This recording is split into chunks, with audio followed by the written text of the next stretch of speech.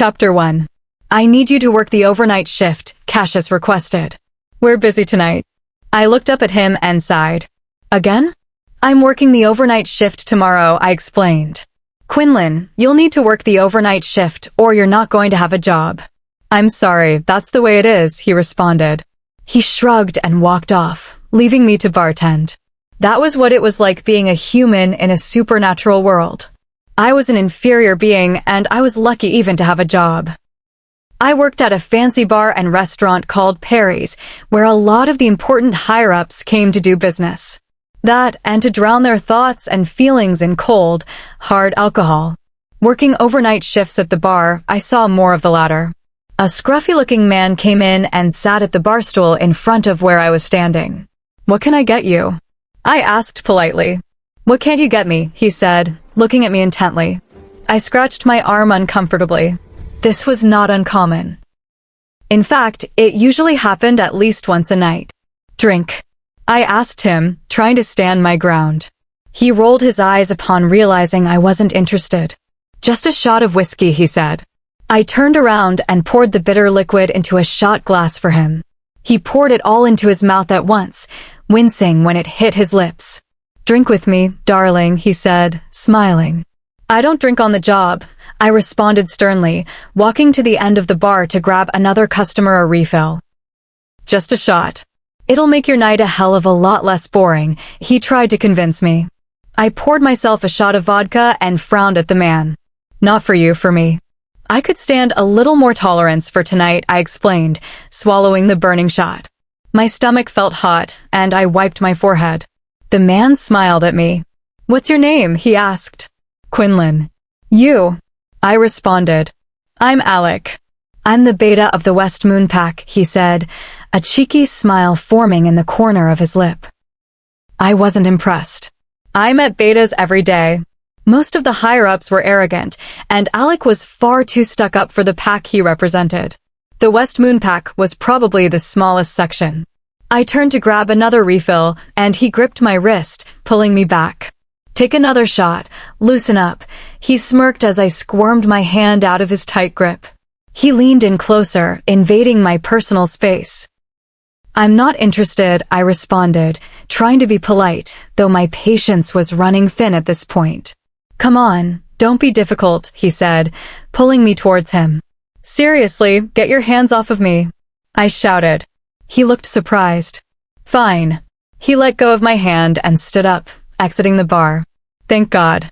The rest of the night went by slowly. Cassius was mistaken about the number of customers. I drove myself to my studio apartment and fell asleep almost instantly when I felt my bed covers. Chapter 2. I woke up to my alarm blaring at 5 a.m. My sleep schedule was a mess because of work. I hopped out of bed to get ready. This afternoon I was working as a waitress, and at 8:30 I went back to the bar. I pulled my hair up into a messy bun, my blonde waves slightly flowing out. I put on some mascara and chapstick, my usual makeup. When I got to work, Cassius greeted me with a notepad and a pen. You're taking care of the business section today. Go be professional and polite, and don't interrupt them, he ordered me. I'm always professional and polite, I winked. Quinlan, I'm not messing around, he said sharply. Geez, okay, I said, grabbing the notepad from him. I greeted a group of 8 men, all dressed sharply in suits and ties. I recognized Alec right away, the beta from last night. I avoided eye contact, wondering if he even remembered me. Table for 9, please. We're still waiting for one more, he said politely. I showed them to their table and got them water. Where is Dylon? One of them muttered when I walked away. I need 5 steaks and 3 chicken parmesans, I told the chef, walking behind the counter. I wasn't really supposed to be there, but I didn't want to see Cassius, and I didn't have any tables that needed anything immediately. I washed my hands to look busy, adding extra soap and scrubbing thoroughly. All of a sudden, I felt a pull, like a force drawing me back outside the kitchen. I tried to ignore it and dried my hands with a towel. Cassius started walking into the kitchen, so I filled up a water pitcher and headed back out. Quinlan, he called out. I held back a sigh and turned around to see what he wanted. I trust that everything is going well out there? An extremely important guest just arrived. Everything has to be perfect. Am I clear? He asked, staring at me. Christelle, I said, turning around and walking off. When I approached the table I was serving, a new man was sitting at the head. He had light brown hair and striking blue-green eyes. His prominent jawline made him look tall and fit in his suit. I paused for a moment. He was undeniably attractive. I walked towards him and set the water down in front of him. He glanced at me, then back at his menu, and then quickly back at me, like there was something he had missed the first time. His eyes met mine, and he looked surprised. He stood up quickly and reached for my hand, pulling me closer to him. Mine, he said, his voice low and resonant. I stared in surprise. He was much taller than I, and his grip was firm, as if he was worried someone was going to try to pull me away. Alpha? One of his colleagues asked. She's human, another one informed him. He looked at me, and a small smile formed on his face. So she is, he said, looking back at the men sitting at the table. I'm sorry to show up late and then cut dinner short, gentlemen. But I need to take my mate home, he said sternly. None of the men questioned him. It was clear he was the authority figure there. He kept close to me while he gave firm handshakes to his colleagues. What's your name? He turned to ask me. He spoke in a deep voice that commanded attention. Quinlan, I replied hesitantly. Who are you? He chuckled softly. I'm Alpha Dylon of the Red Moon Pack, he responded. You're Alpha Dylon Davenport? I asked, surprised. He was one of the most well-known alphas in the country, known for his strength and decisiveness. Yes. Now come along. I need to take you home immediately, he said, guiding me to the door. Suddenly, I felt a cold hand yank my wrist. Where do you think you're going? Cassius demanded. Before I knew what was happening, Dylon had stepped between us, breaking Cassius's hold. He moved with incredible speed, positioning himself protectively in front of me. Don't touch her, he warned, his voice dropping an octave. Cassius looked startled and took a step back. I gave him a quick, nervous look as I went out the door, Dylon guiding me to a black car with tinted windows. Your boss is playing a dangerous game, he said quietly, ensuring I was safely inside. Where are you taking me? I asked him, looking back at the restaurant. He opened the door for me and got in after. We're going home to our pack, he explained, shutting the barrier between the driver and us. I need to get my stuff, I said, overwhelmed by the sudden turn of events. He was powerful, but this was happening very fast. I'll have someone go to your house and bring everything back home. Don't worry, he said, looking me in the eye. Something was charming and comforting about him. He was warm, and his presence was strangely calming, almost magnetic. I found myself relaxing slightly despite the situation. About 20 minutes later, we pulled into a lot with a private plane. Is this yours? I asked Dylon. Yes, he responded, taking my hand and guiding me up the stairs to the board. It was very nice, small but elegant. It had a comfortable black leather couch and several windows. He sat me down next to him on the sofa. How long is the flight? I asked. You ask a lot of questions, don't you? He responded playfully. It's just that I don't like flying, I told him. He wrapped his arm around me and kissed my forehead. It's okay. I promise it's safe, he reassured me. The plane took off, and I gripped his hand harder until we reached a steady altitude. Dylon could tell I was less tense and leaned in to kiss me gently. The kiss deepened, and I couldn't remember the last time I'd felt this kind of spark. He pulled me closer, and for a moment, the rest of the world seemed to disappear. I rested my hand on his chest, feeling the steady beat of his heart. He kissed my neck, sending shivers down my spine, until his phone rang.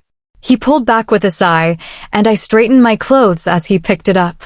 Hello, he said, sounding annoyed that someone had interrupted us. I looked in his eyes as he listened to the voice on the other line. I'm busy. This will have to wait, he said sternly and hung up. Sorry about that, he said, turning his attention back to me. He looked at me with an intensity that made my heart race. You're stunning, he murmured. I blushed, tucking a loose strand of hair behind my ear. Thank you. We have a lot to talk about when we get home, he said softly, brushing his thumb across my cheek. Lucky for me, the plane was beginning its descent. I looked out the window to see miles of green. Trees, grass, sunlight. It was beautiful. "We're here," he said. I felt a flutter of anticipation. I felt drawn to him.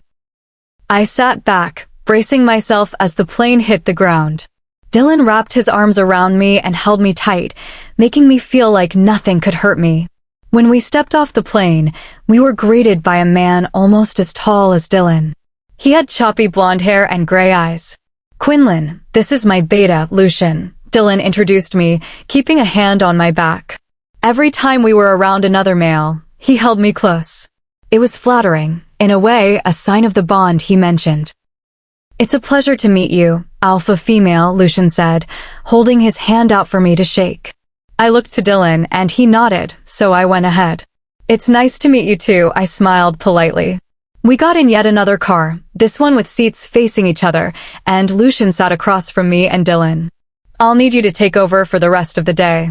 "I'm taking my mate to dinner," Dylon told Lucian. Lucian nodded quickly and pulled out a laptop. Dylon put his hand on my hand, and we sat close for the rest of the car ride. When we got to the pack house, my jaw dropped. Chapter 3. The house was breathtaking. It was massive, and the exterior was elegantly decorated. There had to be at least 5 floors. Dylon took my hand, and Lucian held the gigantic wooden door open for us. The first level looked like a college dorm.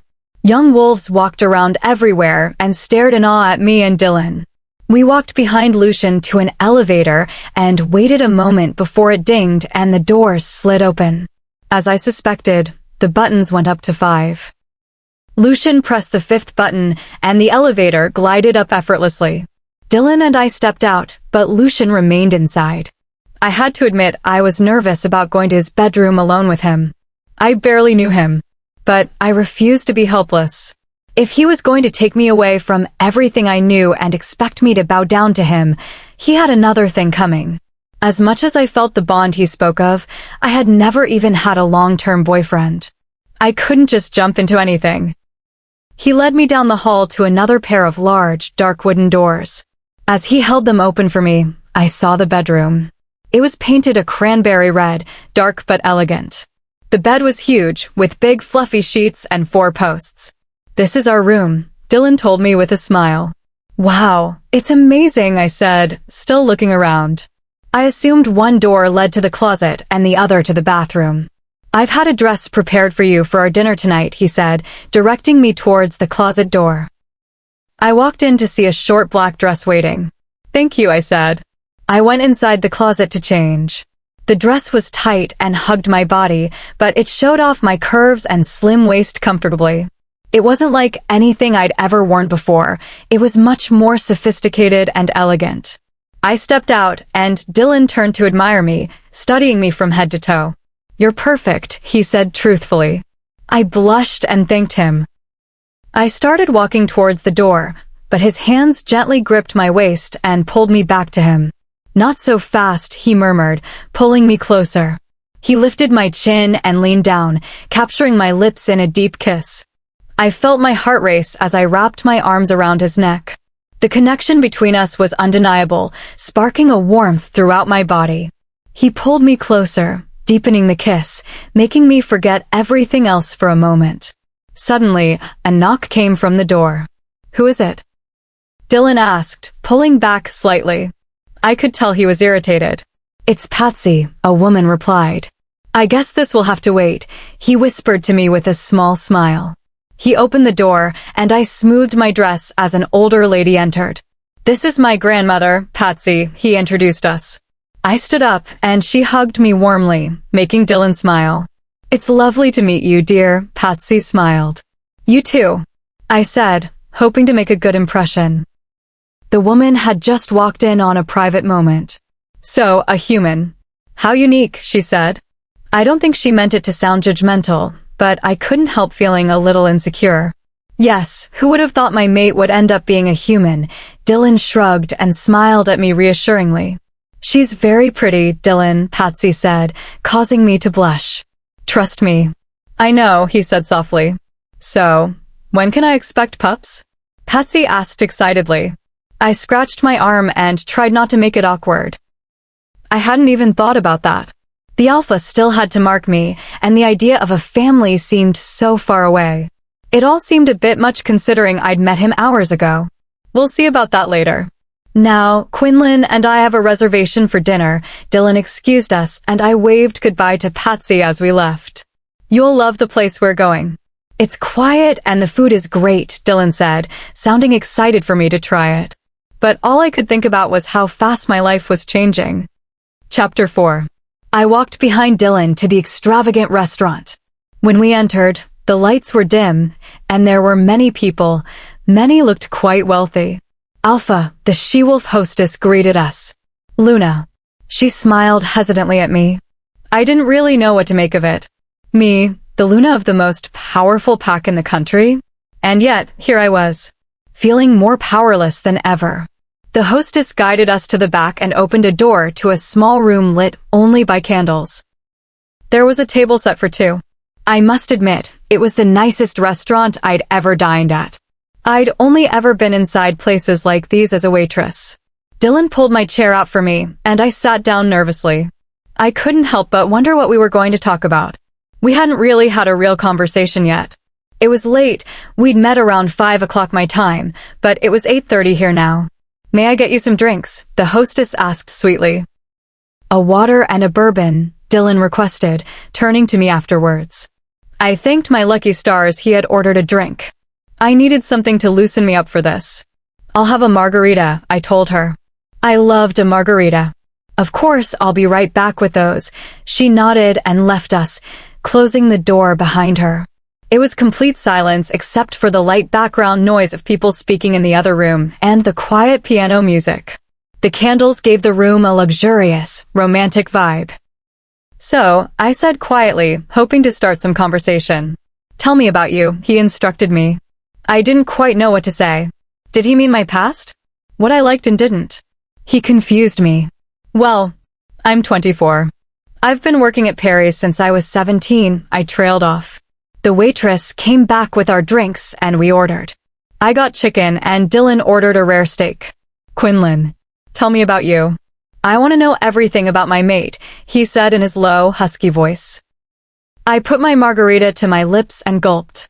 Thank God for that warm feeling reaching my stomach. I felt myself loosen up a bit. I like to paint. I like watching soccer. I trailed off again. I quickly sipped more of my drink, hoping to be able to relax soon. How old are you? I blurted. 320, he chuckled. My eyes widened. He didn't look a day over 30. However, werewolves aged much more slowly and lived much longer. Something about his age, all of the knowledge he'd probably acquired in his lifetime, made me feel inferior. Quinlan, open up to me, darling. I want to know the deep stuff, he said lowly. His calm demeanor was so attractive. By this time, I had almost finished my margarita on an empty stomach, and I was definitely feeling it. Tipsy. My mom died when I was 13. She was killed by a werewolf at work, I said, quickly realizing what I'd done. Dylon's eyes widened, and he looked as if he didn't know what to say. My dad raised me until he died of cancer when I was 16, I continued, unable to stop the words. That's when I got my job at Perry's. I've been living in a studio apartment ever since. I sighed. Now he knew why I was where he found me. He sat and thought for a moment. My parents died a while ago as well, he started. My father was alpha before me, and he had a lot of people who didn't like his authority. So my mother and father were assassinated, and I became alpha when I was very young. My grandmother raised me for the rest of what little childhood I had left, he explained. Wow, I said, shocked that he had just told me all of that. He asked me to open up to him, but I had no idea he'd do the same in return. I'm sorry. It sounds like we maybe aren't so different after all, I said, trying to read his expression. Yes, well. We both understand what it's like to be left to fend for ourselves, without many people who care about us, he agreed. Something about this conversation made me feel so much closer to him. I looked deeply into his eyes, and for the first time, I actually saw him. I saw Dylon. Just then, our waitress brought in our dinner and another margarita for me. The food smelled delicious. Dylon sipped his bourbon as the waitress left the room again. The harsh taste didn't seem to bother him in the slightest. Soccer, huh, he said, smiling. And painting, I reminded him.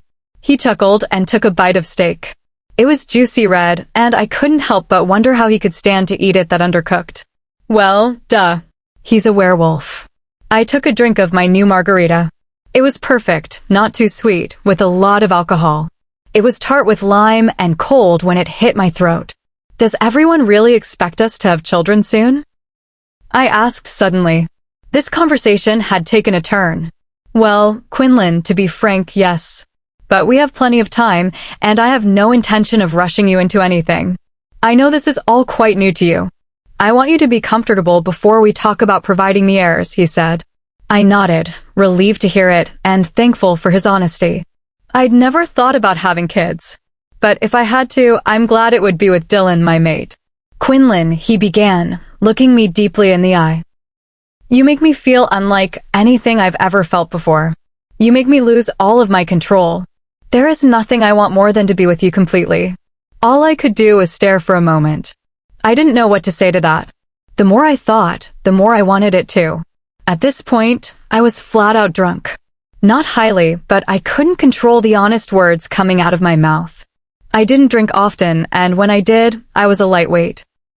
I want that too, I said, biting my lip and cutting my chicken with my knife. Dylon looked pleased to hear this. Do you now? He asked, a smile forming in the corner of his mouth. Yes, but I'm not ready yet, I said honestly. I'm a virgin, and I've known you a day, I told him. His eyes widened. You're a virgin? He asked, sounding surprised. I nodded. Now he was smirking, not able to hide the pleased look on his face. I was always too busy working to go out and party, I explained. Well, I must admit, Quinlan, knowing that I will be the only one who gets to touch you like that is very appealing, he said. I'm very pleased to know I'll be your first and last lover. You're not a virgin, are you? I asked, already knowing the answer. No, I'm not. I've been with a few she-wolves in my lifetime, but never a human. And never my mate, he said, smiling. I could tell I was affecting him. And at this point, I was intoxicated and drawn to him, so why not continue? Yes, I wonder what that will be like. You're much bigger than me, I said, smirking. He took another bite of his steak. You're playing a dangerous game, my darling. Don't speak of giving yourself to me if you can't back it up, he said lowly, a smirk still on his face. He was incredibly sexy. His deep voice, his handsome face, and his body. He made me quiver. I'll give you a month. I want to mark you on the next full moon, he told me. What if I'm not ready by then? I asked, sounding more worried than I'd wanted to. I'm pretty sure you will be. The mate bond is strong. And besides, we can do other things until then, he smirked. I'd quite like to do other things. Chapter 5. The rest of dinner went smoothly. I felt so much closer to him now that he had opened up to me, and I'd done the same. I'd only met him earlier that day, and already he was making me like him. I stood up and realized I was a bit wobbly from all of the margaritas. Too much to drink, little mate? Dylon asked, grabbing my hand and helping me to my feet. I nodded. He put his arm around my waist and opened the door for us. As we were walking to the front, I admired the restaurant once more. But then I noticed something. A familiar man was sitting at a table across from another younger man. He looked scruffy. Then I remembered. Beta Alec of the West Moon Pack. The drunk guy who grabbed me and called me a tease when I worked at Perry's. Suddenly, we made eye contact, and my drunk self just had to say something. Beta Alec. I blurted, feigning excitement. His eyes widened at the sight of Dylon next to me. Dylon stopped walking and turned towards the man, clearly confused. How have you been? Last night you were an idiot at my bar, and now you're an idiot in another place. I guess not much changed, I giggled. I couldn't believe the things coming out of my mouth. I was drunk with power. And also alcohol. Do you two know each other? Dylon asked me, frowning. At this point, Beta Alec looked very concerned, and the other tables were staring at us. Yeah, actually. This is the Beta of the West Moon Pack, I turned to face Dylon. Last night, he asked me to drink with him while I was working at the bar, hit on me, and then got aggressive when I rejected him. I rolled my eyes and looked back at Beta Alec. He looked ashamed. I felt sorry for a moment before remembering how rude he was. It was so unlike me to say this. If I were sober, I'd let it go and not want to make a scene.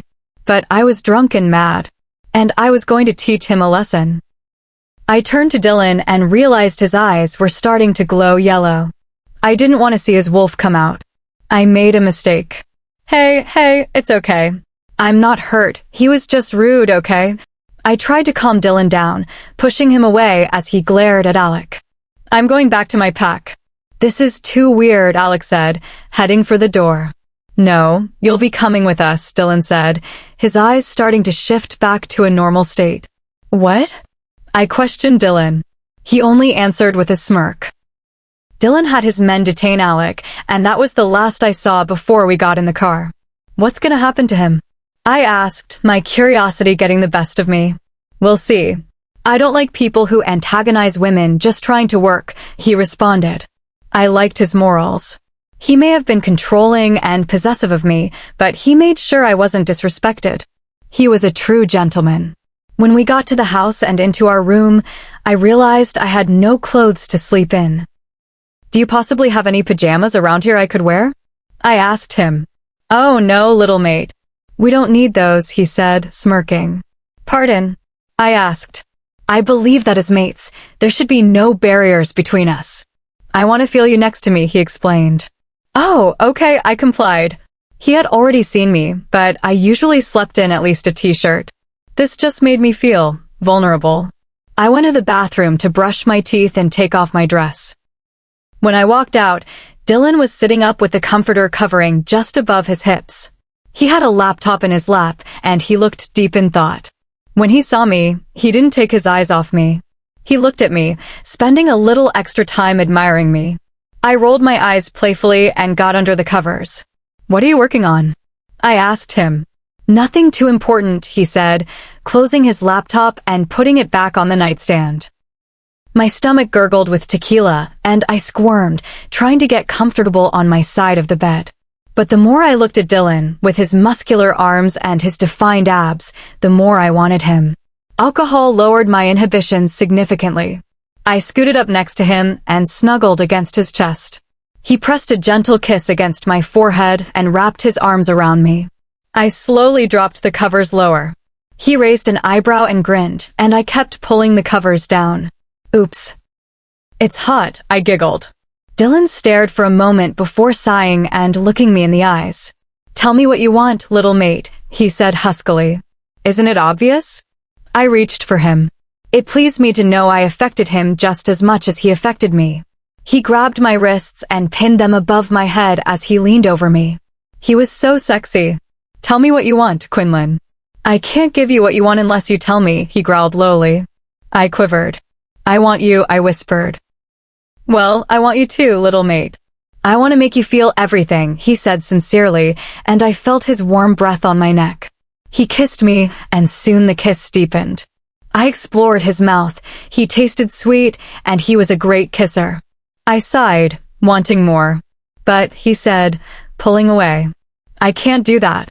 He sighed and released my wrists, leaning back to his side of the bed. Why not? I asked, my voice hungry for him. Because you're drunk, and you don't really want this right now. And I'm not going to take advantage of you no matter how hard it is to hold myself back, he muttered. I understood. And I was grateful for how he handled the situation. In the morning, I'd be glad that we waited, but for now, I missed the contact. I nuzzled into his chest, and he placed his arm around my waist, pulling me in closer. I fell asleep with my head on his shoulder, and it was the first night in forever I slept well. Chapter 6. My eyes fluttered open to see Dylon's peaceful sleeping face. His arms were wrapped around me, and his chest moved up and down against me with deep breaths. When he woke up, the first thing he saw was my face staring at him, and he smiled warmly, pulling me closer to him. Good morning, little mate, he said, kissing the top of my head.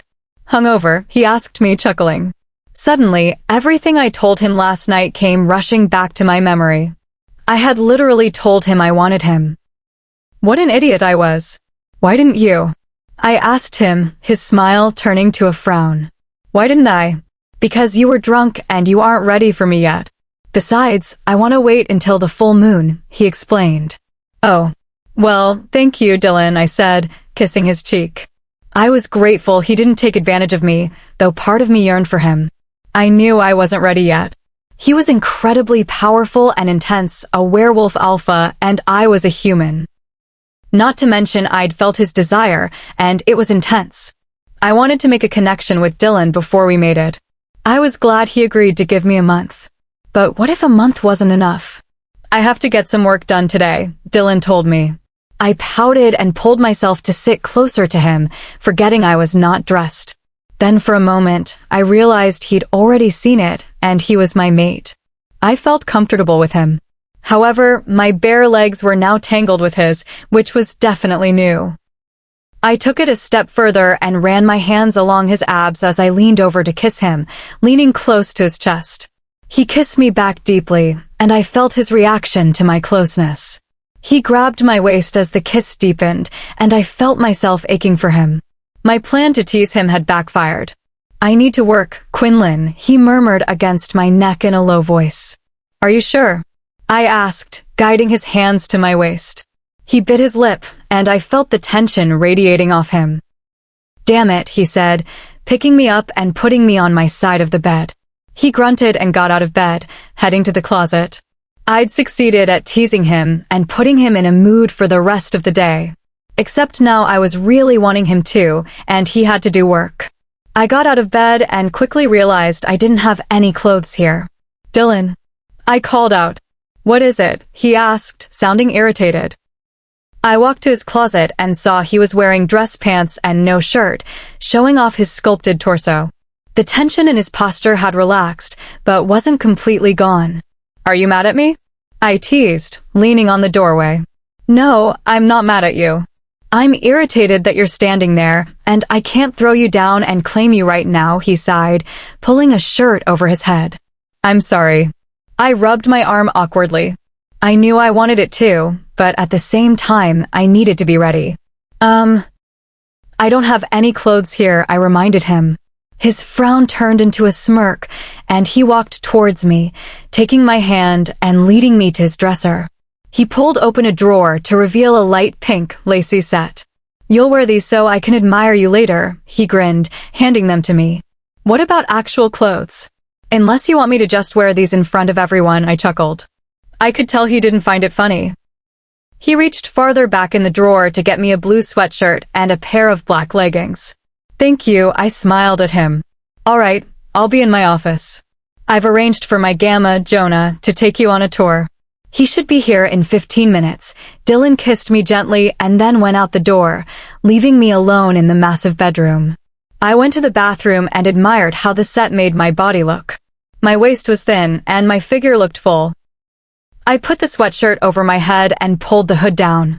The leggings were tight-fitting but very soft and comfortable. A knock came from the door. Hi, it's Jonah. I'm here to give you the tour, a voice called out. I ran to the door, excited to see the mansion. I opened the door to see a man about an inch taller than me, with shaggy blonde hair and hazel eyes. Luna, he bowed his head to me. I blushed and chuckled. I'm no one's Luna, but I'm flattered, I smiled, and suddenly felt myself second-guessing everything. Luna. Gamma Jonah looked embarrassed, but started leading me down the hall regardless. The floor was marble and the walls were a clean white. We got to the elevator, and he pressed the 4th floor button.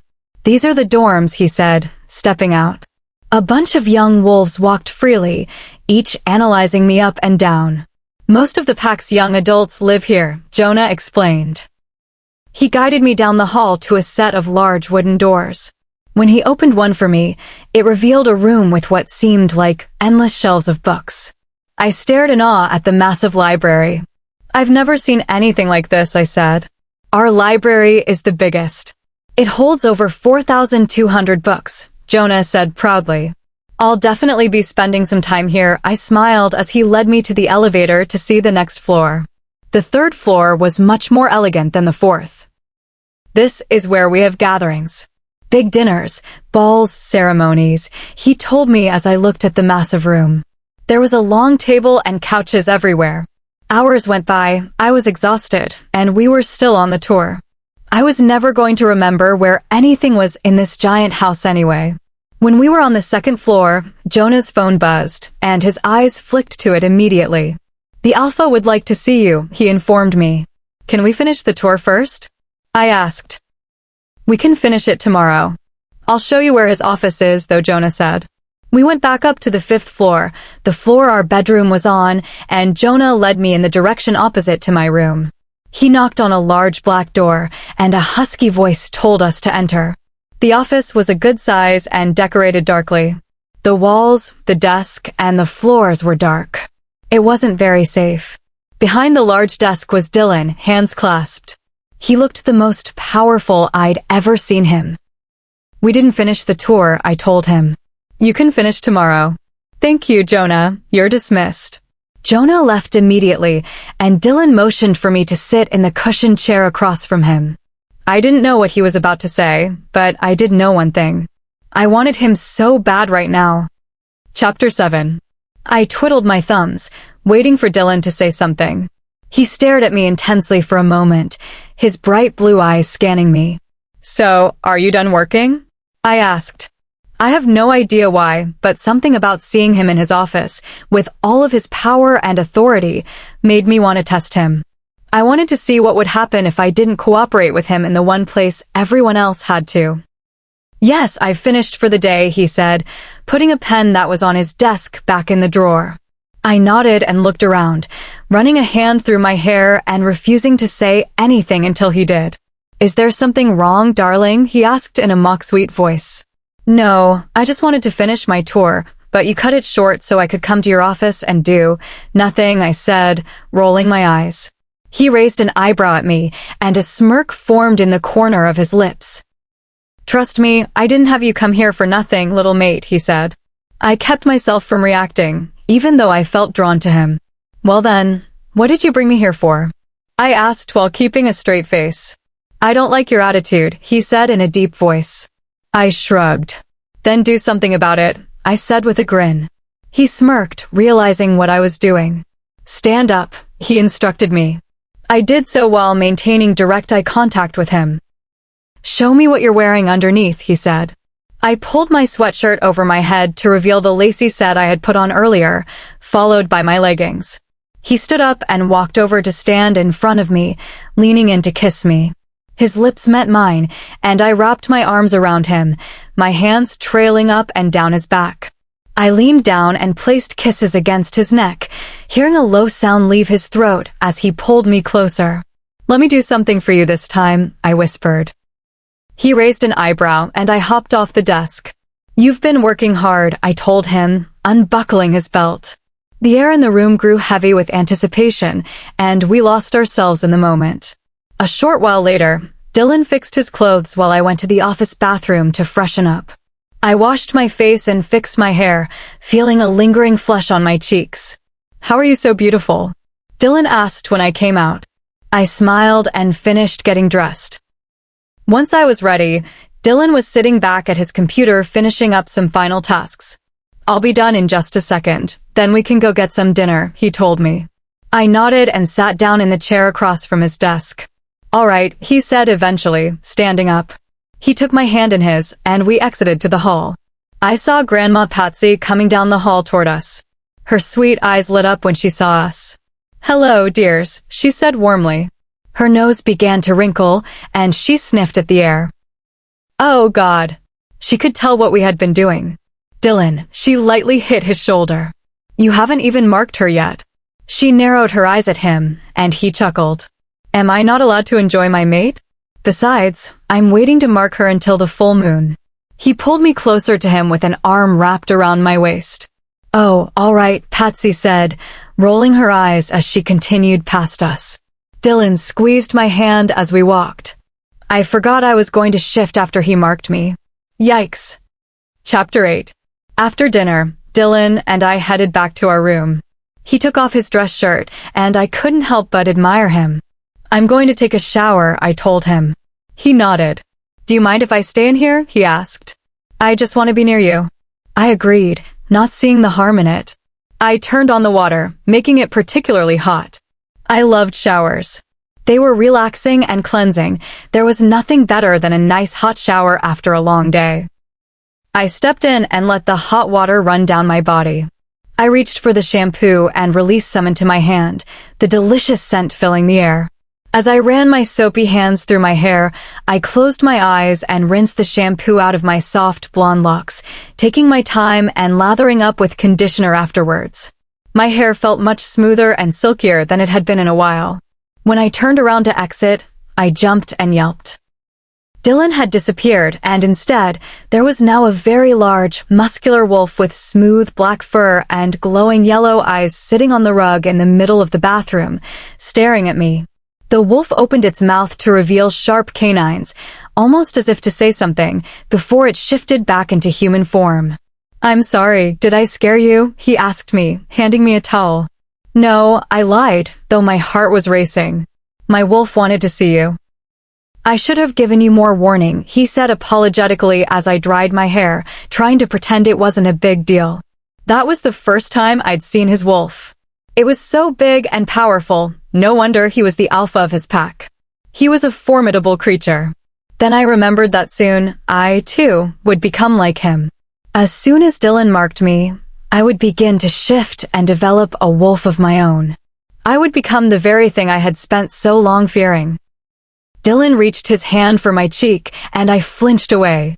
His eyebrows furrowed, and I took a step back. Not right now, okay? I just want to dry off, I told him, trying not to sound too shaken.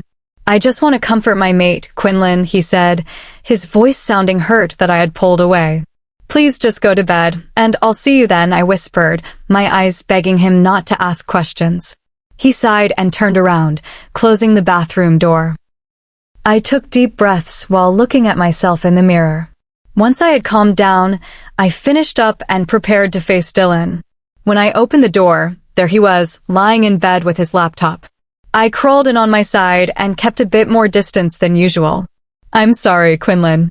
I should have asked you first, but I lost control and I didn't think, he said. I know, it's just that. I'm going to be that soon, I sighed. You'll get used to the idea, my darling, he reassured me. But werewolves killed my mom. You don't even know how long I spent hating your entire species, and now I'm going to join it. It feels wrong and right at the same time. I'm so confused. I fought the lump in my throat and felt my cheeks flushing. The wolves that killed your parents are not like my pack, Quinlan. We don't mistreat the innocent, and you will see that. Being with me is your destiny, even if it comes with some burdens. He reached for my hand and held it gently while smiling at me. I nodded and rolled over, closing my eyes and eventually drifting to sleep. Chapter 9. I wasn't able to sleep. My heart was racing with anxiety, and my stomach was in knots. Finally, Dylon's eyes flickered open. He looked at me, and apparently I looked bad. Are you okay, baby? He rushed to rub my back, and his voice was filled with worry. I couldn't sleep. I'm okay, I said blandly. He raised an eyebrow and removed his hand from my back. Do you want me to cancel the rest of your tour with Jonah today? He asked.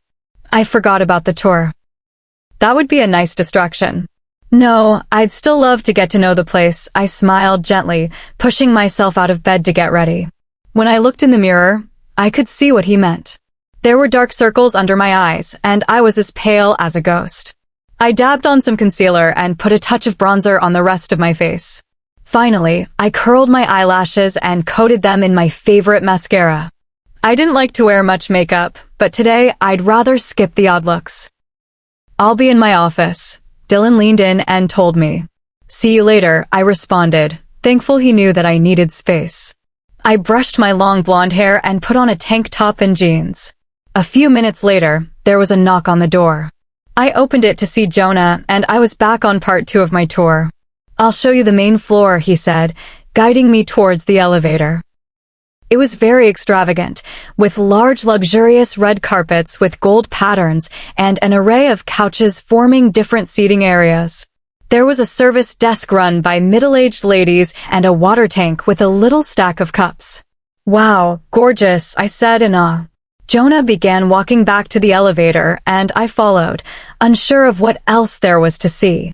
When the door shut in front of him, he reached and pressed a button labeled 0, and it lit up as we started moving down. What's 0? I asked. You'll see. When the doors opened, a dark, concrete hallway led down to a sharp corner. I heard howls. Jonah, what is this? I asked. Suddenly, he had slammed me against the wall, my arms pinned above my head. What the hell? I screamed at him before he covered my mouth with his hand. Dylon. I cried out, my voice muffled. SHHHH, don't be scared. I'm not going to hurt you. His lips curled into an unsettling smile as I felt hot tears run down my cheeks. He reached for my jeans as I struggled to get away from him. But he had werewolf strength and I was human. It was no use. Please don't, I begged. I tried to scream as loud as I could, hoping someone could hear me. Many howls were coming from down the hall. No one can hear you. This is the dungeon where we keep the rogues. No one is coming for you, he breathed against my ear as I continued to pull away. It was unfortunate that this wasn't even the worst day of my life. I've had far worse. That didn't mean I wasn't going to fight for my life, because who knew what he'd do when he was done with me? All of a sudden, a prominent figure bolted down the hall, and Jonah was slammed away from me with great force. Dylon. I tried to catch my breath as I watched them wrestle on the floor. You haven't even marked her yet, Dylon. Jonah shouted. So you thought you would? Dylon barked, his voice terrifyingly intense. Quickly, Dylon was on top of him, and punch after punch landed. Jonah grunted as I heard the sickening sound of impact. When Dylon got up, I ran to him. Jonah lay unconscious on the floor. Dylon wrapped his arms around me and picked me up off the ground as I cried into his chest. He made a beeline for the elevator and pressed the 3rd floor button desperately. Are you hurt? He asked, his voice filled with anger and betrayal. No, just scared, I managed to say as my jaw quivered. I'm so sorry, this is my fault, he croaked, his strong arms holding onto me tight. I was covered in Jonah's blood from Dylon's hands, but Jonah had only scared me, not hurt me. Thank goddess. When we got to the 3rd floor, Dylon rushed past a bunch of concerned-looking pack members until we got to the executive clinic. He lay me down on the bed, and the nurse began asking a series of questions. It was about this point that I passed out. When I woke up, Dylon was sitting in a chair next to the bed, his wrist wrapped in gauze, an ice pack on it. I looked around the room. It was like a nice private hospital room. The walls were a comforting shade of blue, and the bed was big and comfy. Being the Luna definitely had its perks. How are you doing? The nurse asked me. I'm fine, really. I was just in shock, I explained. All of the tests came back all right, so if you'd like to leave, you're free to go. Just make sure to refrain from anything too active for the next 24 hours, she explained. I thanked her and Dylon and I went back to our bedroom. It was apparently now late at night. All of the windows were black with the night sky, and the house was quiet. No wolves were up.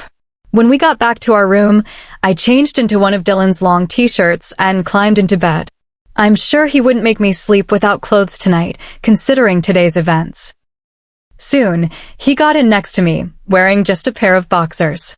I'm sorry, Quinlan. I should have been able to protect you. I didn't think my own gamma would betray me like that, he sighed. I wiggled to his side of the bed and gave him a soft kiss on the lips, and he looked surprised. You did protect me. You got there right on time, and nothing happened to me thanks to you. You did something for me that I always wished I could have done for my parents. And honestly, Dylon, I've never felt safer than I do here with you, I told him. He looked very pleased. I love you, Quinlan. I like you a lot. I had never been in love. I knew what I felt, but I couldn't get the words out yet. You know I'm going to have to mark you and mate you now, he said sternly. What? I asked, my stomach knotting up. I can't let anything like today happen again. You heard Jonah. I haven't claimed you yet, and if I don't, then this may happen again. I can't let that happen, he explained. What about the full moon? I asked him. I wasn't ready for this. Not at all. It doesn't matter. What matters is you officially becoming mine. He placed a gentle kiss on my forehead and wrapped his arms around me, his warm body engulfing all of my fears. But I still couldn't shake the thought. When was he going to do it? How bad would it hurt? I've always had a low pain tolerance, and he was going to be my first. Not to mention he'd mark my neck, and that would be painful on its own. Everything will be so much better once you are mated, my darling, he murmured against my ear. We'll see. Chapter 10. I slept well that night. It may have been the lack of sleep the previous night, or Dylon's warm embrace holding me as I drifted off. When I woke up, I felt refreshed and relieved. Until I noticed my mate wasn't in bed next to me. I got up and checked the bathroom, but no luck. He wasn't in the closet either. Guess I'd better get ready and look for him. As I changed into a casual dress and brushed my hair, I thought about how he put my mind at ease whenever I was with him. My skin was glowing today, and my eyes almost seemed a brighter shade of blue. Maybe Dylon telling me we were going to mate wasn't such a bad thing. Part of me wanted that intimacy with him, for him to claim me as his own and finally relieve all of this tension. But another part of me was so nervous. Once I was done getting ready, I headed down the hall to Dylon's office and knocked on the door. I didn't hear an answer, so I opened it. Dylon was sitting at his desk and his beta, Lucian, was in the chair across from him. Dylon looked worried when he saw me. Is everything all right? He asked me. I'm sorry, everything is fine. I just woke up and you weren't there, I admitted awkwardly. I didn't really want him to know that I was worried he didn't wake up next to me. Beta Lucian and I are just discussing what is to happen to Jonah. Come sit, he instructed me.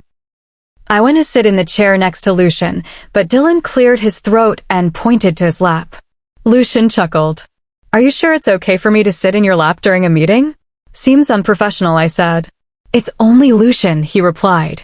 Only Lucian? Lucian pretended to be offended as Dylon pulled me onto his lap. So, Jonah didn't die? I asked. The room fell silent. Well, it's kind of shocking that he didn't. He wasn't breathing when we found him, Lucian explained to me. I want him dead, Dylon growled deeply. I looked to Dylon and could tell he was back in that moment. He was hurt and betrayed by his own gamma. I knew Dylon was a very aggressive and stern leader, but death? Jonah not only tried to steal and force himself on the Alpha's mate, but also committed treason in doing so. Pack members have been given the death penalty for less. We don't mess around with breaking our rules, Lucian explained.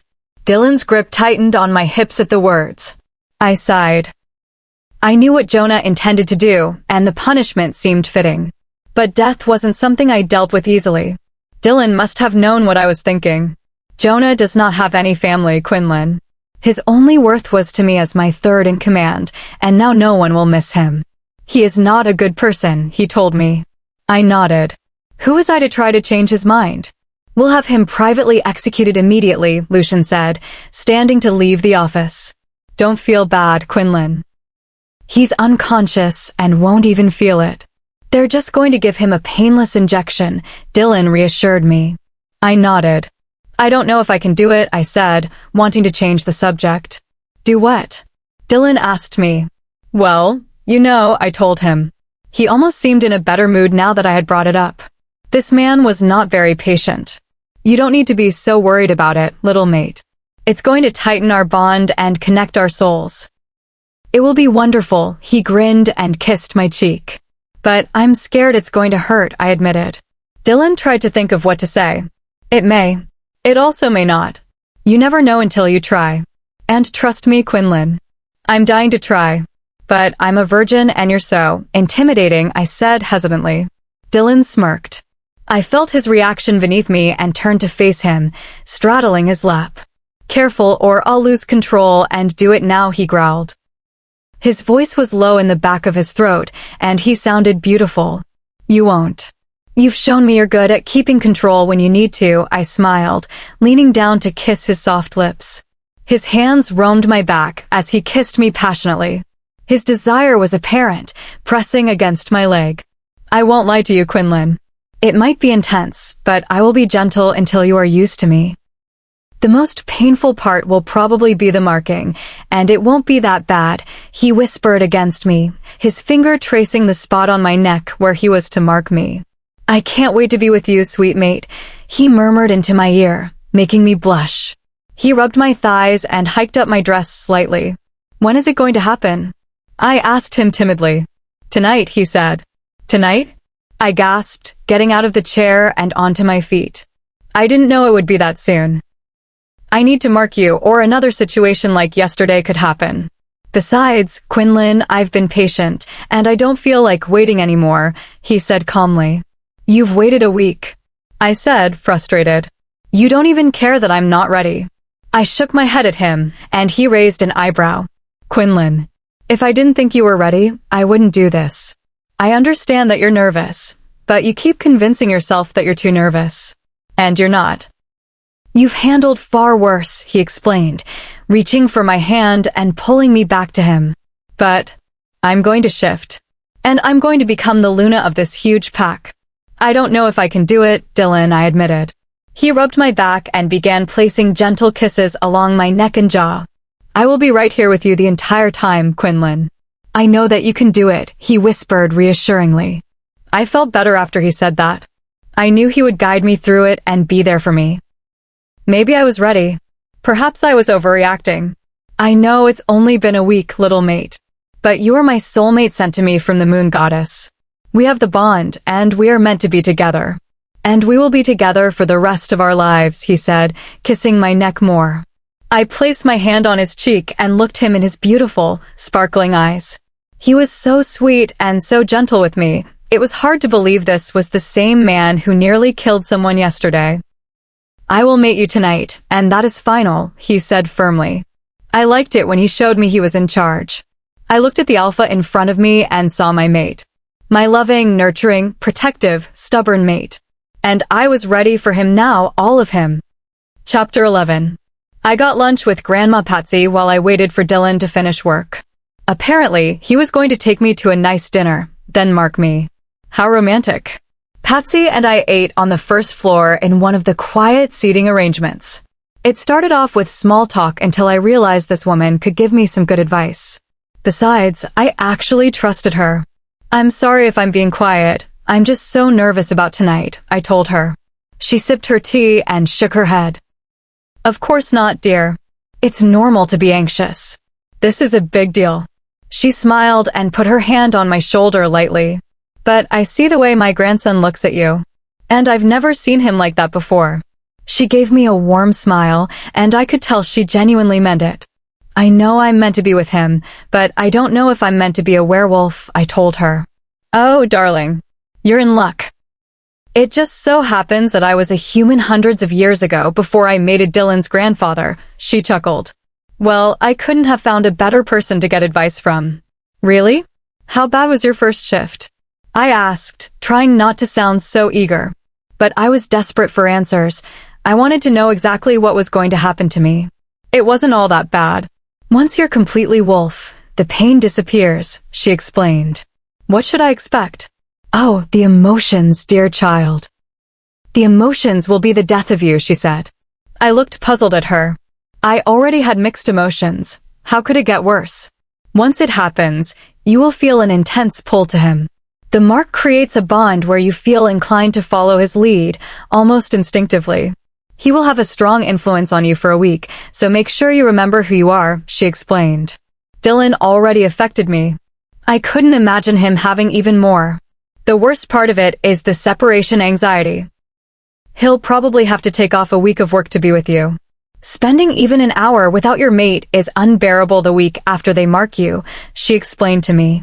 So, what I'm hearing is it's going to be the worst week of my life. I groaned. Oh, on the contrary. It will be the most passionate, emotion-filled, loving week of your life if you do it right. And I don't think you and Dylon can do it wrong, she smiled. Having lunch with Patsy put my mind at ease. I felt a lot better about the whole thing after speaking with her. Now it was time to get ready. I headed up to my room and saw an outfit laid out on the bed for me, along with a note. The note read, Quinlan, I'm off at 7. Be ready and wear these when I pick you up. I know you'll look beautiful. Dylon asterisk. There was a short, modern, and stylish strapless red dress and a pair of shiny black pumps. But the most significant part of the outfit was the set underneath. A white lacy bra with intricate straps and matching white lace bottoms. It was an interesting choice. I slipped on the set, and I had to admit, I looked good. The fit was perfect, and the lingerie showed off my figure. I slid the red dress over it, and it was stunning. Not only that, but it is very soft and comfortable. The fabric was thin for a fitted piece, but it looked fantastic. The last thing I did was put on my shoes, and then I had to do my hair.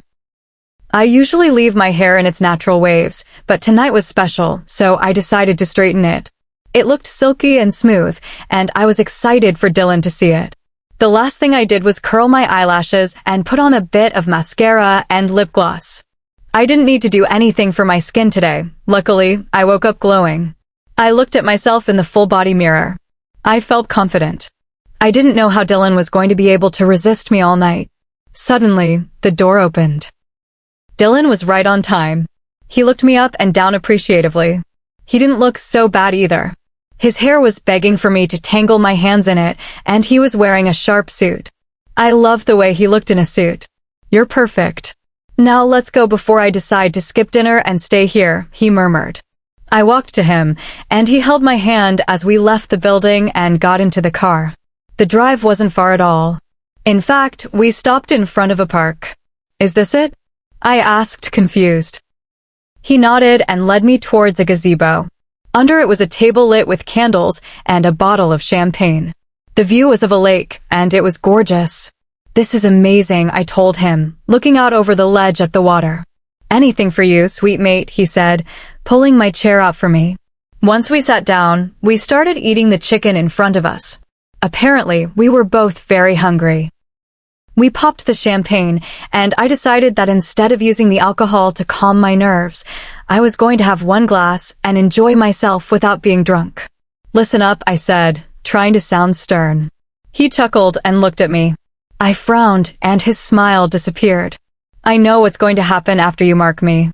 And if you even think about taking advantage of the bond, I'm going to make sure you pay," I told him, trying to sound serious. He smirked like I was out of my mind. "Oh, Quinlan. Of course I'm going to enjoy our time while we are so connected. But I'm not going to do anything you wouldn't want," he chuckled.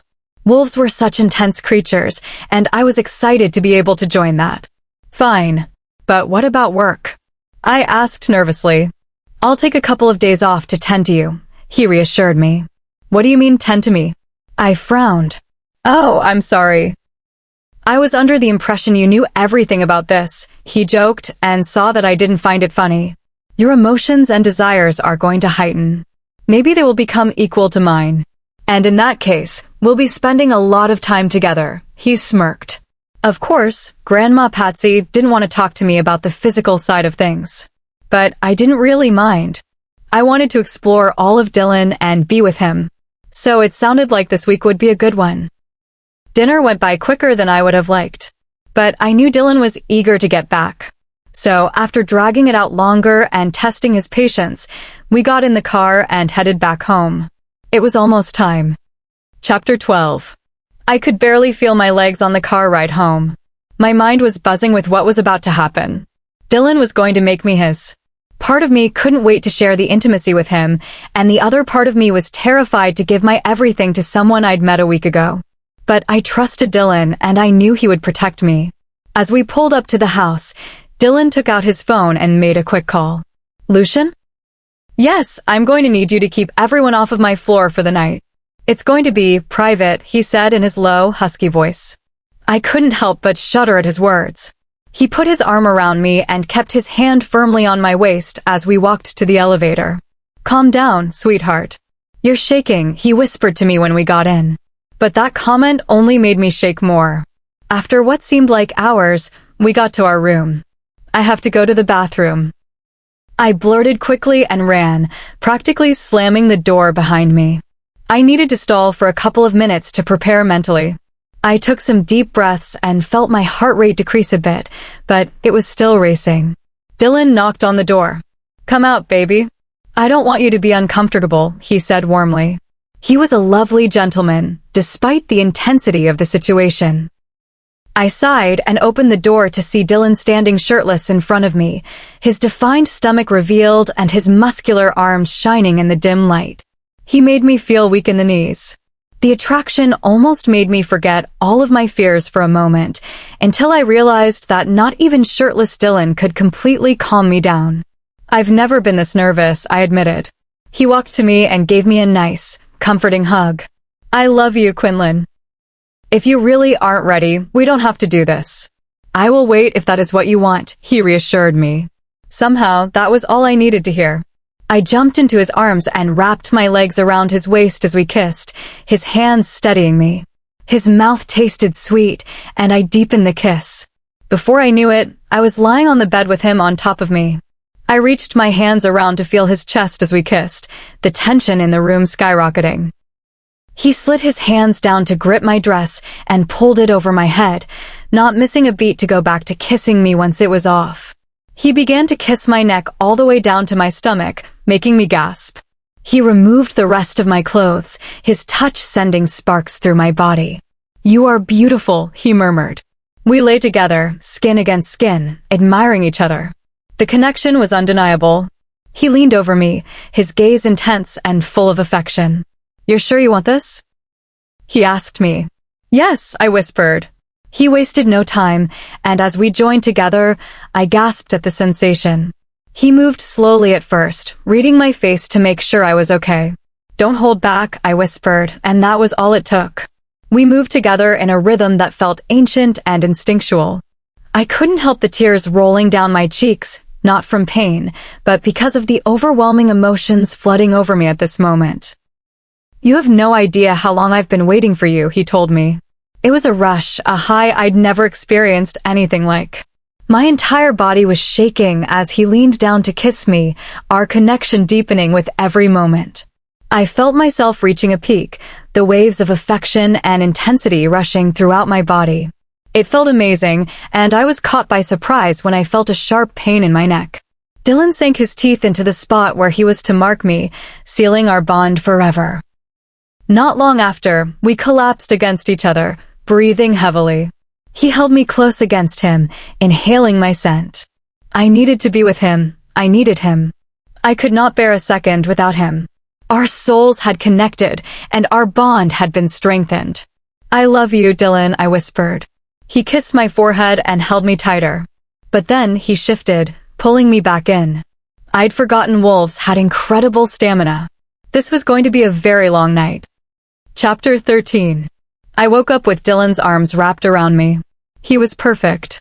I was incredibly sore from last night, and now that it was done, I felt happy. I was done being nervous and having doubts. I had given myself to Dylon, and now I was officially his. I was going to shift soon. Like, very soon. Like, right now. Oh goddess, I felt a wave of anxiety hit me. I was not excited to experience the pain of my first shift. But I felt it coming. I needed to get outside. I slowly moved Dylon's arms from myself and got out of the bed, grabbing a t-shirt and a pair of shorts to change into as I ran out the bedroom door. No one else was up yet, and I was thankful I'd have privacy. When I reached the main floor, I sprinted out the door and lay on my back in the garden. I tried my best to hold in screams as my body began to change. Clean white fur began growing all over my body. I cursed under my breath as I felt my bones rearranging to form my wolf. My spine elongated, and I shouted out in pain. Finally, my feet grew into paws, and after a few more minutes, I was done. I rolled over to get up, and nothing hurt anymore, despite the pain I had just gone through. I felt amazing. I began to run, and I was amazed by how natural it felt. I was incredibly faster than my human form, and I ran for what seemed like 2 minutes when I realized I was far into the forest behind the house. I stopped and sniffed around, admiring how good my sense of smell now was. I didn't feel like a different person, I just felt like a different breed. Not all wolves were dire. There are good people and bad people, and it doesn't depend on whether you're part beast or not, it's just who you are. The ones that killed my mom were bad, but I didn't have to be. Dylon didn't have to be. Just as he crossed my mind, a larger black wolf came to a screeching halt from his sprint when he saw me. He shifted back into human form. Quinlan. He stared at me in my wolf form. I had white fur, and he had dark, shiny black. They contrasted well. I shifted back into my human form, and it came as a surprise to me how easy it was to control. "You scared me, Quinlan," Dylon said, his voice rough. Suddenly, I felt very guilty. "I'm sorry, I just didn't know what to do," I said softly. I hoped he wasn't too mad. Now that we had mated, I felt very attached and wanted to please him. "I woke up and you were gone," he sighed, seeming relieved that he found me. I walked towards him and wrapped my arms around him, hugging him tight. "I'm sorry, baby. I just wanted to shift outside so I could run." "Are you mad?" I murmured. He returned my embrace and lifted me off the ground to hold me against him. I took that as a no. "I'm just glad you're okay. Your wolf is beautiful," he said, kissing the top of my head. I was glad that he thought so. "How are you doing?" he asked. "Actually, pretty good. Especially now that you're here," I responded and wrapped my arms around his neck to kiss him. "Come on, let's get you back inside," he told me as he carried me off to the house. Once we were back in our room, I went to the bathroom and checked out the mark on my neck in the mirror. It was a mark on the side of my neck with some bruising surrounding it. "I'm sorry it's so visible." "The alpha has a distinct mark," Dylon said when he saw me looking at it. "That's okay. I kind of like it. It shows everyone who I'm with," I said and began walking towards him. I could tell he was pleased by my words. Not only did I have the urge to be with him, but I needed to. My desire was heightened, and he was the only one who could tend to it. "Come here," he instructed me, and I walked over to him. "I thought you weren't going to take advantage of the bond," I frowned playfully. "I know you want me to," he smirked. And he was right. I liked him taking the lead because he made me feel safe, and I trusted him. He stroked my hair and patted my head gently. "Stand," he told me, and almost immediately I straightened up. "Turn around." Soon, with a gentle push, I was leaning over the counter, my hands held behind my back in his firm grasp. The counter was cold, making me shiver. "Such a good girl," Dylon murmured as he began to touch me. I held back gasps as he explored my body, arousal building within me. "Don't hold back. I want to hear you," he said sincerely. With that, I let go, crying out for him. "Dylon," I shouted as his touch became more urgent. "What is it, sweetheart?" he asked, knowing exactly what he was doing to me. Suddenly, he stopped, and I cried out for him to continue. "Dylon, please," I moaned, needing every bit of him. "What is it, little mate?" "What do you want?" he asked. "I want you," I groaned, and was quickly rewarded as we came together. He held onto my hips for support as we moved in rhythm.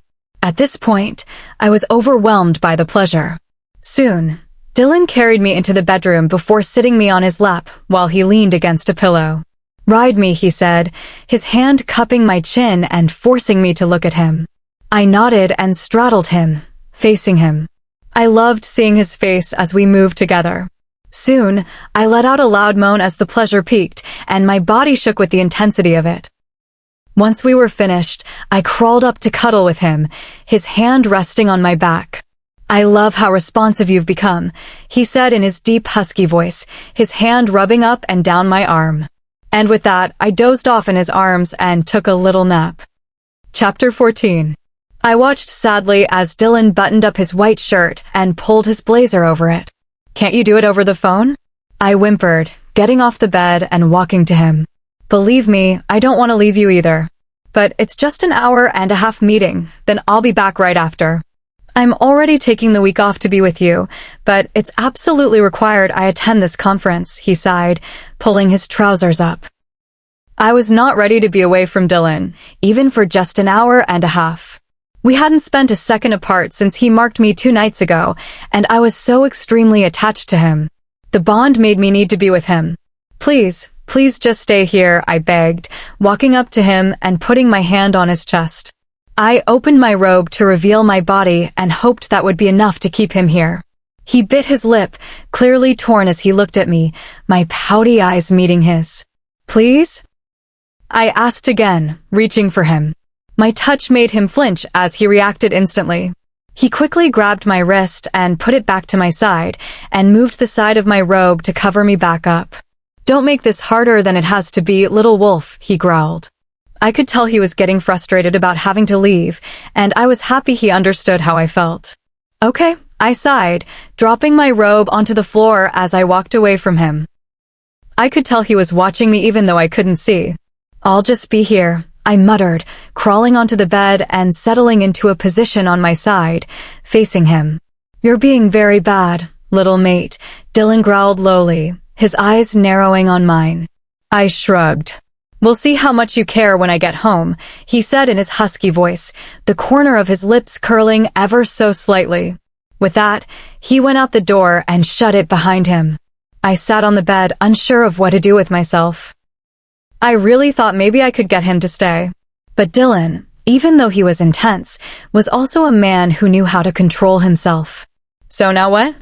I was sitting on our bed feeling empty, and Dylon hadn't even been gone a full 5 minutes. I even moved to his side of the bed, hoping it still had some of his warmth. His pillow still held his scent, and I inhaled deeply, missing him. Now I felt bad for teasing him before he left.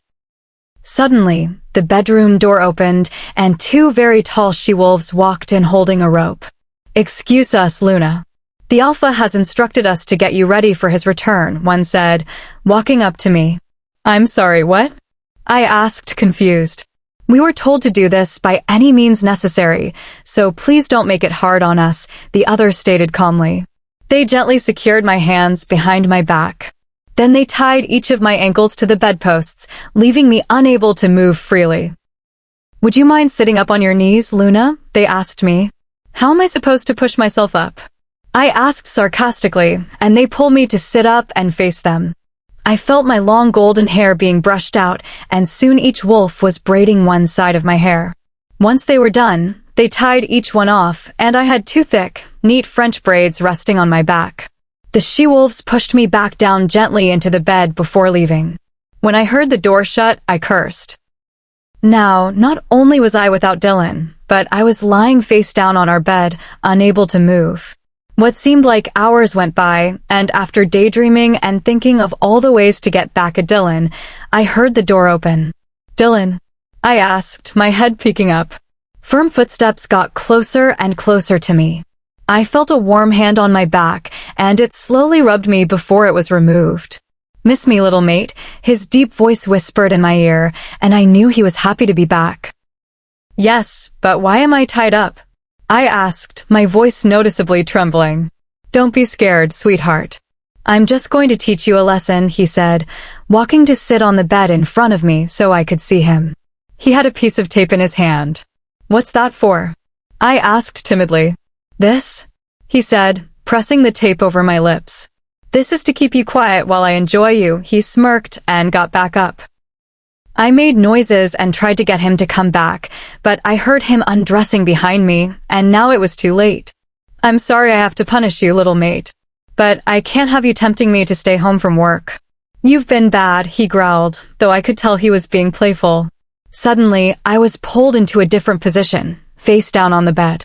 My legs were spread slightly, and I felt Dylon check the bonds to make sure they were secure. "My she-wolves did a beautiful job with your hair, my love," he chuckled and took a braid in each hand, pulling my head up gently. He delivered a swift swat, and I whimpered into the tape. The next thing I knew, he was with me, my scream muffled by the tape covering my mouth. He held my braids as we moved together, his grunts low and primal. He was taking me with an intensity that bordered on rough, and I was loving it. I liked the change from his usual gentle technique. Our skin made loud noises as it slapped together, his grip on my braids getting tighter as he used them to hold me in place. The huge bed shook with our movements, which said something about Dylon's strength, since it was cumbersome. I felt the pleasure building up, and I knew I couldn't hold it in much longer. I began to moan intensely through the tape covering my mouth as the climax hit, my body shaking with the release. Not long after, Dylon groaned as he found his own release. He quickly ripped the tape off my mouth as we both stood panting for a moment. "Oh my God," I breathed. I couldn't catch my breath yet because of the intensity of the encounter. He unclasped my hands and freed me to push myself up before untying my legs from the bedposts. I rolled over and caught my breath as Dylon cleaned up. Soon he was lying next to me, his hand sliding over my waist to pull me into him. "How was your punishment, darling?" he smirked. "I thought you weren't supposed to enjoy punishments," I teased, turning over to face him on his side of the bed. "I'm going to have you wear braids more often," he murmured against my neck. I tilted my chin up to meet his lips and kissed him gently, then passionately. When he pulled away, I put my head against my pillow and admired his handsome face. His beautiful eyes met mine, and he smiled gently, revealing his perfect white teeth. "I love you, Quinlan. You really don't know how long I've been waiting for you. I searched for hundreds of years, and now that I found you, I won't let you go," he told me. "I love you too," I smiled. "Even though you were rough with me. I am sorry I had to leave for the meeting. I know how difficult it is for you to be away from me during the first week of your mark. Honestly, I hated being away from you too. But now I have the rest of the week off," he murmured into my ear, his warm breath sending shivers down my spine. "If you need to get any work done, I can just come to your office with you," I told him. "I don't think I'd be able to get much work done with you there, little mate," he grinned. Chapter 15. I stepped out of the shower, my body dripping in warm water as steam wafted around the bathroom. I twisted my hair in a towel and dried off my body with another. When I walked out, Dylon was sitting with his arms crossed on the bed. "Are you still mad I didn't let you shower with me?" I chuckled. "Of course not, I don't care about that," he pouted inside, making me laugh harder. Even I was surprised I didn't have Dylon join me in the shower. But I needed to be clean, not have sex. Although we were both constantly aroused ever since he had marked me. There wasn't a moment I looked at him that I didn't want to pounce on him, but I had restraint. However, we had done it more times than I could even count in the last 2 days. We were enjoying the hell out of each other. I dropped my towel and climbed into his warm arms, covering myself up with the blankets. He kissed the top of my head, and I rested my eyes while he rubbed my back. "I love you, Dylon," I said groggily. "I love you too, little wolf," he responded, his hand moving around to my stomach and up towards my breasts. I felt his erection poking me as he got a handful. His hand began to make its way down towards between my legs, and I grabbed it just before it could reach its destination. "You're forgetting who that tight little pussy belongs to," he growled against my ear, making me quiver. I was putty in his hands. My wolf wanted nothing more than to submit to him and please him. And it was nice, because I trusted him, and for once, I didn't have to look out for myself constantly. I got up and pulled on a bra and panties. Dylon's eyebrows narrowed. "What do you think you're doing?" he asked strictly. "I'm hungry," I said, my legs clenching together as he stared me down. "And I haven't fucked you yet today." "I'm feeling unsettled," he said, making me blush. "Can't you do that after I eat?" I pleaded. "I want you to, but I haven't eaten all day," I said. He got up out of bed in nothing but a pair of sweatpants and walked towards me. "You're lucky I'm nice," he said, pulling a shirt on while I chose an outfit. Soon he led me into the hall, my hand in his, and eventually we got to a room I'd never seen before.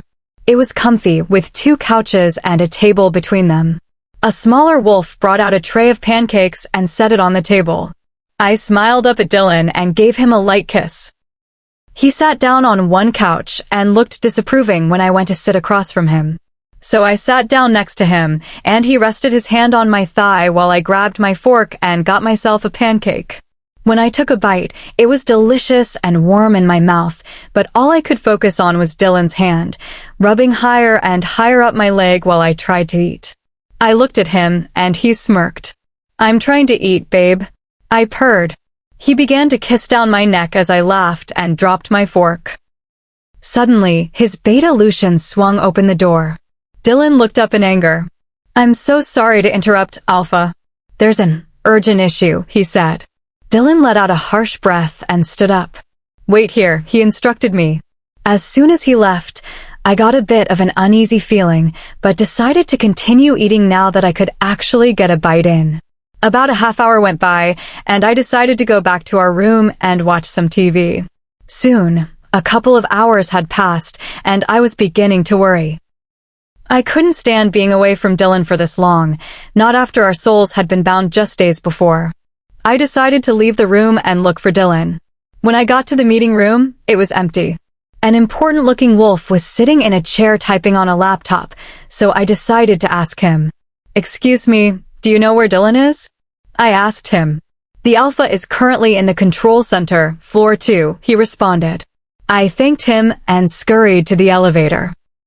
When I got to floor 2, I found the control room, thanks to directions from multiple other wolves, and 2 large wolves guarded the door. "Can I please see the Alpha?" I asked them. "Let me ask Luna," one responded. He entered the room and quickly left. I heard a lot of beeps and men arguing coming from inside. "I'm sorry, Luna. The Alpha has instructed no one come in," he responded. I squirmed. I needed to see him. The separation was unbearable. "Please, it's really important," I begged.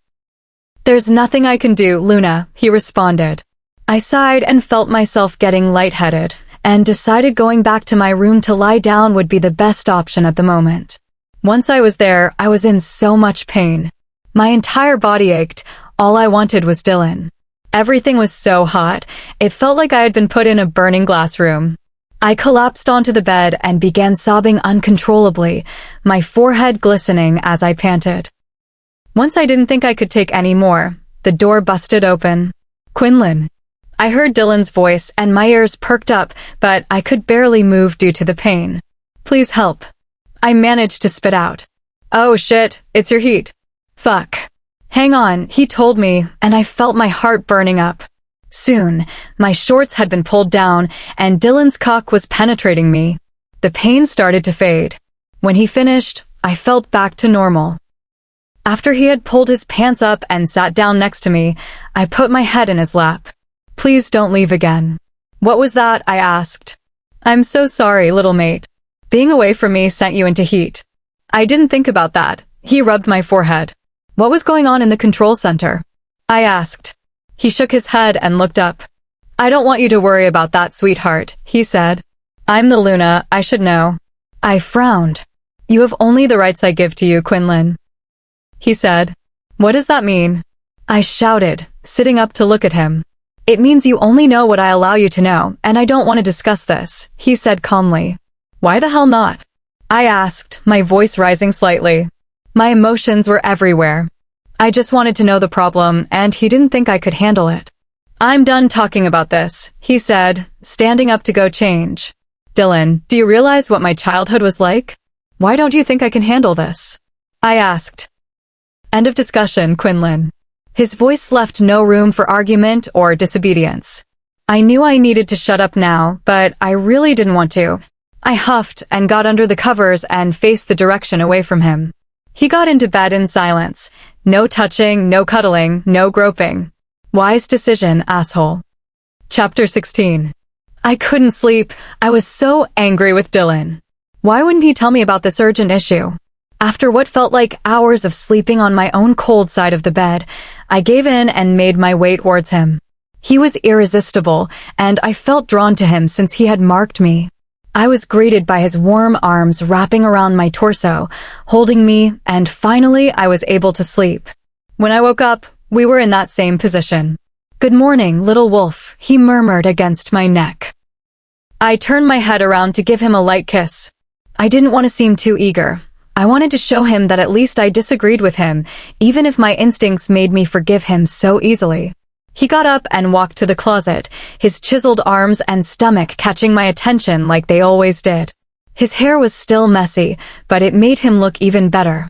"I'm going to take a shower," I said, hopping out of bed in nothing but his t-shirt. "Mind if I join?" he asked, and I turned around to see him still undressed with a little smirk on his mouth. "Fine," I chuckled. Showers were always my safe place. There's nothing better than having warm water run down your body. It's relaxing and comforting, and it's also time to think alone. How could I think when Dylon kept pulling me close? I pushed his hand away and grabbed some shampoo, massaging it onto his head gently as he stared me down. His hair was soft, and I loved to touch it, so I didn't mind washing it. He didn't give up very easily, though, and he pulled me into him once again, his hands roaming my body possessively as he started to kiss me. I stopped him and whispered against his soft lips, Tell me. He put a finger up against my lips and continued holding me with the other hand. I kissed his hand gently, trying to coax it out of him. I could tell it was affecting him. Just tell me, I said, moving his hand down to my chest. I can't do that, little mate, he said, his hands moving to my waist to pull me closer. Hot water trickled down his defined abs, and his hands gripped my hips securely. Please? I asked again, looking up at him. Quinlan, enough, he said, his hand running through my wet hair and guiding me closer. I tried to use the closeness to my advantage, pressing against him. Please just tell me, Dylon, I said. He put his hand back on my head and tried to pull me in for a kiss, but I kept eye contact and waited for an answer. It's not going to happen, he sighed. Fine. I stepped back and swung open the glass door of the shower, grabbing my towel and storming out. Quinlan, come on, he said, sounding irritated, walking after me as he wrapped a towel around his waist. Why won't you just tell me? I'm your mate. You're supposed to be able to talk to me, I said, crossing my arms over my towel. It's not your concern, Quinlan, he sighed and rolled his eyes, touching my arm. I pushed his hand away quickly and earned a frustrated look from him, but I didn't care right now. I'm the Luna, of course it's my concern. Why is it such a big secret? I felt my face getting hot. I was so frustrated and angry that he wouldn't tell me, and I felt tears welling up. Don't do this. Come back to the shower, he stated, his words leaving no room for argument. I'm done showering. And I'm not going to do anything else for you until you tell me whatever the big classified deal is, I huffed, turning around and looking for my clothes. I'm doing it for you, Quinlan. You think you want to know, but you don't. Now, please come back and let me be with you, he said, trying to remain calm. You don't care, you just want me to satisfy your urges, you jerk, I said, pulling a dress over my head. Watch your mouth, he demanded lowly. I left the room, slammed the door, and walked down the hall. To my surprise, Dylon didn't follow me. I got in the elevator and went down to the middle floor and stormed past many wolves until I got to the control room. Can I speak to someone? A general, maybe? I asked the guard. Sure, Luna. He opened the door and waved me in, pointing at an office labeled General Washington. I knocked on the door and a firm voice told me to come in. The man sitting behind the desk was large, almost as large as Dylon. I was just hoping I could speak to you about what happened yesterday, General. I forced a sweet smile. The attack? What about it, Luna? He asked, continuing to type on his computer. Attack? Suddenly, his computer made a loud beep, as if he got a message, and he narrowed his eyes to read it. I'm afraid you'll need to leave, he told me, ushering me out. Why? Did Dylon do this? Please tell me, I need to know, I begged as he pushed me out of the control room. Sorry, he said before shutting the door in front of me. I was so furious that I had to hold myself back from screaming. Why was it such a big deal? Now I was assuming the worst. All I knew was that there was an attack of some sort. On who? Unclear. I'd go find out for myself. I took the elevator to the first floor and formed a plan to get out and see if there were any clues outside that could tell me what happened. But when I tried to leave the building through the front doors, I was stopped. I looked to the woman at the desk beside it. The Alpha has asked we secure the doors. My apologies, she said. I didn't know what to do. The emotions were so strong, and I was having a difficult time handling them since Dylon had marked me. I felt him tugging me back to him using the bond, and I wanted to give in so badly, but I knew that if I did now, then I would officially lose. I ignored the mental pull from Dylon and went to the nearest bathroom. If I couldn't run from him, then I'd hide. Chapter 17. I pulled my knees to my chest and thought to myself, what attack? Why couldn't Dylon tell me about it? Why was he being such a controlling jerk? I knew he would find me any minute. He knew my scent, and he had all of the exits closed off so I'd have to stay in the building. There was a knock on the bathroom door. Now I was terrified. Was he mad about the fit I threw earlier, or was he going to punish me for disobedience? All I knew was that it scared me to be on Dylon's bad side. Quinlan. I know you're in there, I heard Dylon's deep voice say. I held my breath and paused. I can smell you, sweet mate, he said. I stood up and opened the door. He was standing tall before me, his eyes focused intently on mine. "Come with me," he said, leading me to the room with the coffee table and couches upstairs. I sat on one couch, and Dylon sat across from me. "I'm sorry that I didn't tell you. I know that this might be difficult for you to hear, and you need to understand I didn't want to tell you because I wanted to protect you," he started. "But you really tested my patience earlier," he said, though his tone wasn't aggressive. "I'm sorry for what I said, but I hope you know where I was coming from too," I replied. "I do," he stated. "The attack that happened yesterday resulted in casualties." I raised an eyebrow. "How many humans?" I asked. "Around 2,000, he said quietly. My eyes widened, and my mouth hung open a bit. "I know what it sounds like," but he started. "It sounds like a massacre," I blurted, standing up and clutching my chest. I felt the hurt, the betrayal in my heart, and I could tell Dylon didn't know what to say. "Please just let me explain, Quinlan," he pleaded. "I think I've heard enough," I said quietly, making my way out of the room. He didn't try to stop me this time. This heavy weight on my heart only made me want Dylon to hold me more, but clearly, that couldn't happen. I didn't know what to do. I didn't know where to go. So, I just went to the library, a quiet place to clear my head. The exits were still blocked off, which wasn't surprising. I felt trapped until I got to the library and sat on the ledge by the massive window overlooking the garden. It was all bright green, with speckles of yellow, purple, and red flowers. It calmed me to see it, even if I couldn't feel it or smell it beyond the window. At this point, I was crying, my emotions everywhere, when I felt a gentle touch on my shoulder. "Luna?" a girl asked. She was young, maybe one of the college wolves who lived in the dorms on this floor. She looked concerned for me. "Are you okay?" "I think the alpha is looking for you," she said. My heart stopped. There was no way I could see Dylon again until I got my thoughts in order. "I need a favor." The girl's name was Christelle, and she snuck me into her dorm room. "So you don't want him to find you?" she asked, handing me a glass of water. "No, I can't face him now," I explained the situation. Unfortunately, the students didn't know many details about the attack either. "Well, you're not going to be hidden very long," she said. "What do you mean?" I asked. "Your scent," she chuckled. "You reek of alpha. His scent is all over you, and he'll be able to trace it in no time," she explained. "Shit. What do I do?" I asked. "Well, there's kind of only one way to cover up that scent," she said. "You have to mask it with something stronger." "What do you mean?" I asked. "We need to cover you in something earthy, something that masks scent completely," she said. It sounded messy. But hey, if it meant Dylon not finding me, I was all for it. Christelle explained that since she was a lower female member of the pack, her scent probably wouldn't cover up Dylon's. But she called someone who could help. There was eventually a knock on the door, and Christelle let in a tall wolf holding a bucket filled with a thick, dark mixture. "You need to go to the bathtub," she told me. He sighed and led me into the bathroom. "I'm Elias, by the way," he said as I stood in the tub. "This is a mixture of mud, herbs, and musk we use for training to hide our trails." "Quinlan. Thanks for doing this," I replied nervously. I turned around and felt the cold, heavy mixture cover my body.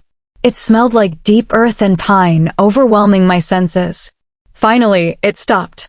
I could no longer smell Dylon on myself. Elias left, and I rinsed off the excess mud in the shower. I sat on the couch afterwards, and luckily, Christelle said the earthy scent still lingered enough to mask me. "Thank you for doing this for me," I said. "I know you could probably get in trouble, but I'll make sure if Dylon finds out, your name stays out of it," I reassured her. "It's no problem. I saw you in the library and just felt awful," she smiled. Everyone deserves a break. Chapter 18. It had been almost 2 days, and Dylon still hadn't found me. I was honestly shocked. I thought even without the scent, he would have some mental idea where I was. Maybe he wasn't looking. Christelle had to go to classes today, so I was lounging around on the couch watching her TV. I probably should have gone out and faced Dylon after 2 nights, but now I felt even worse since I'd been hiding. And I still didn't really know what to say to him. I held my knees to my chest and thought to myself, what attack? Why couldn't Dylon tell me about it? Why was he being such a controlling jerk? I got up and made my way to the fridge. When I swung the door open, I realized it was completely empty. Classic college students. I was starving, and even though I was anxious to leave the dorm room, I had to if I wanted to eat. I had already masked my scent, but now I had to make myself unrecognizable. I wandered into Christelle's bedroom and carefully looked through her closet. Hopefully, she wouldn't mind me borrowing a t-shirt and a pair of jeans. Luckily for me, she also left her glasses on her nightstand. Yes, please. Finally, I put on a hat and tucked my hair back. I looked in the mirror, and I didn't even recognize myself. When I stepped out of the room, I realized I didn't exactly know where to get food or have any money. So I was wandering down the hall. And then I saw him. He was tall and muscular, looking sharp in a suit, his hair brushed back and his lips set in a firm line. He was walking with a purpose alongside two men, and I tried my hardest not to stare. I hadn't seen him in 2 days, and I missed him. Why did I let him mark me? I went upstairs once I passed him, but my heart was still racing. After being denied entry to the top floor, probably because I looked like a random college kid, I decided to go back to the room and see if I could order food. I roamed the hall and came upon the room with the labeled number 453 and opened the door. Hello there. It was Dylon, sitting on the couch. He had clearly been waiting for me. Oh, I blurted, taking off the glasses and hat. Let's go have a chat, he said sternly, leading the way out of the room. I sat across from him in his office after his guards made sure I wasn't going to try to run away, and they left it to the two of us. How did you know where I was? I asked quietly. Elias told me. In exchange for not punishing him for putting his scent-masking mixture on my mate, Dylon grunted. Do you know how foolish you made me look? My own Luna running away and hiding for 2 days, he said, trying to stay calm. Dylon, what was I supposed to do? You wouldn't let me get any time alone to think. I yelled. Don't shout, he said, sighing and closing his eyes for a second. You're not even acknowledging the reason this even happened. I shook my head. Dylon took a deep breath and looked me in my eyes. You're just like the ones that killed my mom, I told him before I had another second to think about it. You didn't give me a chance to explain, he raised his voice. His eyes sparkled yellow, and I realized his wolf was starting to get riled up, and I wasn't about to deal with that. Explain then, I said, trying to keep him stable. The humans involved were not innocent. We lost hundreds of our own too. It was an attack on this pack, and the rebellion's intention was to end us and overthrow our leadership, he said, his eyes returning to normal. Why did so many of them die? Why did so few wolves die in comparison? I asked. Because we have more advanced technology and better soldiers. I understand that you naturally side with your original species, but you're a wolf now, Quinlan, he told me. You will never understand. Why do you think they rebelled in the first place? They have no rights, Dylon. Even if they intended to hurt us, I can't tell you honestly that I would blame them. I wanted to hurt wolves for a while too, before I met you. Maybe if they saw the side that I see, they wouldn't try to overthrow you. Maybe if you showed them some mercy and gave them some basic rights, this wouldn't have happened, I uttered. He paused for a moment and seemed deep in thought. Finally, he sighed and put his face in his hands. I'm sorry. The decision was rash, and I only made it because it was the only thing that could keep the pack safe at the time. It was wrong, and I wish I could take it back. I didn't want to tell you because I was ashamed, he admitted. You should have told me that, Dylon, I shook my head. The worst part of this is that all I've been thinking about the last couple of days is how badly I want to be with you, I told him. Come here, baby, he said. I walked over to his chair and sat in his lap, my arms around his neck. I'll make it up to you. I'm sorry, he told me, beginning to kiss me gently on my neck. I missed you, I whispered against his ear.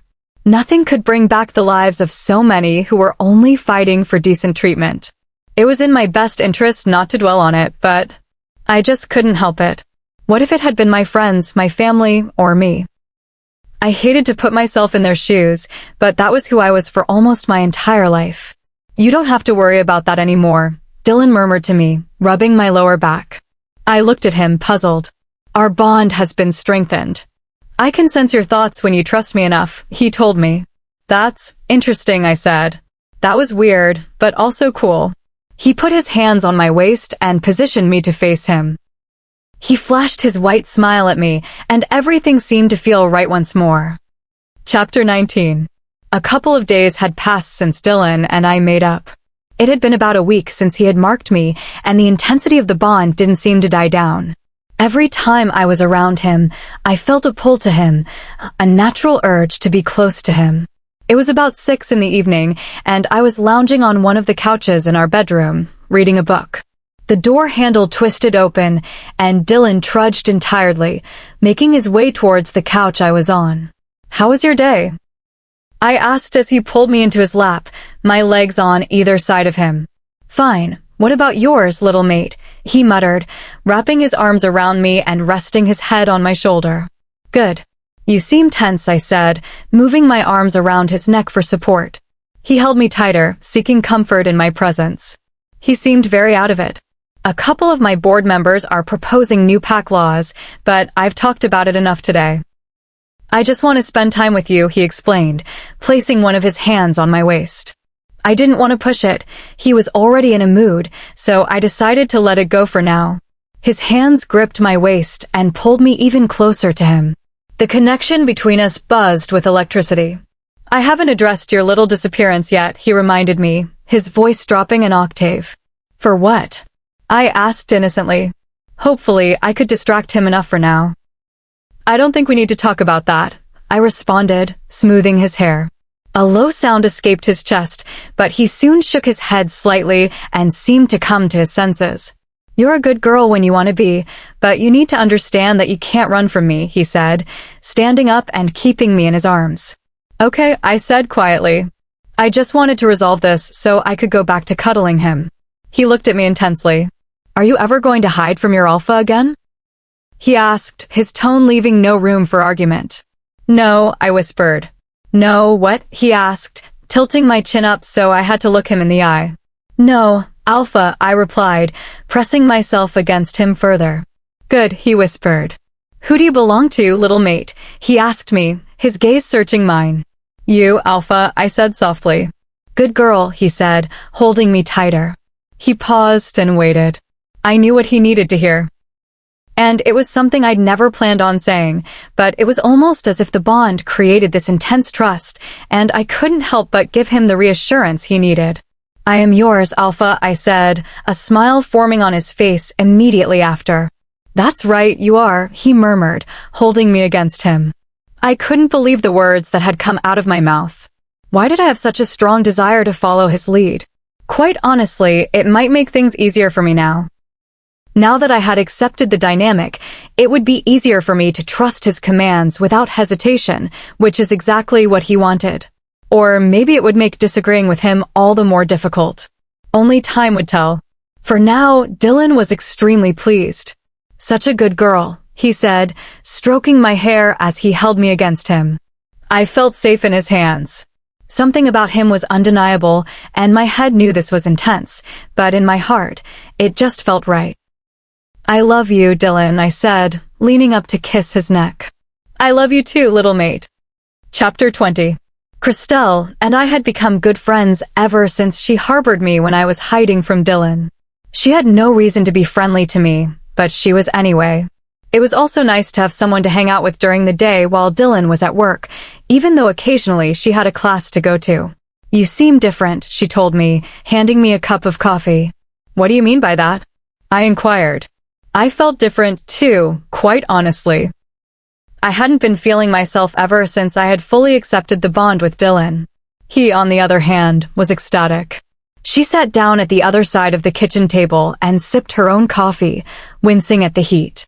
"I don't know, you just seem quieter," she said, furrowing her eyebrows. "No offense," she quickly exclaimed afterwards. "Can I tell you something?" "You're the closest thing I have to a real friend here," I told her. "Of course, Quinlan. And I am your real friend. I like spending time with you. You're cool and you're my age and pretty easygoing for a Luna," she smiled. That made me feel happy. Well, yesterday Dylon and I had a moment regarding me hiding from him. By the end of it, I accepted his authority completely. And it felt right and wrong at the same time. There was just something strange about it, I explained. She sat in thought for a moment. Did you mean it when you told him you accepted it? She asked.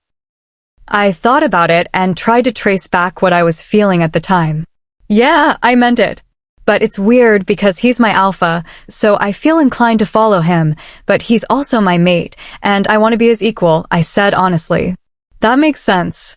It's a tricky situation because you're a human mated with a powerful alpha. But at the same time, just because you follow his lead doesn't mean you have to believe he is worth more than you. And it certainly doesn't mean you two won't make decisions together, she reassured me. Honestly, it made me feel so much better. Christelle was right. Accepting the dynamic didn't have to be some huge deal, and it made Dylon happy, so why not? Hey, a couple of my friends and I are gonna go out to a bar tonight. Do you want to come? It may help you loosen up, and I'm sure it'll be a fun time, she asked. Wow, I've never been in a bar and not been the one behind it serving drinks, I chuckled. Woo-woo, she shouted excitedly, making me laugh. Where's something nice? I'll come get you at 8:30. I was lounging on the bed watching TV when Dylon got back. He came in looking tired. You look handsome in a suit, I winked, instantly making him smile and cheering him up. I needed him to be in a good mood if he was going to let me go out tonight. I pushed myself off the bed and went over to hug him. Someone's in a good mood, he smiled. I am, I started. Because Christelle invited me to come with her and a couple of her friends to a bar tonight, I said hopefully. No way, he responded instantly. Why not? I asked. I don't want you going out and getting into trouble, he told me, and I rolled my eyes slightly. I'm not going to cause trouble. I've just never had friends to hang out with. I didn't go to college. I'm 24 years old, and I've never gotten to go out and have a good time. Please, Dylon, I argued. It would mean so much to me. I'd be home by 11. I batted my eyelashes. I could tell he was considering it. Fine, he sighed. But you're to answer my calls and stay safe. I'll be waiting for you here when you get back. Thank you. I hugged him tightly, peppering his face with kisses. I have to get ready. I pulled away and ran into the bathroom, and Dylon laughed at me when I did so. I'd only ever seen what people looked like at college bars on television, so I guess I'd have to go based on that. I put my blonde hair in loose curls and tossed my head a couple of times to make it look naturally wavy. Next, I put on a little powder to keep from looking shiny and did a subtle smoky eye. I didn't usually wear eyeshadow, but it was a special occasion. I topped it off with some mascara and some highlighter. Then, I picked out a short white cocktail dress. When I walked out of the bathroom, it was 8:20, just on time. Dylon's eyes scanned me up and down. See, on one hand, I want to tell you to change into a sweatshirt and pants, but on the other hand, I want you to be wearing that when you get home to me, he said. Don't worry, I said, walking over to him. They can look, but I'm yours. I wrapped my arms around his neck. I don't really want them to be looking either, but he rolled his eyes, and I laughed. Thank you for letting me go.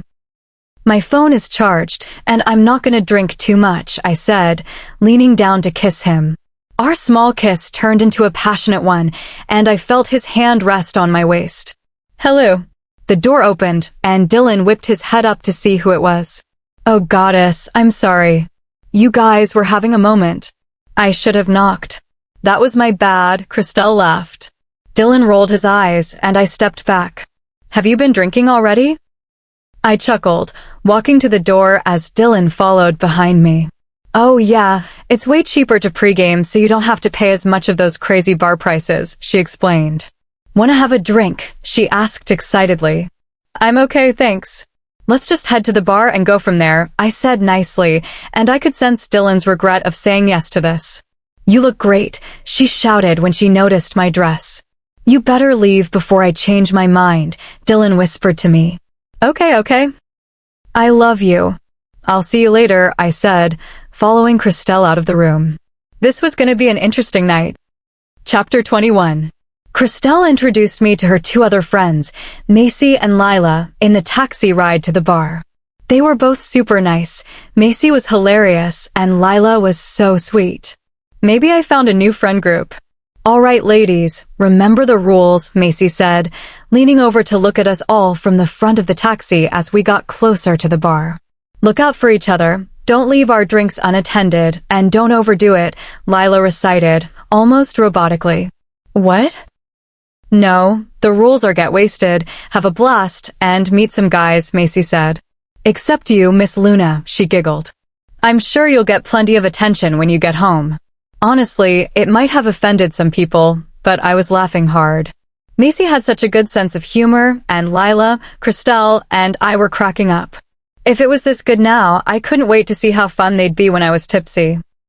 Finally, we got to the bar, and Lila and I helped Christelle, who may have had a little too much to drink already, get out of the car. The music was loud, the bar was packed, and I was ready to have a drink. Christelle made a beeline for the dance floor, while Macy, Lila, and I headed for the bar. I'll have a Cosmo, please. Lila asked the bartender politely. And we'll have a round of 4 shots each. Macy told him, gesturing to me. Oh boy, I don't know about that. I hate shots, I chuckled nervously. Come on, Quinlan. Tonight's the night to go crazy, let loose, have a good time, she said enthusiastically. You don't have to do shots if you don't want to, Quinlan. You can share my Cosmo, Lila smiled at me. It was like having an angel and a devil on my shoulder. Of course, do whatever you're comfortable with. I'm just saying I can't take 8 shots by myself, Macy teased. I chose the devil. We lined up our shots, and everyone surrounded us, counting down from 3 and cheering as Macy and I downed all of our shots in a matter of seconds. What a rush. I shouted to her over the music. See, this is exactly what you needed, girlfriend. Macy gave me a high five.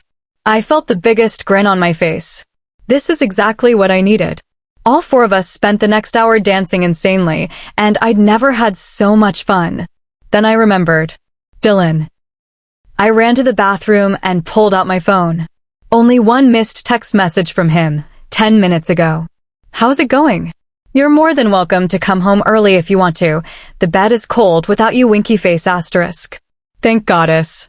I tried not to make typos and texted him back. I'll see you at 11, sexy. Hopefully that was good. It was 9:45, Dylon was handled, and I had another hour before we had to leave. I was drunk, but not wasted, though getting wasted was one of Macy's rules. I went out to find her on the dance floor, but I ran into Lila instead, who informed me Macy and Christelle were dancing in the middle of the crowd, which didn't surprise me. I'm gonna go get a couple more shots, I told her. I'll come with you. I need to get some water, she yelled over the music and smiled at me as I led her off the dance floor. I ordered 2 more shots and downed them quickly as Lila sipped her water. She was definitely the responsible friend. Honestly, I admired her, and I hoped I could be more like her the next time we came to a bar together. But tonight was my first party night, and I had to let loose. Hello, gorgeous, a man said from beside me. Can I buy you a drink? He asked. He was cute, but he had nothing on Dylon. I have a boyfriend, I'm sorry. I slurred. Just a harmless drink. Your boyfriend won't mind, he smiled. Trust me, bud. She's had enough to drink, Lila said from behind me. I almost forgot she was there. I don't think I was asking you. The man snarled and reached for my hand. Before I knew what to think, Lila reacted instantly, delivering a swift kick. He was hunched over, clenching his stomach in pain. Come on, Quinn. Let's get away from this guy, she said, grabbing my hand and leading me away. My eyes stayed fixated on the man, and my mouth hung open in awe. Lila, you just totally kicked that guy. I exclaimed when we got to a different area. Well, yeah. He was harassing you, she shrugged. I hugged her and she seemed surprised. That was so awesome. I thought you were this sweet, innocent sweetie pie, and you're actually a total badass. I shouted. She threw her head back laughing. That was the nicest thing I've ever had someone say to me. And you are absolutely hammered, she giggled. She was right, I totally was. Before I knew it, an hour had passed, and Christelle and Macy joined Lila and me outside to hail a taxi. So how was everyone's night? Macy asked as soon as we got in. Pretty good, said Lila. Amazing, I shouted quickly after. Dreadful. Wake me up when we're home, Christelle groaned. Alrighty then, Macy followed up. Is the alpha going to be mad at you for coming home this drunk? She asked me. Haha, I snorted. The alpha. Quinlan. She looked concerned. Oh yeah. No, he'll be fine since we're getting there on time, and if he's mad that I'm drunk, I'll just turn on the charm and he'll forgive me, I chuckled. Macy laughed from the front seat, and I was honored that I made her laugh. When we got to the house, I hugged them all and thanked them a little too much, telling them over and over how much fun I had. They didn't seem to find it annoying, luckily. When I entered the house, the time was 10:58. Perfect. I got in the elevator and pressed the 5th floor button when it hit me that I was about to see Dylon. Ugh, he was so handsome, and I missed him so much. The elevator opened, and I practically sprinted to our room, shoving open the door and running into Dylon's arms excitedly. I missed you, I said happily, inhaling his scent and clinging to his neck. He wasn't wearing a shirt, and his muscles were contracted. His chest was so warm. I missed you too, little mate. Did you have a good time? He smiled. Thank you for letting me go, I said, and reached my head up to kiss him. He kissed me back briefly but then pulled away, gripping my chin to face him. You taste like vodka. How drunk are you? He asked. I looked into the eyes of the man I loved, and I knew I couldn't lie. I'm so drunk, baby, I said, hoping he wouldn't be mad. But it's the good kind of drunk. Affectionate drunk, I murmured as I went to kiss his neck. Dylon seemed to be thinking. I thought you weren't going to get too drunk, he said, raising an eyebrow. I wasn't, but then I took shots with Macy, and it was so fun, and I was having a good time, so I didn't care that I overdid it. I tried to explain, but stumbled over my words. But the whole time I was there, I leaned up to his ear. I was thinking about how excited I was to get home to be with you. I winked, and his eyes widened. I slid my dress off and pressed against him playfully. I want to be mad. But you're making it pretty difficult, he said, grabbing my hips as I pushed against him. Don't be mad, I turned around to face him. You're so hot, I muttered, tracing my finger around his abs and rubbing my hand across his firm bicep while he scanned me. Damn it, he said. He suddenly pulled me close and kissed me passionately. I love you, Dylon. You make me feel so safe and loved, I whispered against his lips. He smiled and pushed my hair behind my ear. I love you too, little one. I don't know what I'm going to do with you, he chuckled. He guided me to the bed. He was beautiful, and the alcohol only heightened my emotions. Dylon, I whimpered his name as he held me close, his touch sending sparks through my body. You like that, little mate? He murmured. Yes, I sighed. He continued to hold and caress me, bringing me closer to the edge. Please, I whispered. What is it, baby? Dylon asked softly. I finally reached a release, and sparks exploded with intense pleasure throughout my body. Dylon held me through it, making sure I was okay. Let's get you to bed, he said gently, tucking me under the covers. Then he got himself into bed, and I wiggled right up next to him, clinging to him. Aren't we going to? I asked him, my hand feeling around his stomach. You couldn't handle me this drunk, baby, he chuckled and wrapped his arm around my waist. I want you present. You're so sexy, I stared at him, fighting to keep my eyes open. Go to sleep, little one. You must be exhausted, he said, moving his hand to stroke my hair and rub my back. He was right, I was exhausted. I curled up tight next to Dylon and rested my head on his chest before closing my eyes and drifting to sleep. Chapter 22. When I woke up, Dylon had already gone to his meetings for the day. My head was pounding, but it wasn't anything unbearable. I grabbed my phone and checked the time, 10:24. There was also a text from Dylon. Sorry, I didn't say goodbye, little one. You looked so cute sleeping, and I didn't want to wake you. See you later this afternoon. The more I got to know him, the more I realized that even though he was possessive and protective, he was kind-hearted, and he really did care about me. We'd only been together a month, and I felt like I was married to him, even though there were still lots I didn't know about him. In fact, we had been together exactly a month. I checked the date, and it was the 16th. It was our 1-month anniversary. I doubt he remembered. He had more important things to deal with. But I'd made him put up with a lot of nonsense the past month, so I felt like doing something special for him. I'd need a little help, though. I don't know what color he'd like, I said, roaming and pushing through all of the lingerie on the hangers. Red is sexy, trust me on that, Christelle said, handing me a couple of sets to try on. Macy and Christelle took me to a lingerie store so I could get something a little extra sexy for tonight. I tried on dozens of the most revealing pieces. And eventually, I knew I had found the one. I looked at myself in the dressing room mirror and admired the red teddy. It pushed my chest up and showed off my slim waist, and the back was virtually non-existent. I walked out and showed Macy and Christelle. Oh my God, Christelle sat jaw-dropped. You look incredible. Macy applauded. I chuckled and gave them a little eyebrow raise. So probably not this one, right? I teased. Lord, if you don't get it, I will, Christelle laughed, waving me off to buy it. I changed out of it and brought it to the cash register. After I paid, Christelle drove us to get some lunch, and I got to sit in the passenger seat. Her car was really nice. It was a white Range Rover that still smelled like new leather.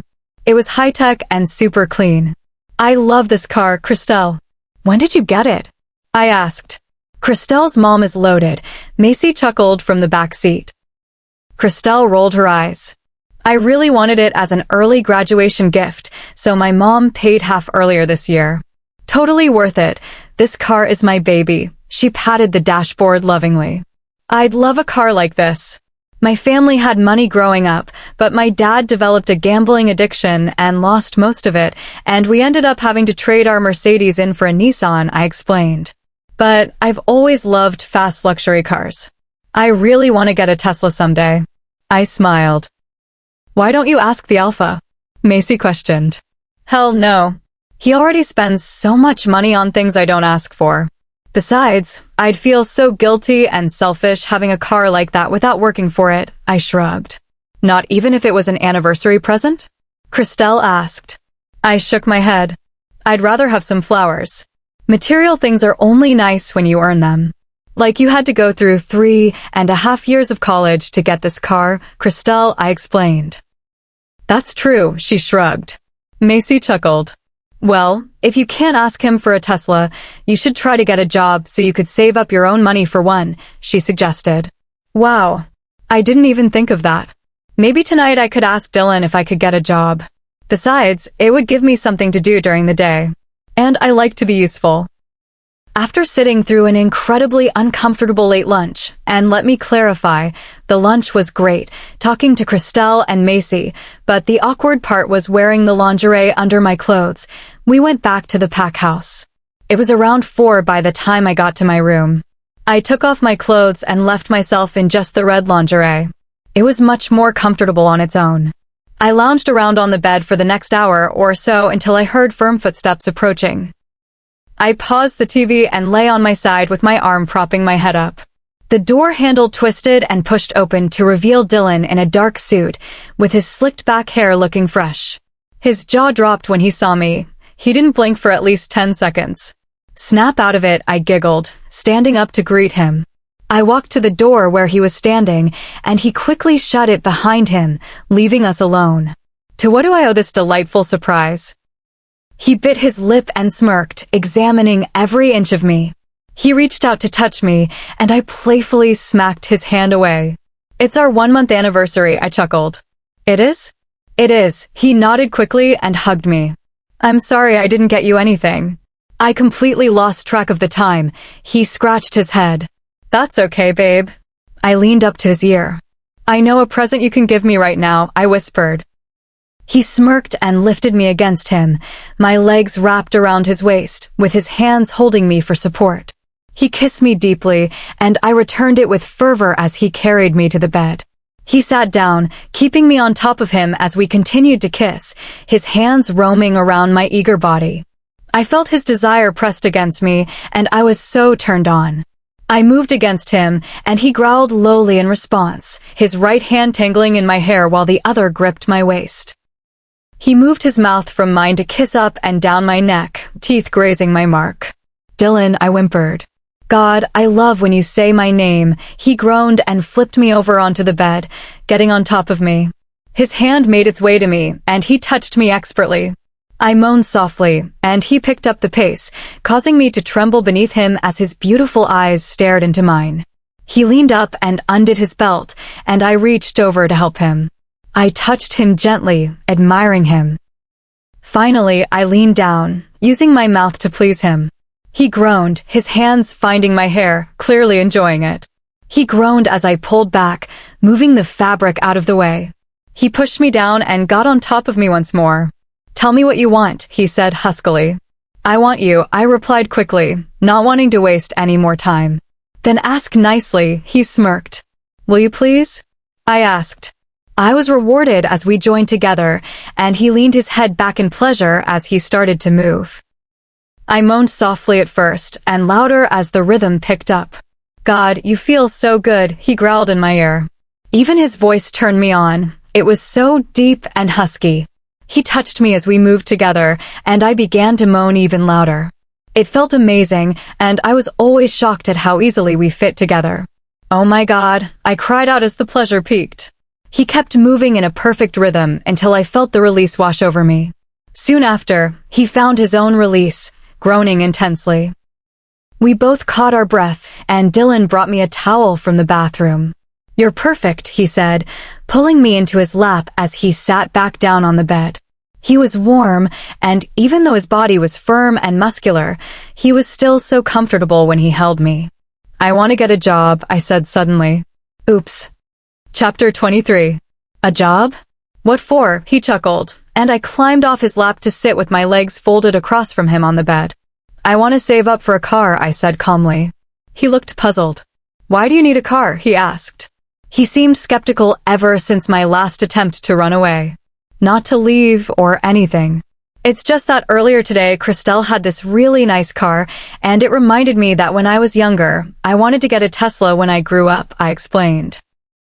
"I love driving luxury vehicles, and then I could drive to lunch with my friends." He seemed to be thinking, "Quinlan, I can just buy you a Tesla. You realize anything you want, I'll get you." He smiled. "I know, but I want to work for it. I want to feel like I earned it," I said. "I don't know what kind of job you'd be able to get. You're a Luna, and I can't have you working in sanitation or the food industry," he scoffed. "Why not?" "I wouldn't mind," I smiled, happy that he was considering my proposal. "You need something that utilizes your skills and talents and pays well. Something professional where you can learn," he said. Then he got a mischievous smile on his face, and he looked me up and down. "You can work here," he said happily, pointing to a decent-sized desk in the room outside his office. "And do what?" I asked. "You'll be my secretary," he smirked, and I rolled my eyes. "Dylon, no way," I facepalmed myself. "Yes way. You can schedule my meetings and file paperwork. And it pays pretty well working directly for the Alpha," he grinned. "I don't want you to be my boss." I laughed, scanning the desk. It looked really nice. It had a leather rolling chair, a computer, and a bunch of pens and highlighters in a cup. "Well, it's either this or I'll get you a maid outfit, and you can clean our room," he teased. I rolled my eyes and tried not to laugh. He walked over to me and wrapped his arm around my waist, pulling me in closer to him and tilting my chin up to look him in the eye. "And the best part about this job is, you can come visit me in my office any time," he murmured, and his hand moved down to rest on my hip. I felt a flutter of excitement at his words. "Fine. But at work, you're not going to be like this," I said, pushing him away gently. "You're going to be professional. And I'm going to get work done, and you'll be impressed and give me a raise my first week," I winked. He chuckled and scanned me up and down. "You don't want me to touch you, little mate," he said, inching closer until I was backed against the desk. He leaned in and looked me in my eyes, staring into my soul with his beautiful gaze. I gulped and bit my lip. "I want this to be a professional workplace environment," I said, creating some distance between us once more. "Okay. But don't expect me to not at least try to have a little fun with you here. It doesn't have to be all work," he chuckled, and I scoffed.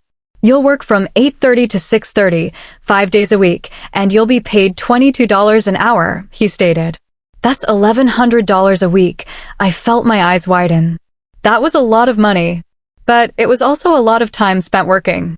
Then again, my friends had classes during the day, and I'd be able to stay busy here at least. Welcome aboard, Quinlan. I'm very excited to see your performance here. He smirked at me. This was going to be difficult. Chapter 24. I started work the next day. Dylon got into his suit, and I slid on a pencil skirt and a white blouse. I picked out a pair of black pumps, applied a little bit of mascara, and finally brushed out my hair. We walked to his office together, and he gave me a little pat on the back and wished me luck. I sat down at the desk and signed into the computer to see a copy of Dylon's schedule for the next few months. I was surprised by how many meetings he had every week.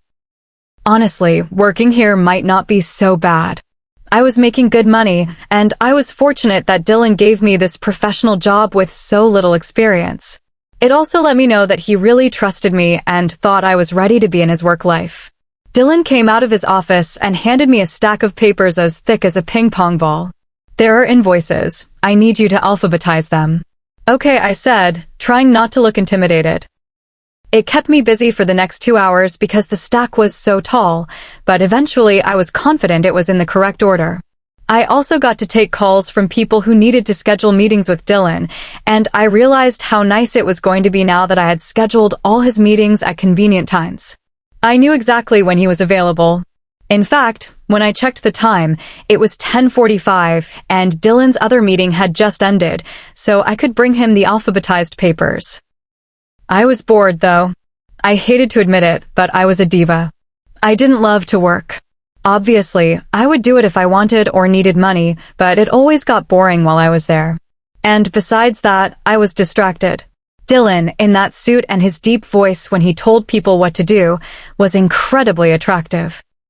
We hadn't had any alone time the day before, and, honestly, I was dying to be close to him, but I knew I had already told him I wanted to be professional at work, and I couldn't be a hypocrite. Although he did say he might still try to distract me, so maybe I could just be extra charming and let him start it. It wasn't my fault if I gave in, right? I unbuttoned the first few buttons of my blouse. Then I grabbed the papers and headed into his office. I knocked on the door. "Come in," I heard him say. I kicked it open gently and walked to put the stack on his desk, his eyes following me each step. Then I leaned over right in front of him to set the papers down, and he was clearly focused on me. I stood back up, and his eyes finally went back to mine.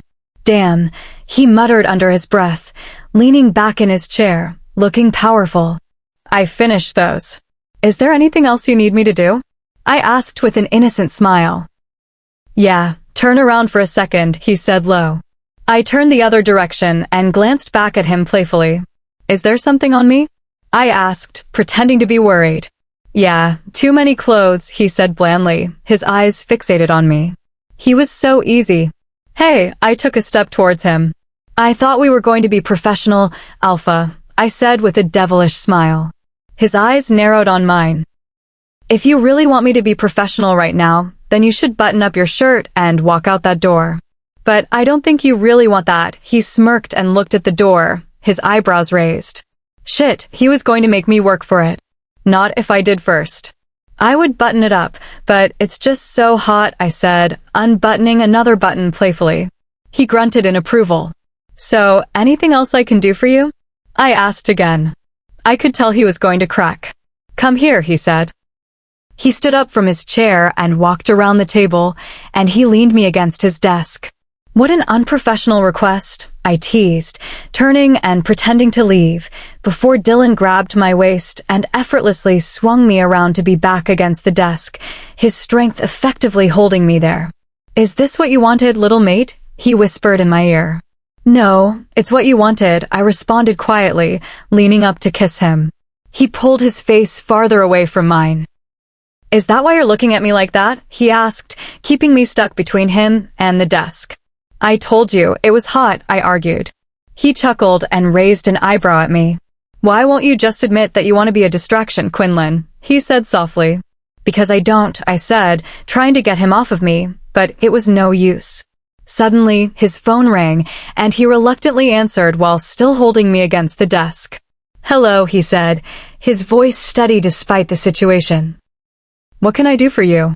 "I'm calling to double-check that you and the Luna will be attending my dinner party this evening," the voice on the other side asked. "We'll be there." See you at 8, Dylon replied and quickly put the phone down, focusing back on me. Where were we? Oh yes. You were giving in to me, he smirked. No, you were giving in to me, I argued. He took a step back. Oh, Quinlan. We both know I have better self-control than you. Despite the temptation, I can wait if I want to, he chuckled. Ugh, your arrogance is frustrating. See you at 6:30, I said, fixing my shirt as his eyebrows furrowed a bit. I could sense what he was feeling, frustration. But, seriously, why couldn't he ignore the fact that I was being a hypocrite so we could both have fun? Then again, I did always have to be right. It was over with now, and I had to stick to my original plan and be professional. What a bore. I made myself a cup of coffee and answered a bunch of calls until finally the clock read 6:30. Dylon walked out of his office, and I followed behind him to our room. Whose dinner are we going to tonight? I asked. Lucian, my beta. He's celebrating his birthday, Dylon replied. We have to be there at 8, so figure out when you should start getting ready. So, pretty much now. Plus. Chapter 25. I had no time for sex, and I didn't realize how much it would affect me. I'd become a more sexual creature since I shifted. It had been about 48 hours since we last were intimate, and honestly, this was frustrating. I sucked it up, put on some makeup, and curled my hair. I also put on a comfy but stylish pink dress and a necklace. Wow, Dylon smirked, his eyes wandering all over me. I looked at the time, 7:54. I rolled my eyes. There was no time for anything before we went. Dylon reached out for my hand, and then we headed to the elevator. Instead of going out the front door, he led me to the back. I was a bit confused, but maybe the driver was in a different place this time. We went through a door that led to a massive garage with at least 10 cars, all different colors. My jaw dropped. The contents of this garage were probably worth millions. I didn't know you. What the hell? I hit Dylon's shoulder playfully, and he smiled. You've only known me a couple of weeks, Quinlan. Don't be too surprised. He chuckled and led me to one of the cars. It was a white Porsche convertible with only 2 roomy seats upholstered in dark leather. This car was luxurious, all right. Why do you even use a driver? I asked. Sometimes I need to get work done while I drive. Sometimes I just don't feel like driving, he shrugged, almost unaware of how casual he sounded. Besides, it's my beta's birthday. I have to show up in style, he snickered. Dylon, these cars are incredible. Usually, I say money doesn't buy happiness, but I've never been happier than I am right now in this garage with all of your expensive cars, I said, walking towards him. He smirked down at me and took a set of keys out of his pocket to show me. You like that? He grinned. I really do. I love cars, I said, pulling him closer to me by his tie. I reached for the keys and gripped them while I began to kiss him until he pulled away and lowered his eyebrows. No, little mate. I'll be driving tonight. He nudged me to the other side. I wasn't bummed, though, because I could still check out everything with the car. I opened the door and smiled when I got in. It still smelled new. Dylon pulled out, and as soon as we got on a main road, he floored it, and we went flying down, the wind blowing our hair back as I squealed. Oh my gosh. I finally yelled when he slowed down. I really didn't think you could get any sexier. I bit my lip and he smirked, turning his attention back to the road. I played with the seat adjustments and checked out all of the compartments. There were so many places to put things, and even the cup holder was fancy. Finally, we got to Lucian's house, and it looked crowded. Dylon left the car with the valet, and we were greeted at the door by Lucian and his mate. He was wearing a more casual suit, and his mate was wearing a lacy red dress. Happy birthday, big man, Dylon chuckled while patting Lucian on the shoulder. They smiled and showed us inside. I was right about it being crowded. Everyone was drinking champagne and eating snacks in the large room. I followed Dylon and said hello to people with him after getting a glass of bubbly. It was mostly people who worked for him, and I could tell his presence intimidated them all. You should have some champagne, babe. It's really good, I suggested when it was just us again. I have to drive, silly, he said, rubbing my back. But don't let me stop you from having more, he smiled. I took him up on the offer and handed him my glass. He laughed when he realized I wanted him to fill it and got up to get me more. Lucian's mate noticed me sitting and made her way over. Hi, Quinlan. I'm Noeline. I don't think I introduced myself. How are you doing? She asked in a chipper voice. Good, good. I love your house. This is a really nice party. Thanks for having us. I smiled. Absolutely. Let me know if I can get you anything, she said, then moved on. Dylon came back with my glass, and I stood up to retrieve it, realizing I was a little off balance. Nothing too bad, but this should be my last glass. Dylon sat on the couch I was on, and I went to join him, his arm sliding around my back to hold me against him. I sipped the champagne and thought about how good it tasted. Then my mind moved on to other things. I put my hand on Dylon's thigh and noticed him react instantly. Other people were kind of looking in awe, and I forgot he was these people's alpha for a second.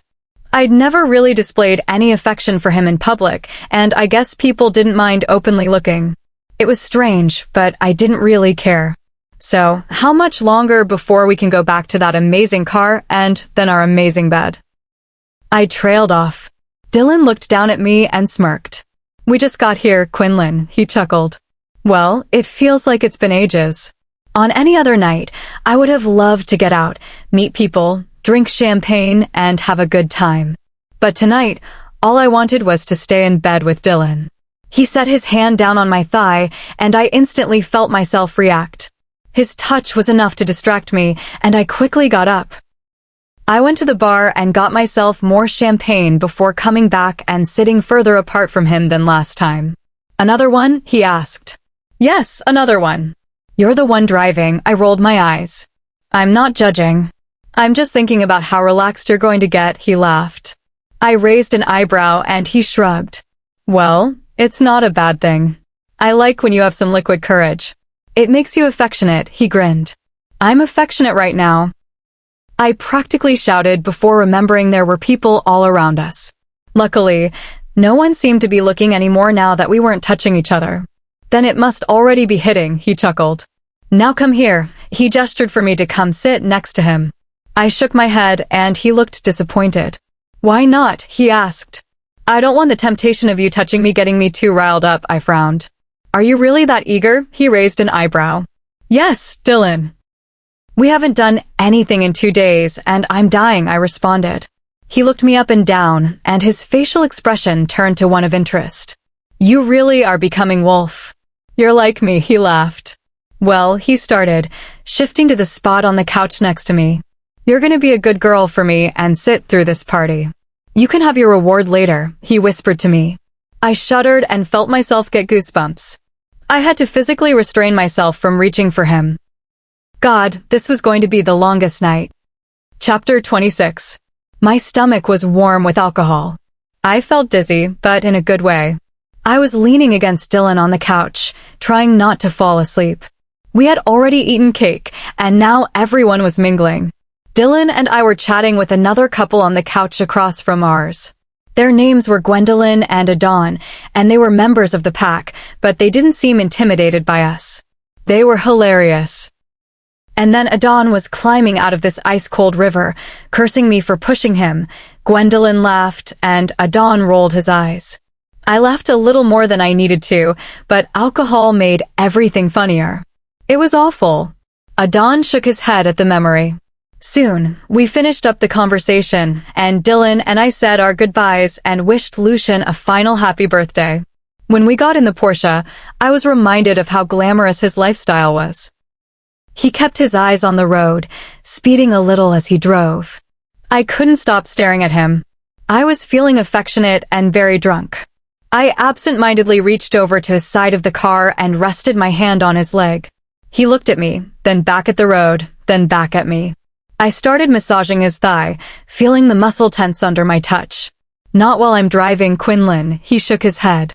I moved my hand to pull his hand over and place it on my chest. He felt the beat of my heart and bit his lip, trying to control himself before removing his hand. Do I need to remind you what happens when you don't do as I say? He asked, his lip curling up.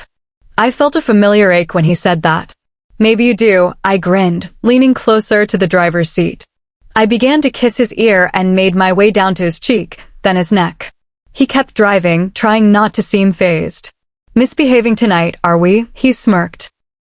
I was so good at the party, though, I whispered to him. "That's true, you were. But that doesn't mean you get to distract me while I'm driving." "You're lucky I don't pull over right now," he teased, and I felt a flutter of anticipation. "Oh my God, Dylon, please do," I begged, staring at him while he drove. He chuckled and glanced at me. "We have a bet at our house a couple of minutes away, you know," he smirked. "I want you to take me right here in this sexy car," I whispered into his ear. He shook his head and chuckled. "You don't know it yet, but your drunk self is signing you up for a lesson," he smirked, pulling into the garage. I looked at him with innocent eyes. "I just want you, Dylon." "I didn't know there was a consequence for being eager," I said, my eyes staring down at his lap. He got out of the car and came around to open my door for me. I stumbled out, grabbing his shoulder for balance. "Can we take a drive in another one?" I slurred, walking past him to look at all of the cars. There was a bright red Ferrari that caught my eye. Space was limited, but that car was something else. "I want you to take me in that one," I pointed to it, then looked back at him. His reaction was all I could focus on. I loved that, even as a drunk mess, I could still make him want me. "Quinlan, why don't we go upstairs?" he said, reaching for my hand. I ignored it and walked over to the car, hiking my dress up slightly as I leaned against the hood. He bit his lip and looked down at me, admiring the view. "Do you like that?" I asked quietly, staring him dead in the eyes as I pulled my dress up more and eventually brought it over my head and threw it so it landed on the back of the car. I hadn't worn a bra with the dress, and now I was left with very little covering me, leaning against his dreadfully expensive car.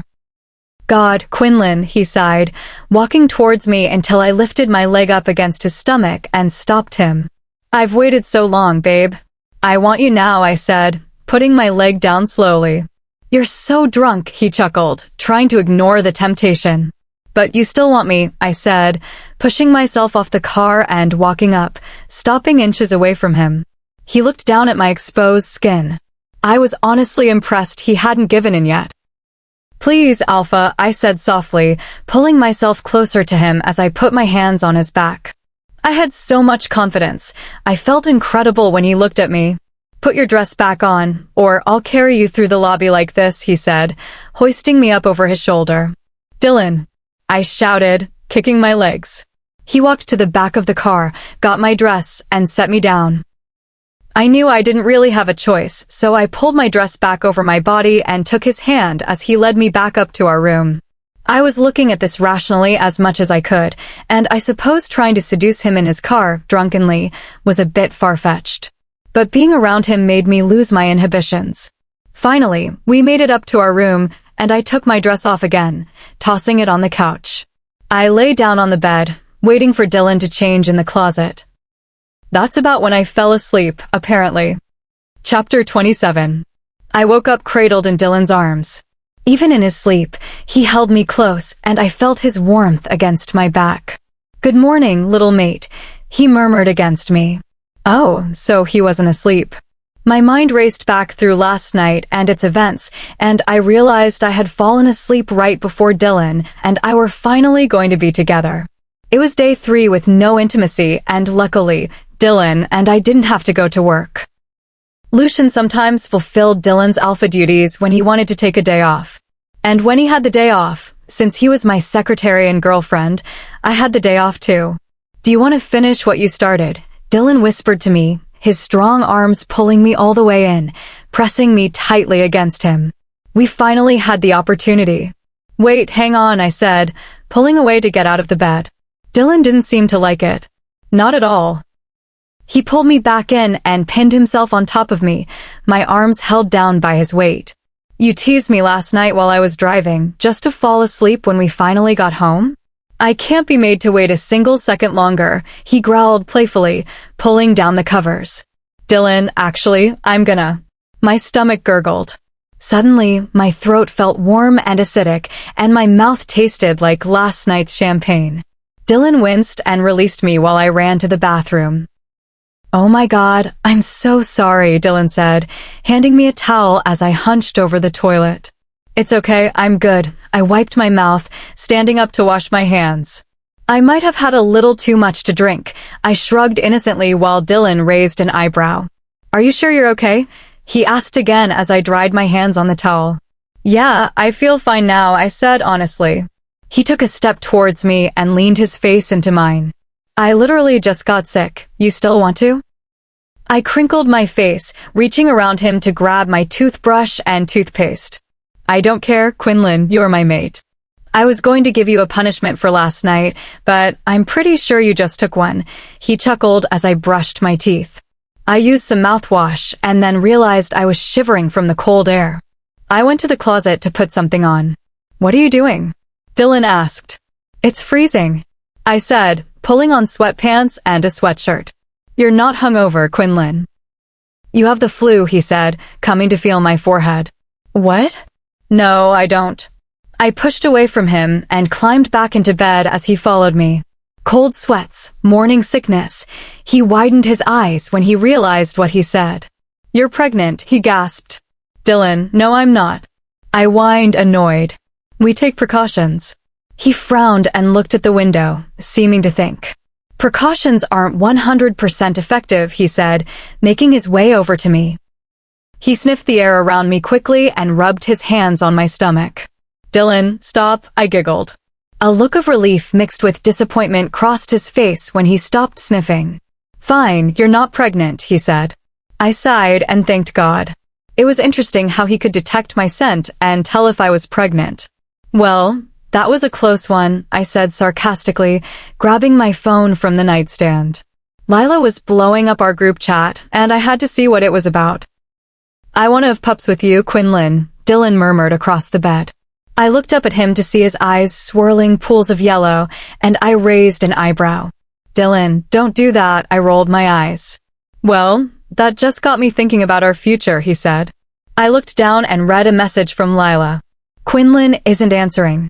Can we all meet on her floor and wake her up? She'll know what to do. My mind was overwhelmed. Dylon was talking about the future, and Lila apparently had an emergency. There's no time like the present, he said, climbing over me before I knew what to think. Suddenly, a knock pounded on the door. Dylon furrowed his eyebrows and followed me as I got up to answer. I opened the door to Christelle, Macy, and a frazzled-looking Lila. Christelle, I see you knocked this time, Dylon said sarcastically. We're stealing Quinlan, Macy said, grabbing my arm and pulling me away. I mouthed sorry to Dylon and turned around, walking to the elevator with them. What's going on? I asked. Lila met her mate yesterday, Christelle said excitedly. Oh my gosh, congrats. I smiled at her and she blushed. He wants to come to my place tonight, as a first date, Lila said hesitantly. Oh, why? I asked as we walked to Christelle's room. I took a seat on the big, comfy couch and waited for everyone else to sit down. That's what we're confused about. Like, why not a nice restaurant? Is he just looking for a hookup? Christelle said. He's your mate.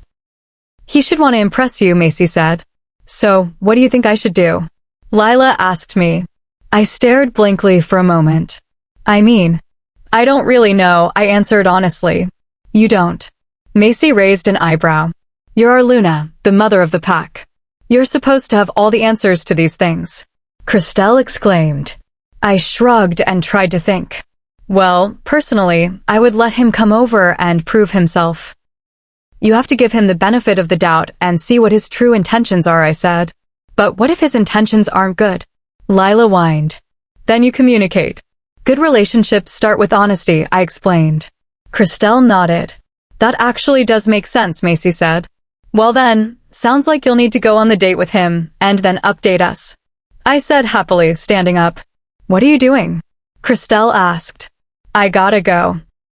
As much as I'd love helping, there's not much more I can do, and besides, I have someone waiting on me upstairs, I winked. Chapter 28. I made my way back upstairs to my room, and Dylon was sitting on the bed watching TV. What was that all about? He asked. Oh, Lila was just having a girl problem, I said, blowing it off as I walked to the bed. I went to his side, and he looked confused.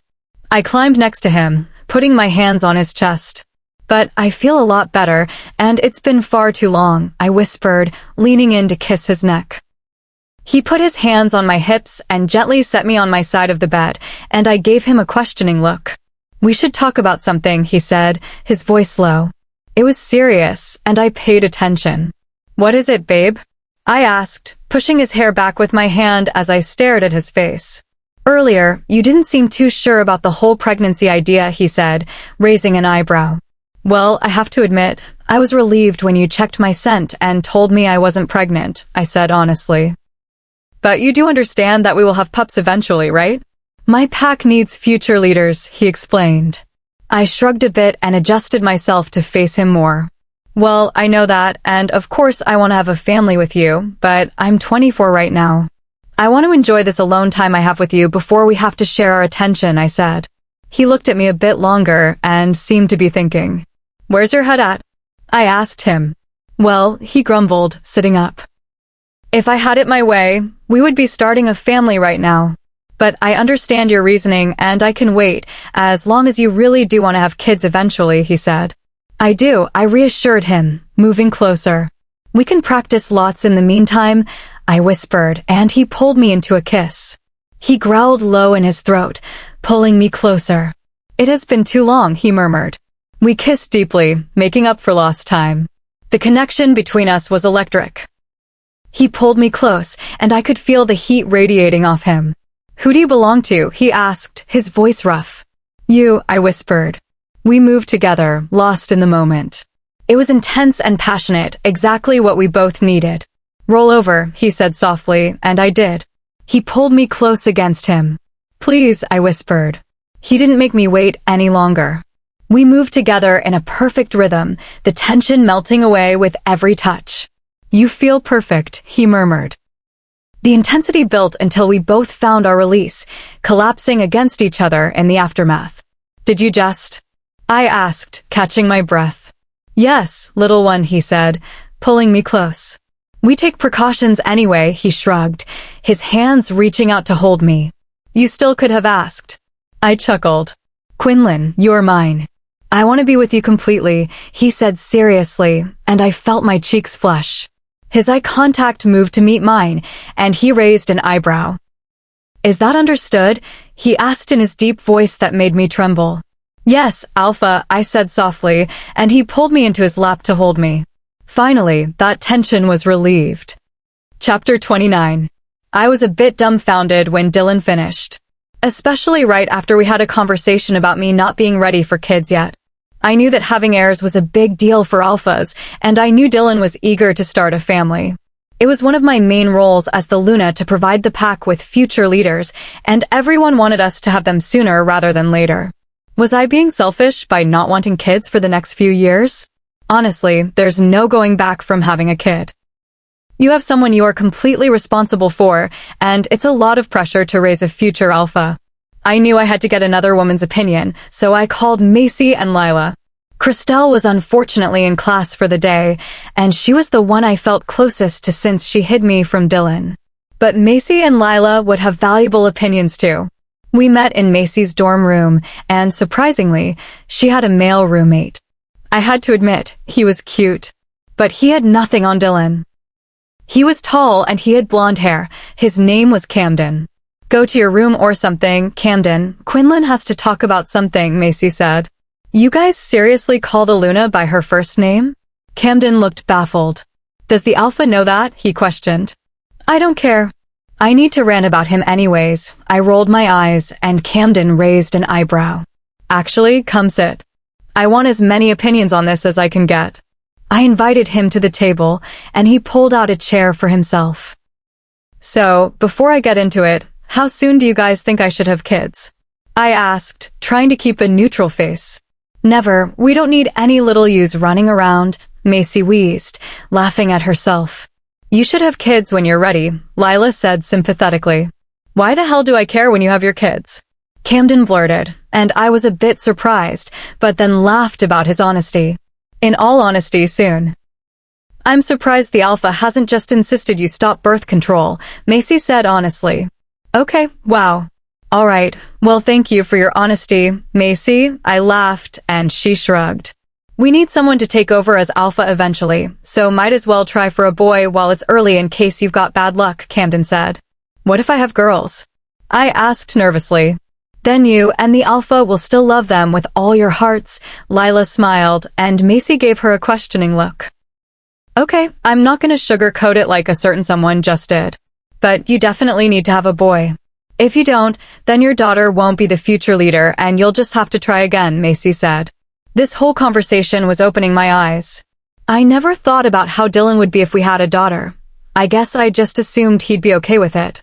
But here are 3 pack members basically saying that I need to have a son in the near future, or I'm doomed. Thanks for your honesty, guys, I said. Maybe I should just let him try for a baby. It wouldn't be the end of the world, I sighed, standing up. They all waved me off goodbye as I headed back up to my room. Dylon was typing away on his laptop, but he paused and looked at me when I came in. Lila really needed to talk again, he chuckled, raising an eyebrow. I just sighed, putting my hair up into a messy bun as Dylon watched me, seeming confused. Dylon, I've done a little thinking, I said, looking back up at him. He raised an eyebrow. About what? He asked. Well, do you really genuinely want to have kids right now? I asked seriously. Absolutely. I need an heir to train while I'm still young and able to teach them how to lead, he said, still seeming confused by the question. But what if we had a kid and it was a girl? I asked. I wouldn't mind. I want to have multiple children anyways, Dylon smiled slightly. Well, now I feel. Ugh, I muttered, storming off to the closet to take my shoes off. Feel what, babe? He asked sincerely. I rolled my eyes and hopped into bed next to him, grabbing the remote to channel surf. Never mind, I said, turning the volume up a bit on the game show channel. No, tell me, Quinlan.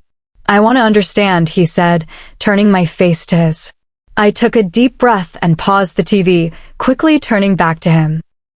I feel like I'm being selfish for wanting to wait longer to have kids, I said quietly. Quinlan, your life changed drastically when you became an alpha's mate. Of course you don't naturally want to have kids right away. It doesn't make you selfish for wanting to wait, he explained. I knew you wouldn't be on board right away, but I still think you should consider it, he said, his thumb reaching to rub over my bottom lip softly. We can get help with childcare. Trust me, I still want my alone time with you, he smirked, and I laughed. Okay, I'll think about it, I smiled and pressed play on the TV while I leaned against Dylon's shoulder. Guess I wouldn't have to worry about taking my birth control anymore. Chapter 30. A couple of days went by with our normal routine. But Dylon was starting to work later, going over trade deals with other packs, and he let me out early so I wouldn't be stuck at the office with him until late in the evening. Macy and I had been hanging out more lately. She explained to me a couple of days ago how she and Camden worked so well as roommates because they both liked to relax in similar ways. Herbal remedies were allowed in Dylon's pack for medicinal purposes, and Macy used them for her anxiety. After work each day, I'd been coming over to her apartment and hanging out with her and Camden while they relaxed, but I hadn't actually joined them yet. I went back to my room, changed into leggings and a t-shirt, then headed down to the apartment. Macy was sitting on the cushioned chair, and Camden was sitting on the far end of the couch when I got there. The room was hazy with a distinct, earthy aroma. Look who it is, Macy exclaimed with half-opened eyes. Camden laughed and sat back, relaxing. How was work? She asked absent-mindedly. Oh, the usual. Not as fun as watching you two having fun here, I giggled, taking a seat beside Camden on the couch. Well, we finished our bio-research project, so we figured why not celebrate, she said slowly, staring at the window and smiling. I had to admit, they looked like they were having fun. They lounged on the couch and had silly conversations that made them both laugh hysterically. It was fun to watch them, but I'd be lying if I said I didn't want to experience it with them. I tried to laugh like that. But I was a Luna, and I had to be responsible now. I could only imagine what Dylon would say if he knew this was how I spent my evenings after work. So, are you going to join us this time, or still too professional? Macy asked. Well, I started. Camden widened his eyes. Are you actually considering it? Usually, it's just an automatic no, he said. No, I said, and Macy held out her hand, offering to share. How soon will it wear off? I asked hesitantly. Depends on how much you have, Camden answered. I decided to try it. It didn't take long for the effects to kick in. Geez, you're gonna be out of it, Camden chuckled. I turned towards him and gave a worried look. Are you serious? I said, coughing slightly. Babe, just sit back down and relax. You're about to have a great time, Macy reassured me. I sat back down on the couch next to Camden and waited. 5 minutes went by, and my eyelids started to feel heavy. I felt giggly for no reason, and everywhere I looked, the colors seemed brighter. Has it hit you yet, Luna? Camden asked, then chuckled at what he had just said. You can just call me Quinlan, you know, I smiled, and Camden seemed to ease up. He was so tense around me, but now that I was relaxing with him, he was beginning to realize I was just a normal person like him. I feel funny, I said, my mouth hanging open a bit. Macy and Camden showed me a video of hypnotic patterns and swirls, and then we sat and talked about random things for a while. Hey, I have a great idea, Macy said suddenly. She went to the bathroom, and Camden and I looked at each other as we heard her rummaging through a drawer. She came back with a bright pink bottle. Let's dye our hair, she giggled, swaying a bit. Oh my gosh, let's do it. I shouted excitedly, getting up from the couch and grabbing a pair of gloves. Wait, are you sure? Camden asked us. Don't you want pink hair? I asked him. He shrugged and then grabbed his own gloves. By the time all three of us had washed the dye out and looked like 3 strawberry shortcakes, it was about 7:30. Dylon would be home soon. And I was still in a daze, and I had pink hair. I looked in the mirror. My hair was actually pretty evenly pink, and it was temporary dye, so it would come out in a few washes anyway. My eyes were red, and my mouth was dry. I looked exhausted. My phone chimed, and I picked it up to see who had texted me. Dylon, I'm almost done at work. I want you home when I get there.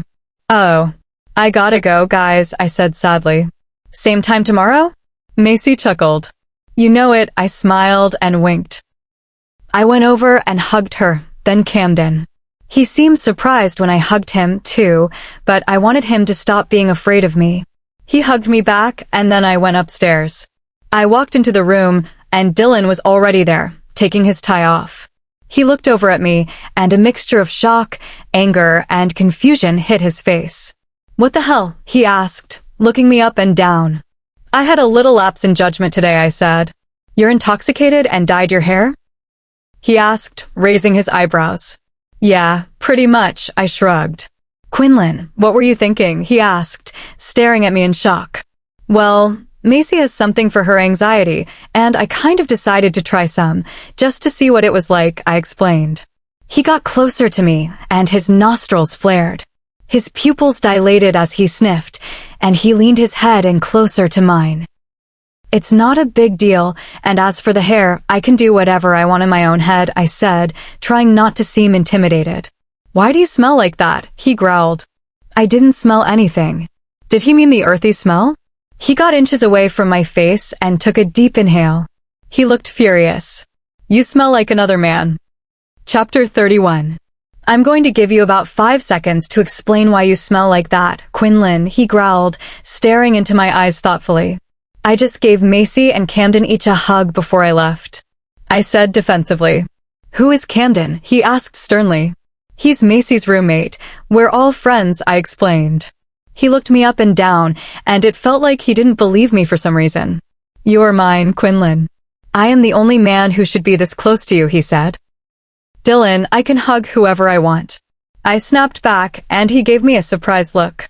No, you can't. You are my Luna, and when you accepted the bond, you committed to me and only me, he explained. It's just a hug. I argued back, baffled that we were even having this discussion. I don't care.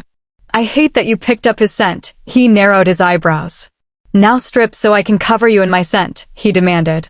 Dylon, I gave you a task, Quinlan, he said, his gaze unwavering. I knew better than to argue further, so I took off my clothes and sat on the bed before continuing to talk. Dylon, I'm sorry. I didn't think a stupid little hug would make me smell different, I said, as he began to reclaim me with his touch. I don't want other men touching you, period, he said. Okay. I won't do that from now on, I said, defeated. He kept close until he seemed to calm down, satisfied with the way I smelled. So, are you going to punish me? I asked, sighing. For what? He asked, and I raised an eyebrow. For being intoxicated? Or dyeing my hair? I said, You're a 24-year-old adult, Quinlan. Everyone experiments. And your hair isn't a big deal. You make it look good, he said, handing me my clothes back. Really? I said. So, out of everything, hugging my friend was what made him angry? God, he was confusing. I just wanted to hug Camden as a normal thing, but it seemed anything but. Being a Luna was such a significant change from being a poor human waitress. It was times like this I missed my parents. They would know what to say, how to make me feel better. But I'd been on my own for a while, and I was used to having to comfort myself. Dylon seemed to notice that something was off. What's wrong? He asked, placing a hand on my lower back. Nothing, I said. He raised an eyebrow and looked at me with concern. Tell the truth, little mate, he said, stroking my cheek with his thumb lightly. I don't know. I just didn't expect it to be this hard, transitioning to being someone important, I sighed. You've always been important, he smiled slightly, taking my hand. You've done an amazing job transitioning into your role as a Luna, Quinlan, he reassured me. You mean everything to me. You'll get used to this as more time passes. I smiled and leaned my head up to kiss him. We fell onto the bed next to each other as we kissed, and his strong hand held me close. He made me feel better about everything so easily. I was fortunate to have him. I love you, I whispered, cuddling closer to him after breaking the kiss. Days went by, more working, more intimacy, more hanging out with my friends, hug-free. I was beginning to feel happy and content with my life. I felt useful and loved. It was a Thursday, and I was filing paperwork at my desk outside of Dylon's office when he called me in. I shut the door behind me, and he looked at me from head to toe. What do you need? I asked. I waited a couple of seconds for an answer, but he just kept looking at me. I still haven't had you at work yet. He gave me a devilish grin, and I felt my cheeks get red. I told you I'm not doing that. I laughed, looking away. He stood up and made his way over to me, and I backed up until I hit a wall, and I was trapped. You don't want me to make you feel good, little mate, he asked me lowly, his body less than an inch away from mine. I want you to get work done so we can leave at a reasonable time, I said, squirming. But he just kept getting closer until I felt his chest pressed against me. Are you sure? He said, snaking his hands down past my hips. His lips made their way to my neck, kissing over where he had marked me not even 2 months ago. It was still sensitive, but it was healed now. I couldn't help but let out a sharp breath, his touch felt so good. Kneel, he said firmly. Wait, but Dylon, What makes you think you're suddenly allowed to argue? He growled softly, moving closer. I'm sorry, Alpha, I whispered before kneeling in front of him. Unbuckle my belt, he ordered. So I did. You know what you're going to do, he smirked devilishly, patting my head and playing with my hair. I leaned forward, intending to please him. Dylon groaned and tangled his fingers in my hair while maintaining eye contact. After a while, I was dying for him to pull me up. I got back on my feet and undressed, leaving me in my matching blue lacy set. I felt his hand reach around to me, and he gave a squeeze before removing the rest of my clothes.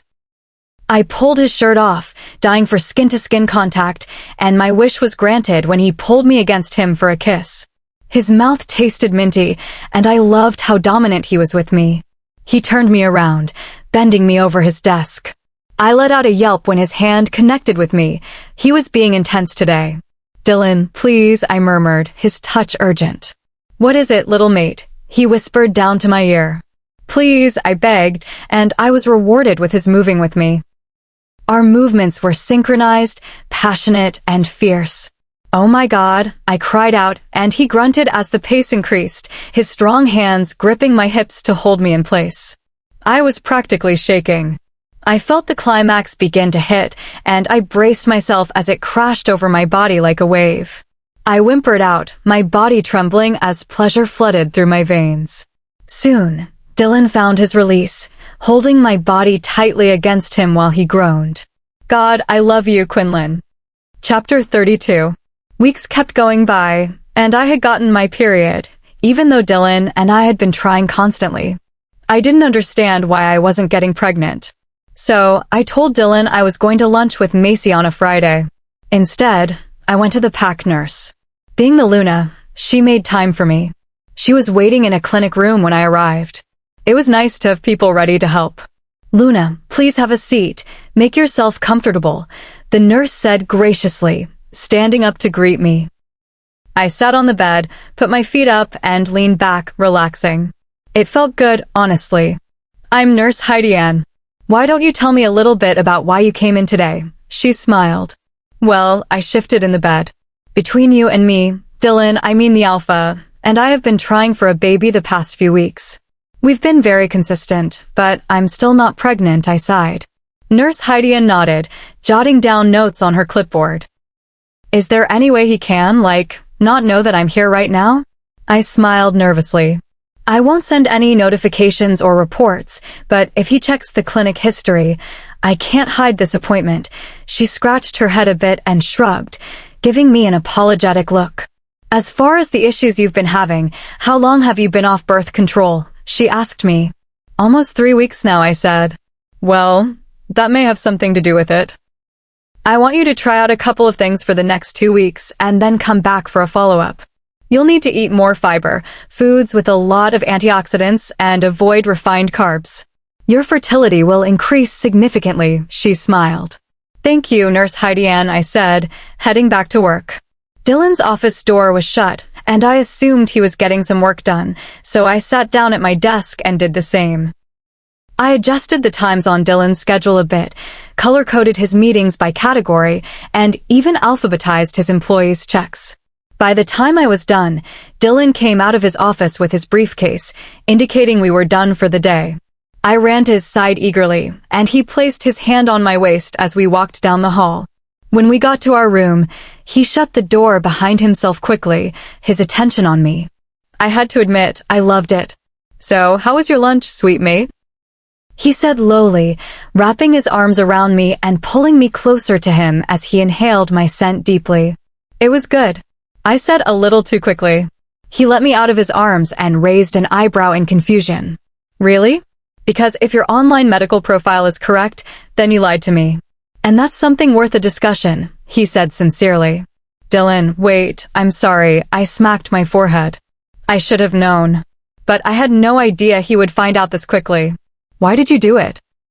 What's so secretive you didn't even have Heidi and write up a report? He asked. I just wanted to know why I wasn't getting pregnant. I said defensively, shrugging and crossing my arms. Really? His expression softened a bit. Yeah, she gave me a whole new fertility diet and said it might be because I only stopped taking the pill 3 weeks ago, I said. Why didn't you just tell me that? He asked me. I shrugged a bit. I thought about it, and I didn't really have a good reason not to tell him, but sometimes emotions get in the way. I guess maybe I was assuming the worst, and I didn't want you to be there if it was ultimately to find out I can't have children, I said honestly. Dylon thought over my words for a moment before giving me an understanding look. Even if you couldn't, I would still love you the same, Quinlan. He smiled and gave me a warm hug. He smelled so good, and he made me feel safe. Well, let's just hope the diet works, I said nervously. Dylon gave me a reassuring look, and it didn't feel so hopeless after all. Besides, there were all sorts of things the pack could do for us if it didn't work. They were very medically advanced. Well, I still think we should keep trying. Dylon smirked at me. I giggled and nodded in agreement, leaning over to kiss him. So, you're on the baby train? Dylon asked me, his lip curled into a slight smile. Choo-choo, I giggled, his strong arms wrapping around me to pull me closer against his chest. Good. You'll be such an amazing mother, Quinlan. I can't wait until I see you with a little bump, knowing I'm the one who's responsible for it, he said, placing his hand on my belly and rubbing gently. I love babies, I smiled, thinking about how our children would be. I couldn't wait to be a mother, and I knew I wanted to do it with Dylon right by my side. Chapter 33. It was a Sunday morning when I woke up, Dylon's hands holding my waist as he slept. I yawned and turned to face him, putting one hand on his chest and my other arm around his neck. "Good morning, birthday boy." I smirked and gave him a gentle kiss while he instinctively pulled me closer against him. Good morning," he grumbled, his hands reaching down to squeeze me. "What do you want to do for your birthday?" I purred, spreading my leg over to rest on his body. He rested his hand on my thigh, and even the slightest touch from him could affect me. "Well, I want you, little mate," he murmured, moving his hand farther up to my hip, pulling me closer to him to whisper in my ear. One time for every year I've been alive, his breath was warm against my ear. But then I thought about it. "Dylon, as of today, you've been alive for 321 years. We can't do it that many times in a day." I pushed him playfully, and he chuckled. "Sure we could. What time is it?" he asked. I glanced over to the alarm clock. 9:02, I said hesitantly. 321 divided by the 15 hours that we have left in the day is about 21. "I bet you could do 21 times an hour if you really tried, Quinlan," he joked. I liked it when he showed off how smart he was. "No, but I'm actually going to wait until tonight after I've had a big birthday dinner and a couple of drinks to get my birthday present from you," he smirked. I raised an eyebrow. "You don't want to mess around right now?" I asked softly, my eyes looking up at his. "If I wait until tonight, we'll both have been deprived of each other all day, and it will make it 100 times better if you're thinking about me all day, but unable to do anything about it," he said. "Fine, but I know you're just doing this, so I'll be extra eager tonight." I rolled my eyes. I hopped out of bed. Dylon tried not to look at me, but I knew what he was focused on. "We'll have breakfast with Patsy in an hour, so start getting ready, my love," he said calmly. I walked to the closet, noticing his gaze following me. It always seemed to catch his eye. I let down my blonde hair in its natural waves so I could spend a little bit of extra time on my makeup. I made my eyelashes look great and even did some eyeshadow for once. I topped it off with a shimmery lip gloss and hoped my lips would draw Dylon in at least so much as to kiss me. Finally, I put on a floor-length flowy dress. By the time I was done, I actually had 10 minutes to spare. Dylon came out of the bathroom in a sweatshirt and black joggers. "Are you serious? Why didn't you tell me you were going like that?" I asked, gesturing to his laid-back outfit. "I thought you would already know." "I mean, it's just my grandma, Quinlan," he shrugged and gave a clueless smile. But I had to admit, he looked good. I wanted to steal the sweatshirt for myself and cuddle with him. I bet it was soft and warm, smelling like him. "Don't feel the need to change, though." "You look gorgeous," he said, eyeing me from head to toe with a smirk on his face. "Just 11 more hours," he muttered under his breath, and I felt myself get nervous and giddy inside. We met Patsy downstairs at the cafe on the 3rd floor, and even she told Dylon the sweatshirt wasn't appropriate public attire. Patsy had a special room on the 3rd floor with nurses who could help her out with anything she needed. It was right next to the college cafe. I loved that he cared about his grandmother that much. She was the only thing he had when his parents died, and I knew he loved her to pieces. Dylon and I sat on one end of the booth, and Patsy sat across from us, smiling while looking at Dylon, who was smiling while looking at me. But I was smiling as I looked at the menu. "So, your mark is healing nicely, Quinlan." "It's only a bit bruised and scarred now," Patsy said gleefully. "Oh yeah. It's definitely gonna be there forever," I chuckled, and Dylon turned my chin so I was facing him, and he ran his thumb over it. It sent shivers throughout my body. It was just a mark that would be there forever. But it didn't hurt all that bad anymore, which was something. Dylon moved his hand from my neck and set it on my thigh, rubbing it lightly against my dress. He was such a tease, making me want him and then making me wait. "Well, I got you a little something for your birthday, sweetie," Patsy said, pulling out a small, nicely wrapped box. Dylon smiled and gently opened the wrapping paper, hardly tearing any. Inside the box was a rusty compass. Dylon took it out and examined it, and Patsy watched hopefully. "It was your father's. And your grandfather's before that, and so on. Our ancestors used it to find territory for the pack. I've been waiting to give it to you. I want you to give it to your son one day," she said, a tear forming in her eye. "Wow, thank you so much, Grandma." "I love it," he said, standing up to give her a warm hug before slipping it in the pocket of his joggers. Speaking of which, when are you gonna have those little pups? I'm not getting any younger, and neither are you too, she smiled. My heart dropped. I still wasn't pregnant. And I really didn't want to have this conversation with someone who was pushing so hard for us to have kids immediately. I looked to Dylon and let him know he could answer. Then I waited. Chapter 34. Well, we actually just recently started trying, Grandma, he said, rubbing my thigh under the table. I felt nervous. I hated talking about it because I felt like, until I was pregnant, I wasn't fulfilling my role. Oh, good, Patsy exclaimed. How long ago? She asked, her smile returning. I don't know, maybe a couple of weeks. Who counts? Dylon shrugged. Interesting. Because I recall seeing Quinlan at the clinic a couple of weeks ago. I didn't think you noticed me, but I saw that you took a little white pill, Patsy said. Dylon raised an eyebrow and turned to me. Yeah, my pain medication for my cramps, I said, not really understanding what her deal was. I've never seen any cramp medication that looked like that. And I was a nurse at the clinic for centuries, she shrugged. I grabbed my bag from beside me and dug out the medication. The bottle label clearly read cramp comfort and relief. But open it up, Patsy said.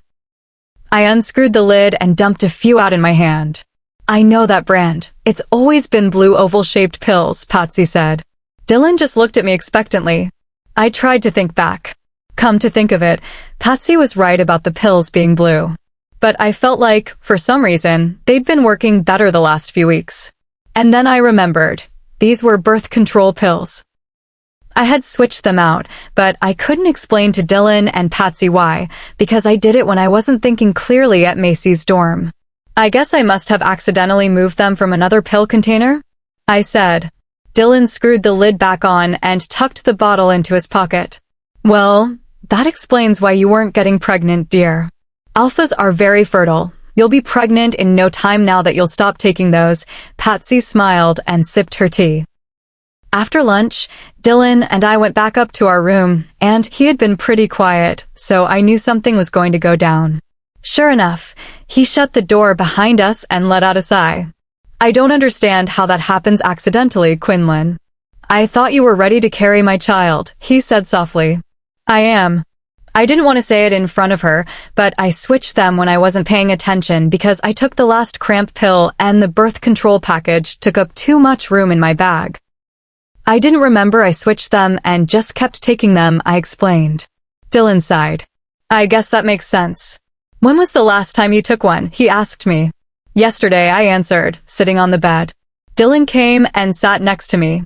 He pulled the pills out of his pocket and extended his arm to hand them to me. I can't in good conscience take these away from you. Just in case you really do secretly want them, keep them. It was wrong of me to try to control what happened to your body, he said. It means a lot to hear you say that, actually. I smiled slightly and took the bottle.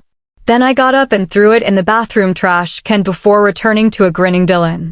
We cuddled and watched television for an hour or so.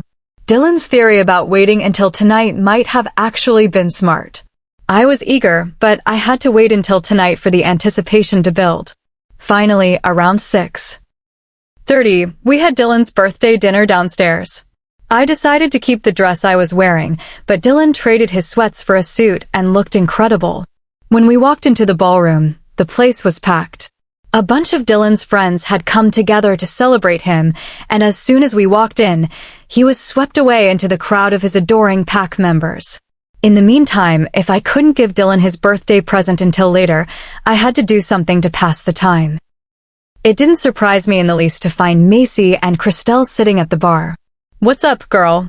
Christelle said excitedly when she saw me. I took a seat on the stool next to Macy and called the bartender over. Can I get a screwdriver? I asked, and he nodded quickly when he realized who I was. That kind of night? Macy chuckled when he handed me the drink. Might as well have a good time if I'm here, right? I said. To Dylon. Macy held up her martini. Christelle used her beer, and I used my screwdriver to toast, and taking the first sip afterwards was a dream. The ratio of vodka to orange juice was perfect, and it tasted really sweet. Where even is Dylon? Christelle asked. He disappeared into the crowd like 3 seconds after we got in here. I have no idea, I said. He didn't want to stick with you? Macy raised an eyebrow and scoffed. Things are different now that our mating process is at a standstill. He already marked me. He doesn't really have a reason to be overly protective of me with his own pack, I said. Maybe once I got pregnant, that would change. Perhaps he would go back to keeping his arm around my waist constantly in public. But for now, this drink was making me feel great, so I ordered another one. All I knew was that tonight with Dylon might be the night. I don't know. I had a good feeling, I guess. Chapter 35. 3 screwdrivers later, Macy and I had traded shoes because we had the same size. Christelle had gone home early, and Dylon was still nowhere to be found. It was 10:30, and I was starting to get nervous that we wouldn't have time. Then I got a whiff of his scent, and I couldn't help but ignore the thoughts that Macy had just wanted my shoes because they were a lot more expensive than hers. I glanced over and saw him holding a glass of whiskey. He stood tall, laughing at something one of his friends had said. His blue eyes sparkled, and his smile was bright. But best of all, his presence in that suit made me weak. I didn't want to go up and interrupt him. Then I remembered I could use the mind link. So I fixed my hair and sat back down. You're not the birthday boy for much longer. His eyes glanced around until they landed on me, his lips curling at the sight. Better get your present. I winked, and his mouth opened a bit in surprise. He said something to the people surrounding him and began shaking their hands goodbye. Then he made his way over to me and wrapped his arm around my waist, kissing my forehead. Bye, Macy, I said, looking over to see Macy chatting with the bartender. Yeah, bye, she said. I chuckled and got up, Dylon guiding me to the hall. When we got into the elevator, Dylon pressed the button with his free hand while the one on my waist pulled me closer. I knew my tolerance to alcohol was building up a bit, but I was definitely still feeling a buzz. Maybe a little more, but hey, it was a party. When we got back to our room, Dylon immediately walked me backwards until I was against the wall, causing me to gasp in surprise. One hand held my arms above my head while the other traced down my side, sending shivers through me. You like that, little mate? He murmured, and my reaction gave him the answer he needed. Hold on, babe, he said, letting go of my wrists. He walked over to his nightstand and pulled his shirt over his head on the way, revealing the upper half of his perfect body. He walked back to me slowly, an intense look on his face. I stood there, mesmerized. I'll take control when I decide to, Quinlan, he said, grabbing my waist and facing me back towards him. I nodded in obedience and bit my lip, causing him to smirk a bit. Take off your dress, he said lowly. I pulled the long flowing dress over my head and stepped out of my heels. That's better. He turned me back around swiftly. Then he scooped me into his arms and brought me over to the bed, setting me down on the soft comforter. He let out a deep breath, not breaking eye contact with me. He leaned closer, his touch igniting sparks along my skin. Relax, sweetheart. I've got you, he murmured. The intensity in the room skyrocketed. He moved with a deliberate slowness that drove me crazy. Finally, he moved to join me completely. He held my hands, taking full control of the moment. We moved together, the connection between us fierce and undeniable. Oh, I whimpered as the rhythm took over. Everything else faded away except for him. The night blurred into a haze of passion and emotion. Afterwards, we lay there, catching our breath. I curled up next to Dylon, enjoying the warmth radiating from him. How was your birthday? I asked him. Best one yet. Chapter 36. A week went by before one day, I woke up cuddled against Dylon's warm chest. He was already awake, staring at me with the slightest smile, a gleam in his eye today. What? I asked, chuckling as he continued to stare at me. He pulled me closer and put his hand on my belly. You're pregnant, little mate, he grinned. I couldn't help the gasp that came from my mouth. Really? Are you sure? I asked, perking my head up while he stayed relaxed against his pillow. I'm positive, my love, he said, wrapping his arms around me and embracing me against his body. Finally, I could relax. It was a relief not to have to worry that I couldn't get pregnant anymore, but I did enjoy all of the times Dylon and I tried. Dylon leaned my chin up so I was looking at him and pressed his lips gently against mine. I love you so much, Dylon, I said, before putting my lips back to his and deepening our kiss until he broke it. I love you too. I booked a vacation for us, a beach house on the coast of the Isle of Nupa. Start packing, the jet's ready whenever we are, he said. I couldn't help my grin or the squeal that came out of me. I went to the closet and started loading it with everything I needed. As soon as I had packed a few swimsuits and all my essentials, I put on a short, light pink dress that hugged my figure. I figured I'd better make the most out of still having this body before I get the bump. Dylon led me up the jet ramp, and we sat down on the couch, taking off shortly after. How long is the flight? I asked. This one's about 3 hours. But we always seem to find a way to pass the time, don't we? He smirked. I giggled and climbed on top of his lap, putting my legs on either side of his. Dylon's strong hands moved to squeeze my waist, and he leaned up to kiss my neck, causing me to release a sharp breath. I clung to him and inhaled his scent. He smelled so good. It felt different. Maybe it was something to do with my hormones now that I was pregnant, but I felt so much more connected to Dylon. Do you like any names? Or is it too soon? I chuckled, running my fingers along his jawline. I don't know. I've never really thought about it. We should wait until we know the gender, he said, rubbing my back. I nodded and lay my head on his shoulder, resting my eyes while he held me. I was surprised to find out I had fallen asleep when the plane landed, and I woke up lying down on the couch, my head in Dylon's lap. Tired, little wolf? Dylon chuckled as my eyes fluttered open.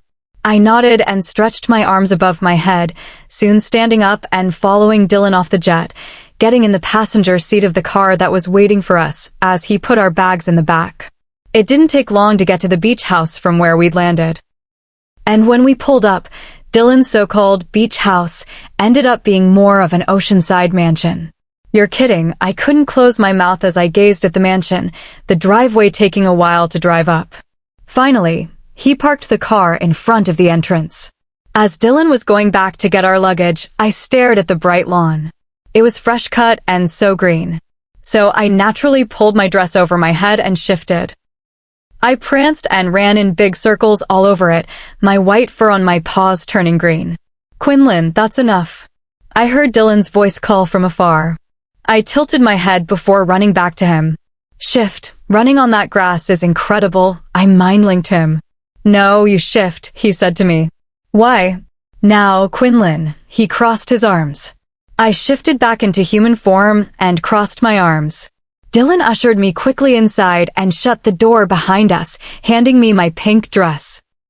First of all, you seem to be forgetting that when I tell you to do something, you're expected to do it without question, he said.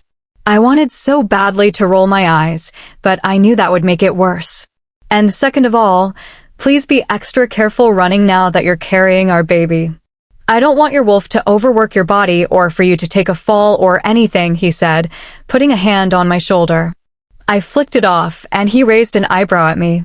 I put the pink dress back on. Do you think being pregnant changes your punishments? He asked me, stepping closer until I was backed up against a wall, his body trapping me. Baby or not, you still need to listen, he murmured into my ear. I didn't know you didn't want me to run, I pouted. His expression softened.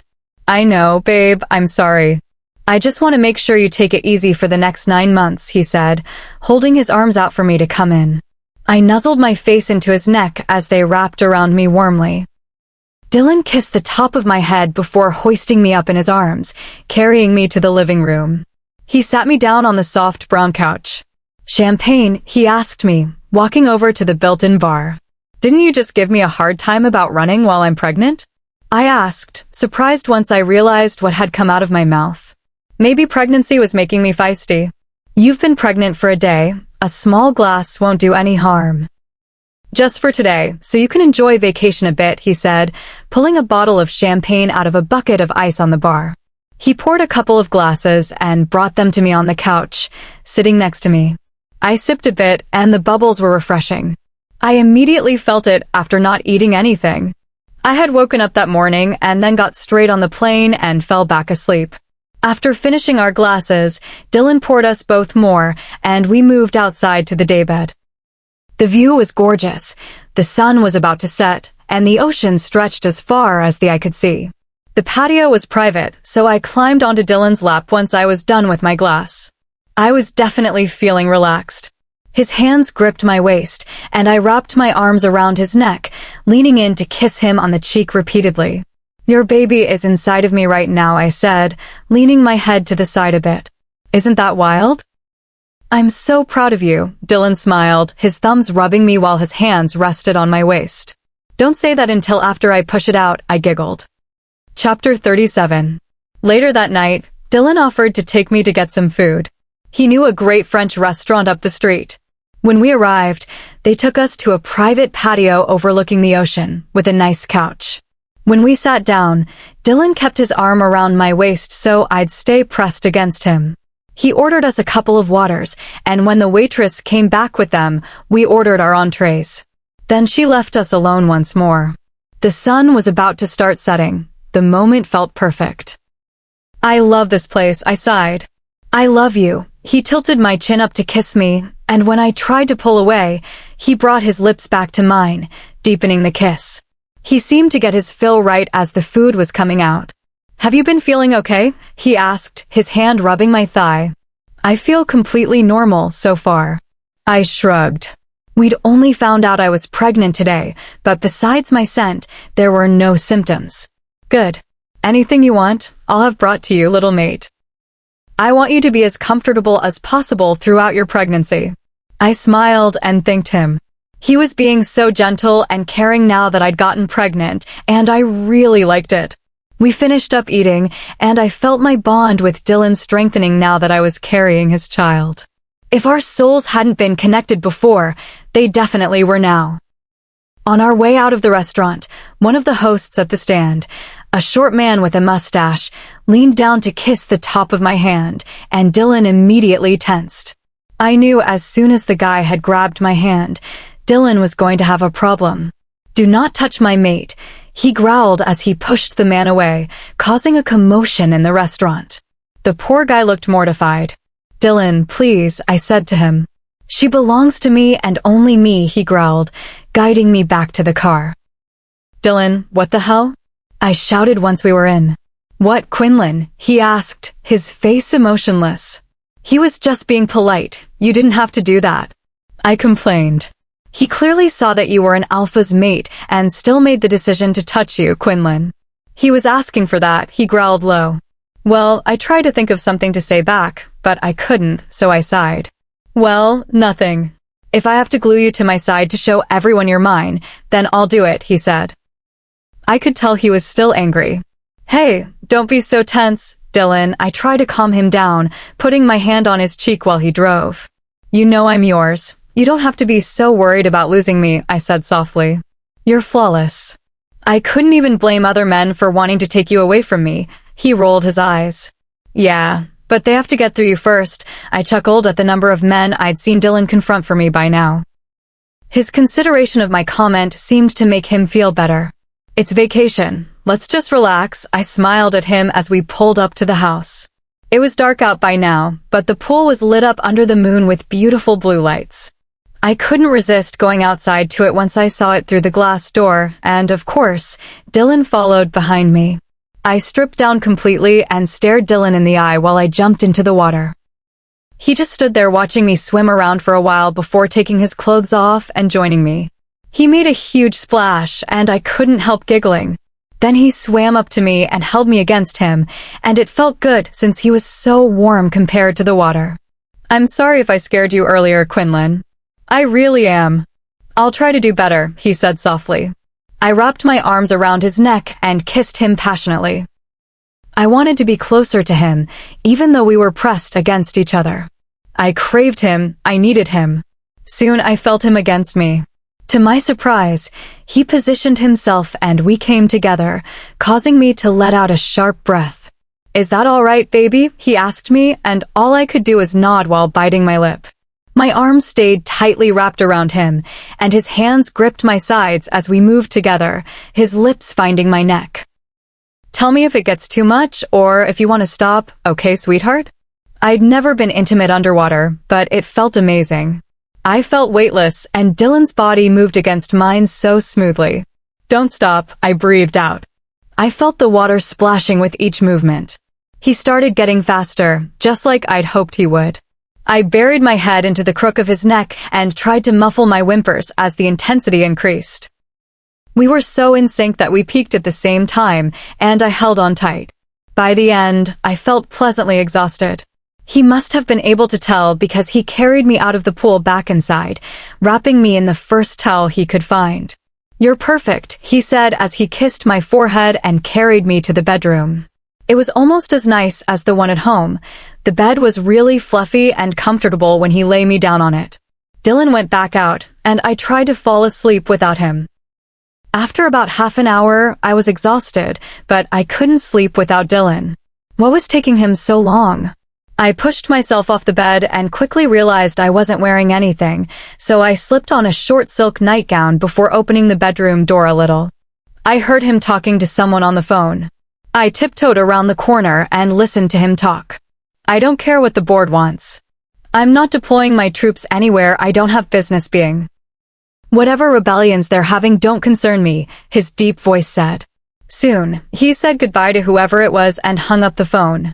I turned and started tiptoeing back to the bedroom, but his voice cut me off. "Eavesdropping, now are we?" He appeared next to me and made me gasp. I guess it was kind of stupid to think a werewolf's ears wouldn't hear me. "I couldn't sleep without you," I smiled innocently. He seemed to take a liking to my nightie because his hands were feeling my body through the fabric. "Who is that?" I asked him. "Doesn't matter," he shrugged it off, too invested in my body to give sympathy to my cause. "Dylon, I want to know." I ran a hand through his soft hair, pushing it back. "Really, sweetheart, don't worry yourself over it. The Board of Pax just wants to borrow some of my men for an issue that has nothing to do with us," he grumbled. "What issue?" I asked. He actually paused, feeling me up to look at me, and when his eyes met mine, he sighed. "You need to get some rest, little mate. Or do you need me to tire you out again?" He smirked. I rolled my eyes. "God, you can't ever take me seriously, can you?" I felt myself say before I had a chance even to attempt holding it back. "Whoa. Back up, babe." He looked confused. "Dylon, why did everyone make such a big deal out of Aluna's responsibility if I don't get to be involved in pack decisions?" I said. "Being Aluna is being the mother of the pack, Quinlan. I've been making my own decisions since forever. I know what I'm doing, and I'm sorry, but I don't want help," he said. "I never said I wanted to help you make any decisions. I just want to know what decisions you're making," I sighed. "I don't want you stressing about things I'm going to solve," he stated. "Dylon, I'm not some delicate flower. I'm actually very capable, not that you would know." I rolled my eyes. "What do you even mean?" he asked. "I mean the only thing you ever seem interested in is being intimate." "Don't get me wrong, I love it," I said, and he curled his lip. "But I'm good for more than just pleasing you, you know. And you don't have to freak out that I'm going to break," I scoffed. He sighed. "I'm sorry, Quinlan. I looked for you for 300 years, and now I can't live without you. My wolf won't allow me to not be protective of you. As for your capabilities, I know you're incredibly smart. You're kind and funny, and you make everyone smile, and I'm sorry if you didn't know I thought that," he said. I couldn't help but smile a bit. He always knew what to say to make me feel better. I leaned forward and let out a long sigh while resting my forehead against his chest. "Let's go to bed," he said. I nodded and fell asleep soon after that. Chapter 38. About a week later, Dylon and I flew home. It sucked having to leave that gorgeous place, but I did miss my own bed. I especially missed my bathroom now that I was throwing up every morning. One morning, I woke up at 7 o'clock with the urge to get sick. Without hesitation, Dylon was up, holding my hand and hurrying me to the bathroom. I hunched over the toilet as a strong hand softly rubbed my back. I knew this was true love.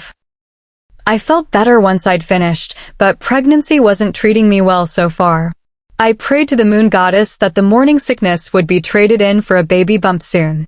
After Dylon and I got back from vacation, we told Patsy the news, and she was, expectedly, thrilled. Everything was coming together. One night, about a month into my pregnancy, I got out of the shower. Dylon knocked on the door firmly, and I jumped a bit before telling him to come in, covering myself up with my towel. Steam is literally coming from under the door. Why did you shower with such hot water? He asked concernedly. I don't know, it felt kind of cold in here when I first came in, I shrugged. I don't want you overheating, little mate. I'm more than happy to come in here and supervise your showers if needed. He snaked his hand around my waist teasingly. I kept my towel wrapped around me tightly as he pulled me in, placing a gentle kiss on my forehead. His arms held me comfortably against him, and my body instantly relaxed. What did we say about being overprotective? I reminded him. How am I supposed to sit back and let you do whatever you want when you're growing our child in there? He asked, rubbing my belly. I know being protective is in your nature, babe, but you don't need to be a nervous wreck. In fact, it kinda stresses me out, I sighed, and Dylon raised an eyebrow. I just want to have a relaxed, easygoing pregnancy. I think that would be best for everyone, don't you? I asked him. My eyes dared him to disagree. Whatever you want, sweet mate, he nodded. I was surprised I got him to see my side for once. I did enjoy that he kept saying whatever you want to me. Over the past month, he'd been very attentive, making sure I was comfortable wherever we went. It was around the 3-month mark that we started to really notice my bump. Dylon loved it. It would all be worth it, and the morning sickness was getting a lot better in the second trimester. I lost track of time as I got used to my daily routine. One September morning, I woke up completely unaware of the date. But when I leaned over to check my phone, I noticed it was the 4th, my birthday. I didn't think Dylon knew it was my birthday. I couldn't remember if I'd told him or not. It didn't matter right now since he was still asleep, snoring softly. I got up from bed and stretched on my way to the bathroom. When I looked in the mirror, it was clear that the pregnancy glow wasn't a myth. My skin was smooth and bright, and despite waking up in the middle of the night to change sleeping positions every hour, my eyes looked bright. I took my hair out of the bun I slept in and, after seeing the curls it had fallen into, decided to leave it be. Then I put on a little mascara and highlight and went over to the closet. After sorting through a bunch of hangers, I found my favorite lacy white dress. I felt great now that I was all made up. I had to look great for as long as possible on my birthday. I heard the covers ruffling and walked out of the closet to see Dylon stretching his arms over his head. He looked at me absent-mindedly when he saw me, then his eyes widened, and he seemed a little worried. Do we have somewhere to be? He asked, scratching his head. No, I just felt like getting ready, I smiled, climbing back into bed. How's my gorgeous girl this morning? He wrapped his arms around me and moved me to be the little spoon, his hand resting on my belly. Maybe he didn't know it was my birthday. He was being extra sweet. Then again, he probably would have wished me a happy birthday, so I decided to tell him just in case. I'm good, I said, snuggling my head into his chest. Did you know it's my birthday? I smiled to myself. He paused, rubbing my back, and tilted my chin up to meet his eyes. It is now, he said, a grin starting to form. You don't look a day over 25. He smiled at me. Dylon, I am 25 today, I chuckled. Exactly. You retain all the youth and innocence a girl your age should have. He kissed my forehead. He climbed out of bed and made his way to the closet. I'll take you to breakfast. Where do you want to go, sweetheart? I heard him ask. I want IHOP, I said sheepishly. I knew Dylon could afford to take me to some over-the-top place, but I really just wanted some good pancakes. Then I hope you will have, he smiled, coming out of the closet in sweats and a t-shirt. He took my hand and led me down to the garage, impressively packed with luxury cars. Then he seemed to wait for me to choose one. I walked to the red Ferrari. I'd been dying to take this one since Dylon first showed me the garage. A little flashy for IHOP?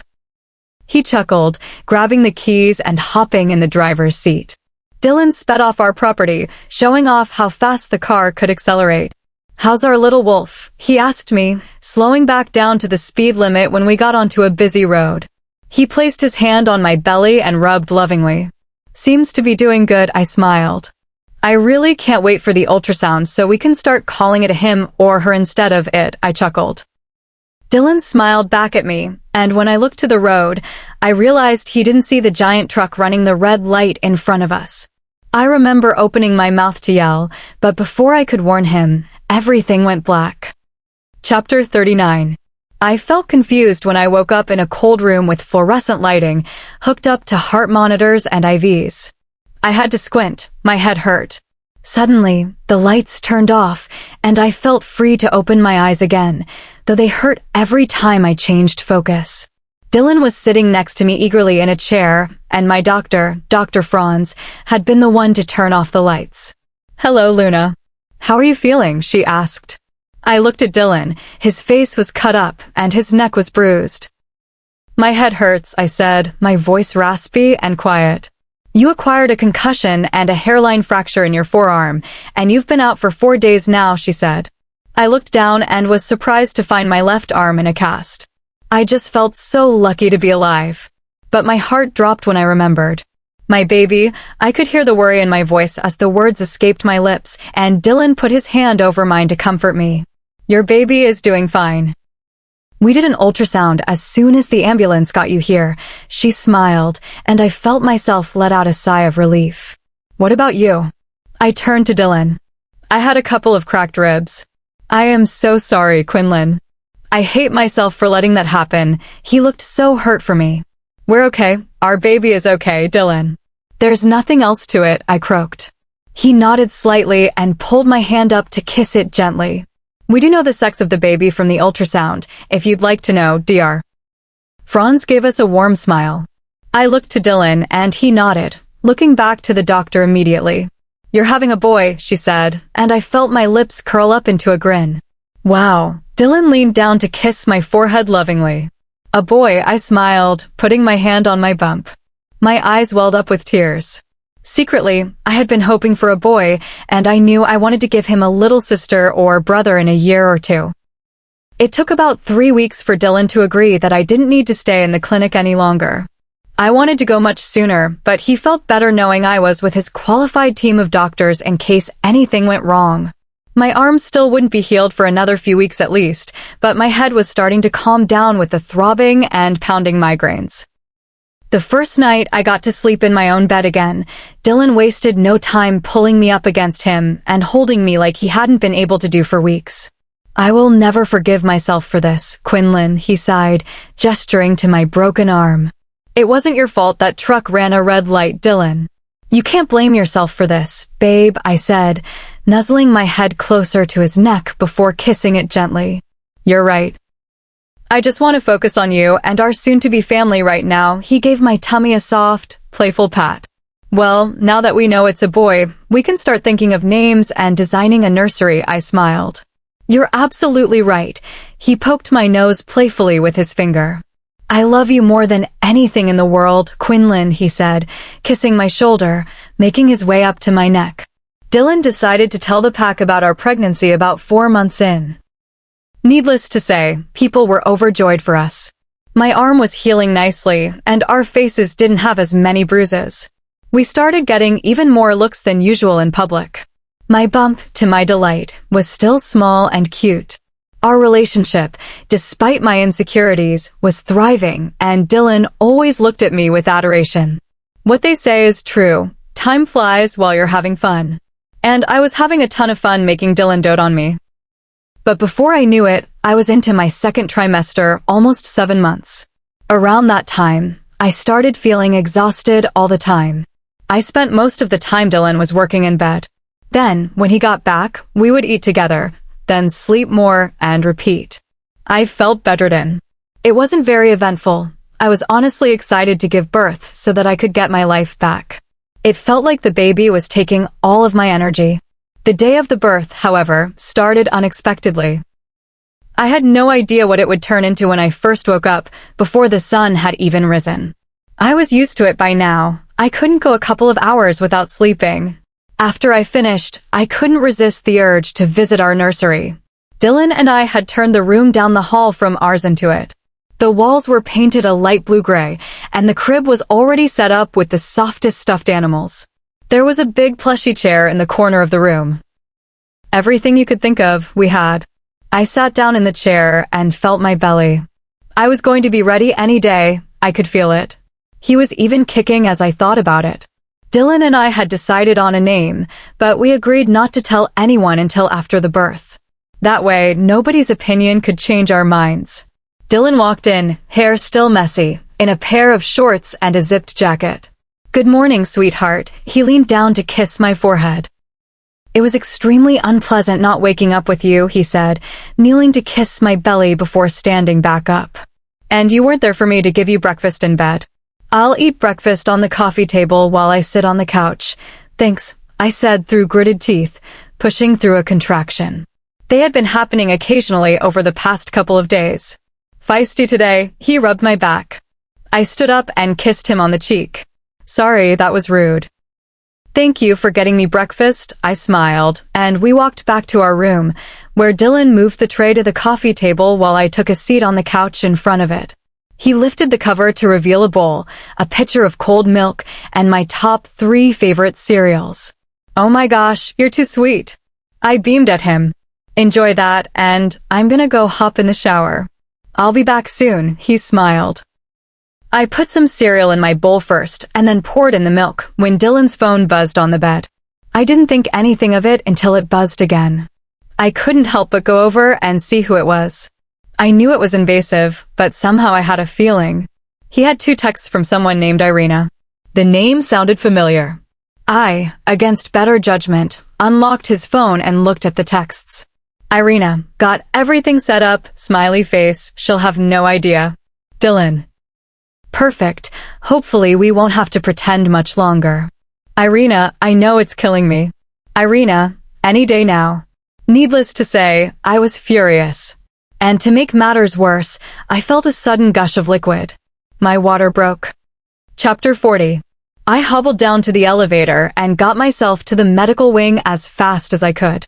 I was quickly put on a bed and wheeled into a private room with 2 nurses and my doctor, Dr. Franz.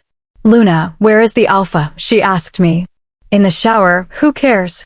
Listen to me, I shouted, the pain from another contraction hitting. She leaned closer, and I looked desperately into her eyes. Please don't let him in here, I begged.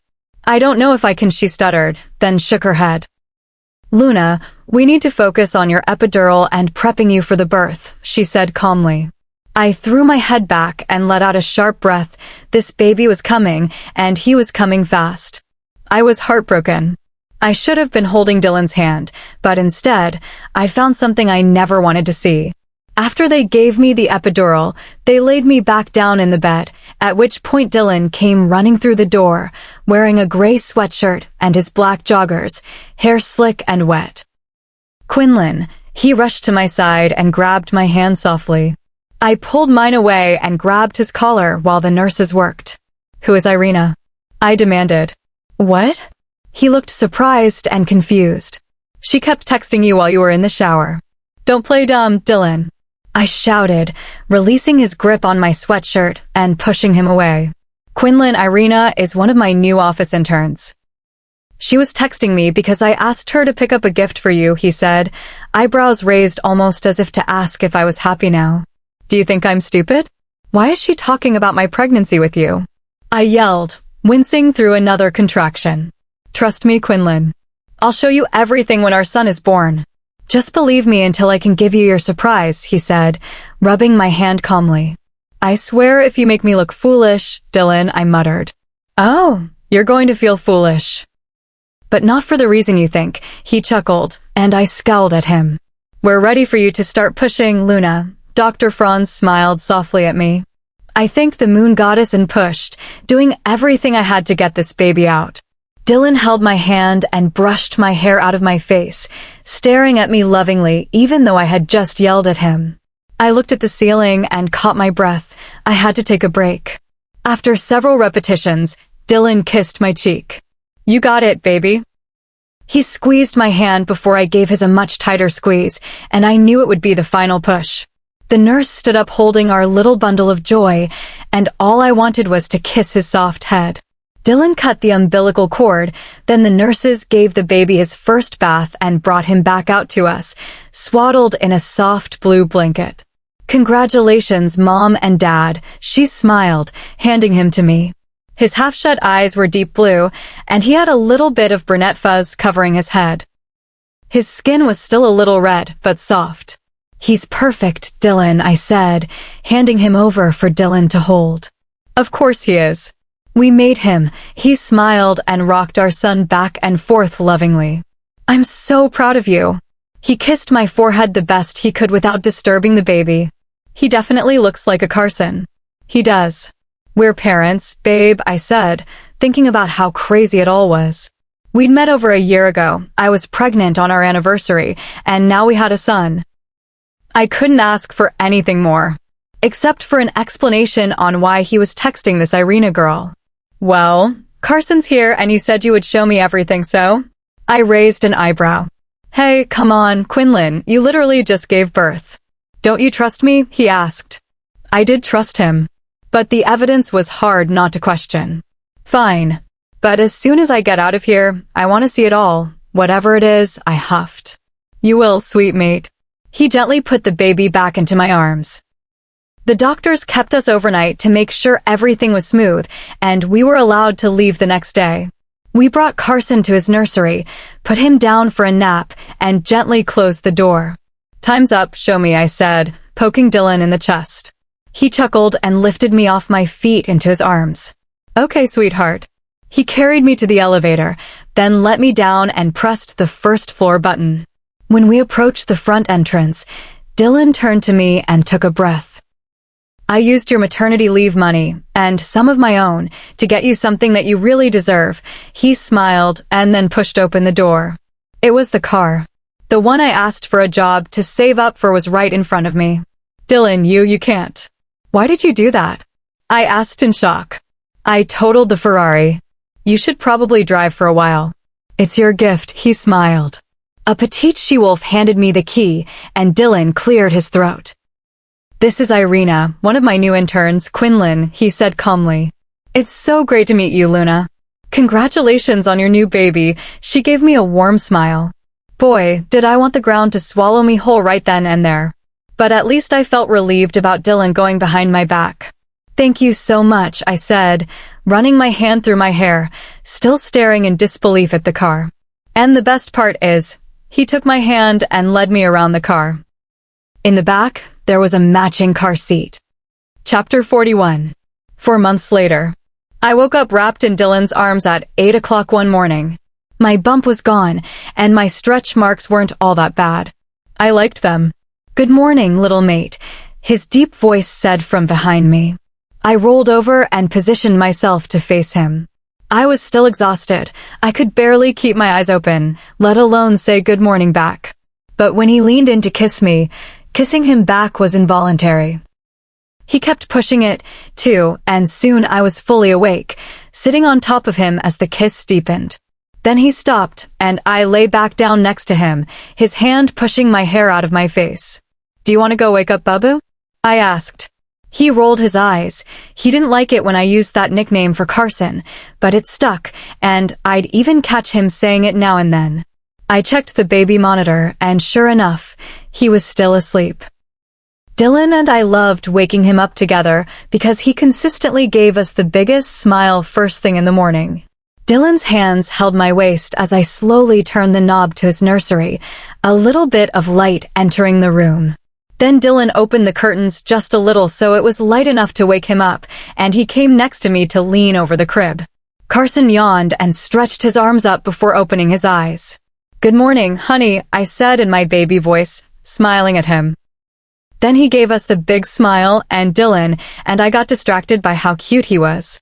Do you want to know what would make you very attractive right now? I turned his cheek to face me instead of the baby. What? He smirked, pulling me in a little closer. If you changed his diaper, I kissed his cheek, and we both laughed. Then Dylon scooped him up and brought him over to the changing table. I went back to the room to get dressed, and I was loving having my figure back. So, I chose a pink fluffy dress that was way over the top for an everyday outfit, but I didn't care. When I went to brush my teeth, Dylon came back in holding Carson, who had been changed from his pajamas into a soft red onesie. Daddy cleaned you up so good, didn't he? I cooed as Dylon handed him to me. You cleaned up pretty well too, he chuckled, looking at my dress. I'm a princess today, I shrugged, rocking the baby back and forth as Dylon grabbed a shirt out of the dresser. And every day, he smiled. Things were perfect. Dylon and I shared an unimaginable love for each other. Our baby boy was here and as perfect as could be, and our relationship was thriving. Plus, I had a hot new car that I was driving us around in. Carson was the apple of Dylon's eye. He loved him and was already picturing him as a strong future leader. Carson was a mama's boy, though. I could tell already, and I couldn't blame him because I was obsessed with him too. I brought him over to the bed and sat down with him in my lap. When Dylon finished changing, he came next to us and lay on his side, letting Carson hold his finger. "How does it feel to be a hot mom?" He chuckled and looked up at me. "Oh my gosh, stop it," I rolled my eyes, but we both knew I didn't want him to stop. "Caro's coming to get Carson at 9. He smiled, checking his watch for the time. 8:55. "Our meeting isn't until 10, I said, rubbing Carson's back as he babbled. "I know," he winked. He turned to Carson and tickled his feet, making him giggle. "Yes, we love you, but we also love our alone time, don't we?" he cooed. Caro, our nanny, came to pick him up soon after.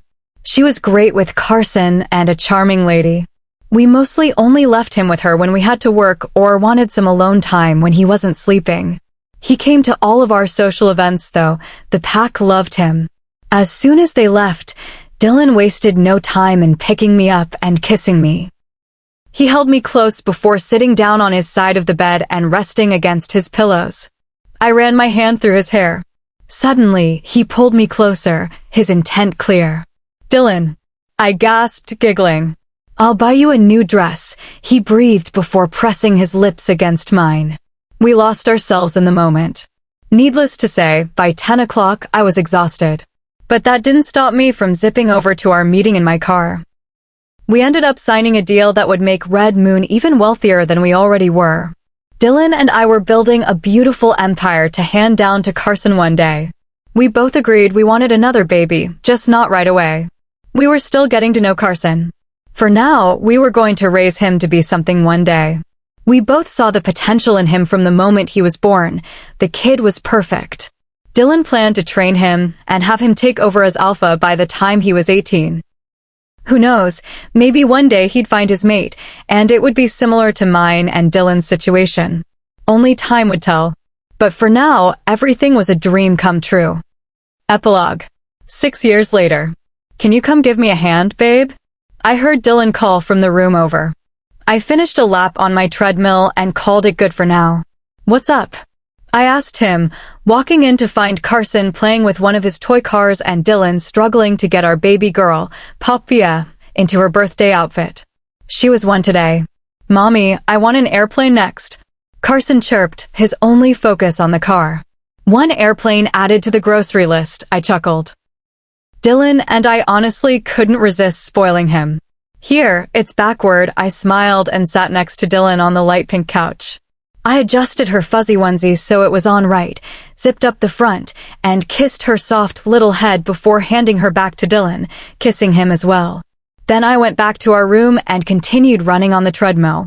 I wanted to stay fit, especially after having 2 babies. Soon Dylon came in, Carson holding onto his finger and Papia in his right arm, babbling as she saw me.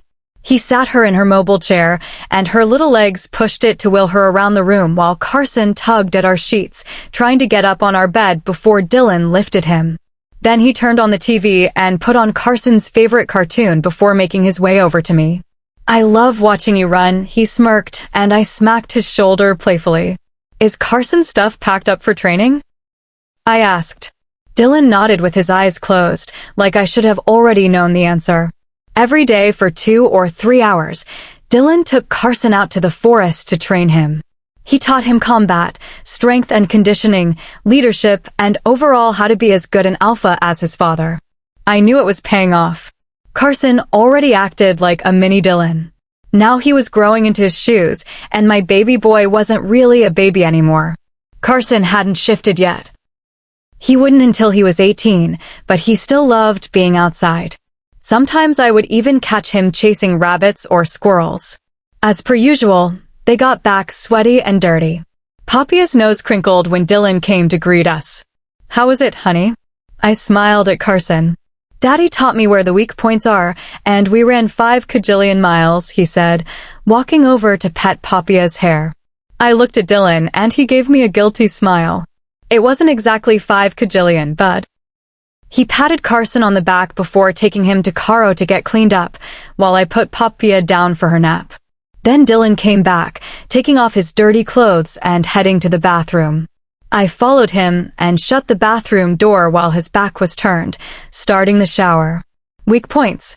I asked, prompting him to turn around. "Yes, little mate." "Vital areas that are important for defense," he said, grabbing a towel and hanging it on the shower handle. "I know what it is, Dylon," I rolled my eyes. "You know I don't want you teaching him that stuff until he's older. He's 6, babe." I crossed my arms. He closed his eyes and took a calm breath. "I just want to make sure that if, God forbid, something happens to us, he can look after himself and Papia." His expression was soft. "I know you want to prepare for the worst, because of what happened to your parents. But I promise you, we're going to be here for a long time. We're not going anywhere." I leaned up close to him and kissed his cheek, his arms wrapping around me tighter than usual. "He doesn't need to know lethal moves until he's 12, no compromise," I said. He chuckled, nodding slightly. "Deal." "I can wash you off," I said softly, and he couldn't resist touching my cheek. "Not with all those clothes on, you can't," he smirked. I giggled and pushed him towards the shower. I joined him a moment later, grateful for the quiet intimacy we shared. I thank the moon goddess every day for making me a soulmate. I was human when we met, and he was an alpha, but she saw something in me that no one else did. She knew I'd be able to handle it, and with that, she ensured me a lifetime of happiness. It had been a long journey to get where we were today, but every second was worth it. I wouldn't take back a thing. I didn't know what would happen next, but it didn't really seem to matter anymore. Because Dylon and I had a second generation.